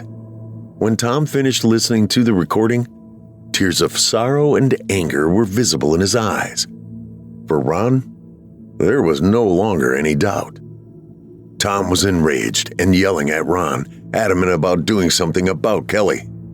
Ron did not engage with Tom's emotions except to explain to him about the earlier visit by the detectives. Tom was still emotional and astonished. "Guessing this means she's going to be getting arrested and be taken back to Washington, right?" Ron didn't answer. Tom was perplexed. "And what about Anna?" Ron gave a slight smile and reached out to Tom to give a brotherly hug. "I love you, Tom. You've always been a good friend and godparent to my girls." Ron broke the embrace and gave Tom a pat on the shoulder as he walked toward his cruiser. "What are we going to do? What about Anna, Ron? What are we going to do?" Tom persisted. Ron, ignoring Tom's questions, got into his cruiser and drove away. He drove aimlessly, conflicted with a stream of thoughts running through his mind, and without any clear vision as to what to do, he found himself pulling into the cemetery where he visited Danny's grave. After a few minutes there, he walked to the grave of Sandy's daughter, Bree. He read the headstone and fell to his knees crying. He knew Bree was his daughter. However, the lower section of the headstone under the dates surprised and overwhelmed him. Beloved daughter of Sandy Mason and Ronald Farmer. As he knelt, he felt a presence approach behind him. Ron thought, of course it's Rose. Why wouldn't there be a ghost in a graveyard? Rose knelt next to Ron, an act that Ron thought was odd. He didn't say anything, and after a minute, heard an amen from Rose. Ron felt compelled to also say amen. Ron remained on his knees as Rose eerily leaned in toward him, sending shivers down his spine. "Ron, all this time, why haven't you ever asked?" "Asked what?" "Why you came back." "Well, Ken just told me that it was you." "That's true, Ron. But why?" "With everything that's happened, I don't know. Nothing good has happened." Rose let out her creepy laugh, causing Ron to stand up and step away. Nothing good?" Rose asked as she stood up. "You don't think stopping all those serial killers? You don't think that was something good?" Ron thought about it, the doubt showing on his face. "Ron, those Holcombs, finished. That man in the cave, those cave kids, all finished with. Stopping that was good, and something you can be proud of. It saved lives. It saved future victims. It's funny how things work out. If you had never come back here, those killers would still be at it. More dead kids." Listening to Rose, a sense of accomplishment overcame Ron, temporarily overshadowing the other grim realities he was dealing with. "That feels good, knowing you stopped them, doesn't it, Ron?" "Yes, Rose, I hadn't thought of it like that." "Of course it does, but it doesn't help all those kids, hundreds of them, that were butchered and burned since you learned about them." Rose's voice suddenly changed to a deep, rough voice that echoed, "Would you like to meet them?" Ron bolted backward, falling to the ground as he experienced a fiery flash of hundreds of dead, burning, and screaming children. "I'm sorry! I'm sorry! I'm sorry!" Ron cried out, trembling. In an instant, the image dissipated as Rose flashed to Ron, kneeling by his side. "It's all right, Ron. No need to meet them yet. You'll be seeing them soon enough." Rose's comment frightened Ron. He laid down on his back, shaking, staring up at the sky, trying to ignore Rose, but she wasn't done yet. "I'm sorry, Ron, but you still haven't asked why." "Why? You just scared me to death. Wasn't it to stop the serial killers?" Rose laughed, amplifying Ron's fear and anxiety. "No, Ron. Even though that was something good, did you ever wonder who that girl you raped and murdered in the cave was?" Ron had chills. Something about Rose's manner and her steady eye contact unnerved him. He froze, unable to attempt an answer. "Since you're not going to ask, I'll tell you. That girl you two murdered in the cave was a great, I'm unsure the number of greats, granddaughter." Ron didn't know how to reply.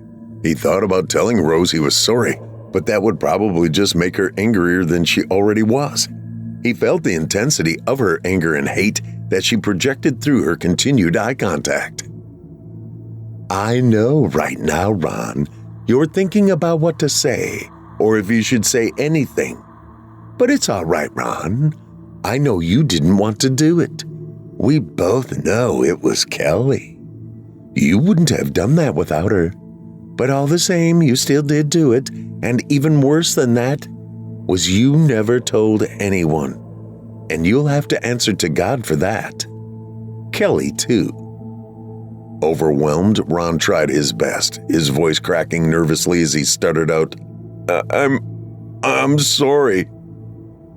"You know, there was another reason for you to come back." "Another reason?" "Oh, yes, Ron. Anna." "Anna?" "If you ever talk to Ken again, ask him what day it was when I visited him. Although he may not have realized it, it was the night Anna died." "What? If you never came back here, no one would have ever known, and neither would you have known that Kelly killed Anna." Ron closed his eyes, at a loss as to what to do or how to react other than repeating to himself, "God, I'm sorry." When he opened his eyes, Rose was gone. He wept as he strolled to his cruiser, where he sat for almost an hour. After the conversation with the detectives, Ken's admission, Anna's recording, and the encounter with Rose at the cemetery, Ron felt that the past hour was the most agonizing hour of his life. The idyllic life he wanted and had experienced up until 2 months ago had come to an unpredictable and deadly haunting conclusion. He attempted to reminisce, to think of better times, and one recurring thought continued to rise up. He knew despite how bad or evil Kelly was, he also knew she had one weakness, and that was him, just like she was his weakness. Ron knew he had been infected with an obsession for Kelly. Likewise, he knew that when Kelly jumped through the front door of the burning house, he had seen it in her eyes. The second she saw his lustful expression, it lit a spark in her, a sudden rush of youthful infatuation for Ron. This is the end. Ron left the cemetery and drove home. Kelly was sitting on the couch watching TV. "How can you be watching TV?" Ron yelled. "What, hon? What's wrong?" Ron strode across the room and sat in the recliner across from Kelly. He smiled and she smiled back. "Do you want to talk about what happened?" "About what?" Ron chuckled. "I thought I was always the one who ignored things." "What am I ignoring?" "Those detectives from Washington. You know they're going to be sending a warrant for your DNA. And they had your phone at the Kmart. And they'll also probably have it where you buried that guy. Kelly expressed a slight smirk. I don't want to talk about it. How about we go to the bedroom? Not this time. You know I love you. And hey, you being a Northwest serial killer every time I was deployed, I could probably have lived with that. Kelly interrupted. Well, if you must know, I did it when you were home, too. And since we've been back here. Thanks for being honest, Ron told her with sarcasm. But you know that it looks like you've been caught. And I could live with that, too. Still love you. And I would visit you, but... Ron took his cell phone out and placed it on the coffee table between them. Kelly, baby, I want 8 minutes of your time. No questions. I want to play something for you. And I just want you to sit there and listen. Kelly nodded in agreement with a smile. Ron started Anna's last recording, stood up and walked to the other side of the room where he watched Kelly. Within seconds of hearing Anna's voice, Kelly let out an, "Oh God," teared up, and glanced at Ron before returning her attention to the phone, listening intently.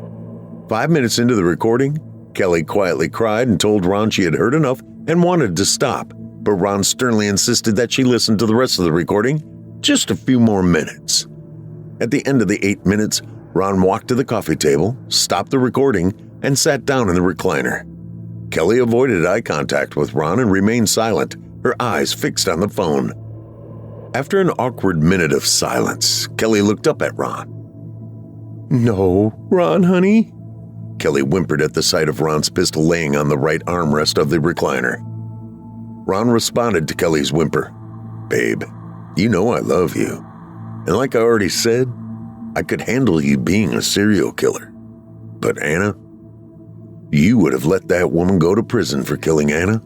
And when Laura told us about Peters, you still don't say anything. I know, Ron. Honey, listen. We could turn this around. Laura's gonna have a baby, and we could all just up and leave and go somewhere. Live off the grid, right? Ron was astonished by Kelly's suggestion. He stood up, picked up his cell phone, and opened a text message he had written earlier. What are you doing? Texting Billy about the email I'm sending. What email? What are you doing? Just explaining everything. Ron, stop. We can still fix this. We can leave. Ron looked at Kelly, a tear in his eye, expressing his sorrow and disbelief. Sorry, honey. Don't you know that we were never going to leave Farmerville? Ron pushed send on the text message. Sheriff's Station. Billy was at his desk when he received a text message from Ron. He opened the message and started to read. Billy, I'm sorry. I've sent an email to you, Ken, Tom, Keisha, and William explaining everything. When you think the time is right, could you share it with Laura? I'm sorry. No. Ken? Billy, in shock, stood up and yelled out in desperation to Ken as he rushed to the door. It's Ron. I'm going to their house. Billy stopped at the door and exchanged a knowing look with Ken. After Billy left, Ken returned to his office and sat at his desk just as he received an email alert. The email was from Ron. Ken hesitated before opening the email that Ron had written at the cemetery. Ken was not surprised, already knowing most of its content. Later, the others would read Ron's email confessing to knowing about the cave kids, killing the girl, and raping Sandy Mason, and expressing his guilt and apologizing for his choices. Tom noted a deliberate omission about the killing of Peters and any reference to the pig farm. 1 week later. Ron and Kelly's funeral was not well attended, except for Ken, William, Billy, Tom, and a half dozen others, including Dr. Fitz and Sandy Mason. Keisha had already packed her bags and left town with her children. Laura did not attend, nor did she return to her house. An honest man. Genesis 18. When the graveside funeral service concluded, Sandy Mason did not engage in conversation except to say bye to Ken. Dr. Fitz struck up a short conversation with Ken, expressing a sense of guilt. "Ken, I'm just curious about something Ron told me. His stories about a pig farm." "Doc Fitz, we all know now that Ron had something wrong with him, and we know Kelly was a psychopathic serial-killing witch, and whatever it was that did it, Ron ended up just plain nuts. I'm sorry if that's the wrong term, but I'm telling you, Doc, anything he said is done with, can't be fixed, and stop blaming yourself if that's what you're doing. Just let yourself move on. There's nothing you can do to change anything." The conversation ended with Fitz in uncomfortable agreement with Ken about not being able to change anything. It was a sad day for many reasons, but Fitz was racked with self-doubt about his treatment of Ron. He second-guessed his decision to release Ron from the hospital and allow him to return to work. Ron's Valkyrie story was so far-fetched that it was unbelievable, and yet elements of truth surrounded the story.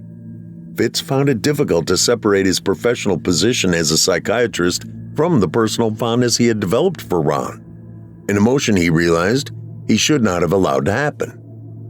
Although he had allowed Ron to return to work, he had still had reservations and confided in Ken about his concerns, asking Ken to keep an eye on Ron. While it was clear that Ron had hallucinated about his dead friends Jack, Charles, and Mark, as well as other events, one thing especially bothered Fitz, something that appeared to be too outrageous and yet so convincingly told by Ron that it radiated a hint of truth, or at least Fitz had that impression. Ron's stories about the pig farm troubled Fitz. His curiosity caused him to look up Jenny Johnson and Jerome Whitaker, who he learned were missing. He knew Danny's dad was dead, but the conspiracy part of Ron's story made some sense. Fitz wondered if there really was a pig farm. There was no mention of a pig farm in the police report about the Holcomb farm, which left Fitz to question if the idea of a pig farm was just another part of Ron's hallucinations. Not knowing for sure festered with Fitz and left him with what he considered an unfinished part of the Ron puzzle. After the conversation with Ken, Fitz was approached by an old woman as he was about to get into his car. The woman said hello and Fitz replied. "It's sad, isn't it? Did you know Ron?"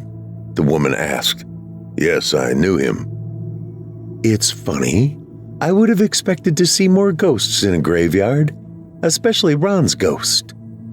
Fitz gave a light chuckle. "I guess, but I don't believe in that ghost stuff." "Oh, that's funny. And it's been said time and time again." "What?" "We believe in you." The woman said with a creepy laugh as she drifted away. The woman gave Fitz the chills. He regained his composure, started the car, left the parking lot, and soon forgot about the woman. He knew everything Ken said was right, and for a brief period, he felt a sense of closure. Relief. Until he saw the road sign for the road that led to the Holcomb farm. A nagging thought hit him. Is there a pig farm? Fitz slowed down, made the turn, and headed to the Holcomb farm, arriving at the driveway entry 10 minutes later. As he pulled in the driveway and stopped, he thought, "This is stupid." He wanted to know if there was indeed a pig farm, but he also remembered what Ken had told him. He considered turning around and leaving, but curiosity got the best of him and he drove ahead. Fitz pulled up to the barn, parked his car, and walked the 10 yards to the fence. The distinct aroma of pigs confirmed his suspicion, reinforced by rustling pigs inside the barn. The description of the pig farm, the drive up to it, the fence, the fire barrel, everything was eerily similar to Ron's convincing tales. He wondered if it could be true. But that would be insane. Total insanity. And if it was true, what did that mean? After some conflicting deliberation, Fitz concluded that Ron's tale was insane and chuckled at himself for even considering the idea. He turned and took a few steps toward his car when he noticed a sheriff's cruiser approaching. He stood by his car as the sheriff's cruiser pulled up. A smiling Ken stepped out. "Hi, Doc. what are you doing out here?" "Hey, Ken." Fitz chuckled at himself, shaking his head. "I feel silly. I just had to see for myself about what Ron had said about this place. But I'll tell you one thing, it does smell like a pig farm out here." "That's true. You gotta get past that smell." Billy and William Sandoval stepped out from the other side of the cruiser. "What brings you guys out here?" "Just a little business we had to finish up," William answered. William was cordial, exchanging pleasantries as he joined Ken. Billy walked past Fitz, heading toward the fence. "Well, it was good seeing you guys. I'm going to go ahead and get going." "Hey, Doc," William asked. "Yes, sir." "What did that woman at the funeral say to you?" "That was funny. She said something about ghosts," he answered with levity. "Huh. Didn't that scare you?" "It should have. Ghosts aren't funny," William told him in a serious tone. Fitz felt uneasy and didn't respond as Ken got his attention. "So, Doc, before you take off, let me ask you a question."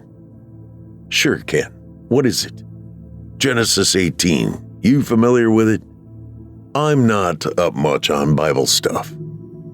"That's okay, Doc. It goes something like God asking if he could just find 50 righteous people in the city of Sodom.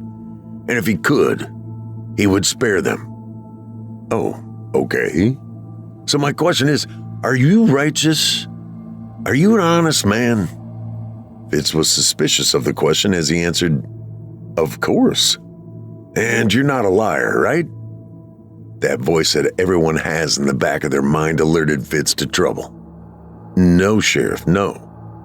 "Well then, Doc, when Ron told you about his hallucinations, the pig farm, and all that other stuff in your sessions, and you came and asked me about it last week, and then again today, in earshot of other people at the funeral, isn't that a violation of that patient confidentiality oath thing? Doesn't that make you a dishonest man, not to be trusted?" Fitz did not respond. He glanced at William, who stared at him with his condescending smile, giving him an uneasy feeling. The sudden sound of wood hitting the metal fire barrel startled Fitz.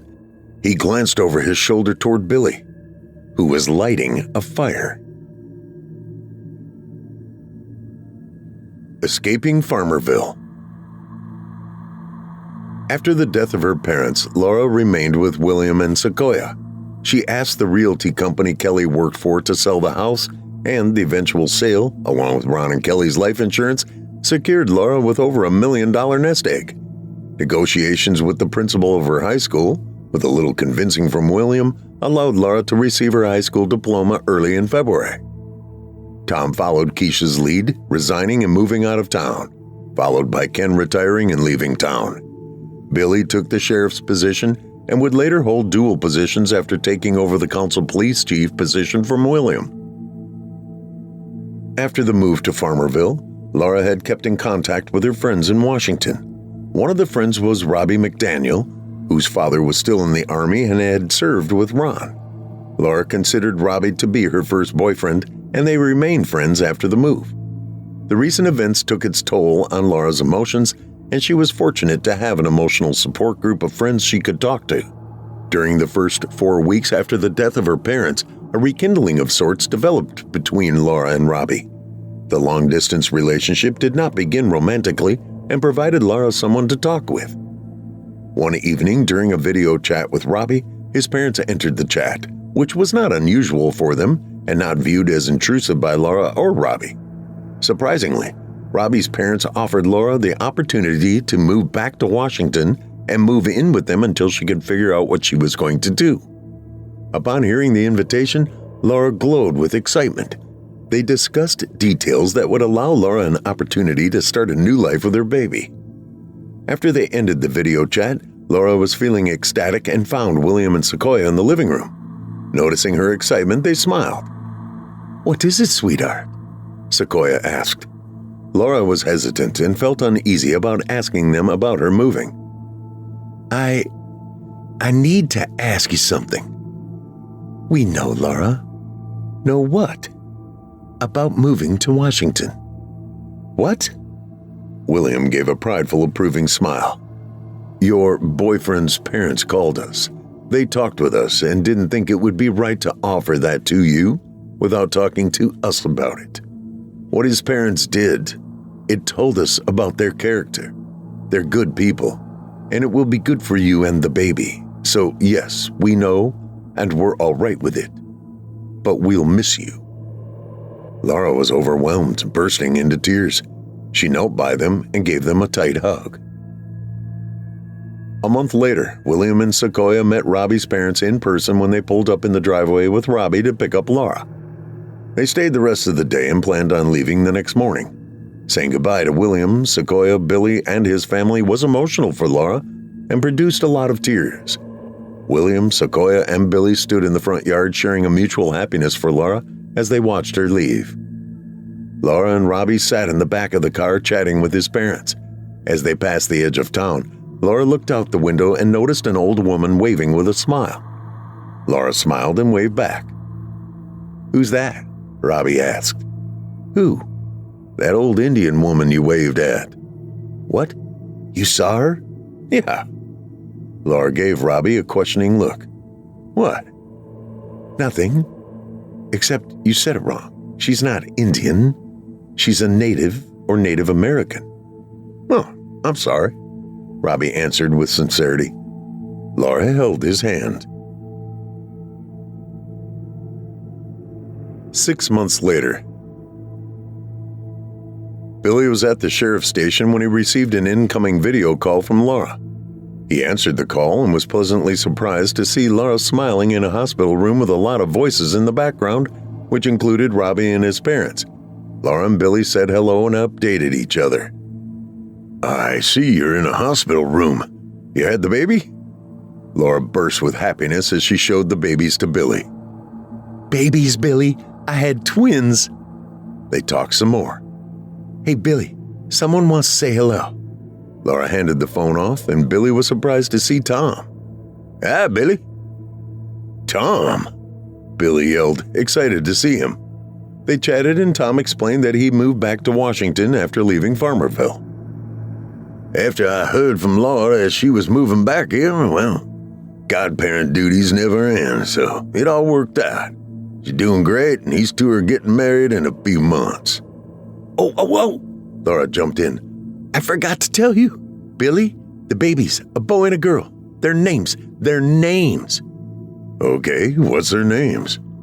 Laura smiled, shedding a few happy tears. "Anna and Danny. Their names are Anna and Danny."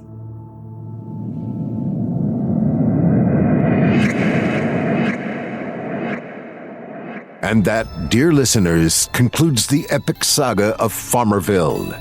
Marty Martin has taken us on a journey of terror, mystery, and heartbreak, and tonight's thrilling conclusion brought it all to a close. To those of you who stuck around for this massive episode, thank you for joining us on this unforgettable journey. Your dedication means the world to us. If you enjoyed tonight's episode or the Farmerville series as a whole, please check out more of Marty Martin's work. He's the author of Forgotten Soldiers, What Happened to Jacob Walden, a compelling historical fiction piece, as well as the delightful children's book series Adventures with Pop Pop, inspired by his own experiences as a grandfather. For fans of mysteries and thrillers, keep an eye out. He's always working on something new and exciting. You can find all of his work on Amazon or by visiting his website at farmerville.net. As always, we'd love to hear your thoughts. Leave us a 5-star review on Spotify, Apple Podcasts, or wherever you're listening. And if you're on YouTube, hit like, comment, and subscribe to help us reach even more fans of the macabre. For those who can't get enough, head to chillingtalesfordarknights.com to become a patron. For just $7.99 a month or less with an annual subscription, you'll get exclusive access to ad-free episodes, bonus content, and more. Your support keeps the nightmares alive and ensures we can keep bringing you tales like Farmerville. I'm your host, Steve Taylor, and as always, it's been a pleasure to guide you through the darkness. Join me again next Monday and our crew every Wednesday when we'll once again turn off the lights and turn on the dark. Thank you, listeners, for being part of this journey. Until we meet again, sweet dreams, listener. Sweet dreams. Chilling tales for dark nights.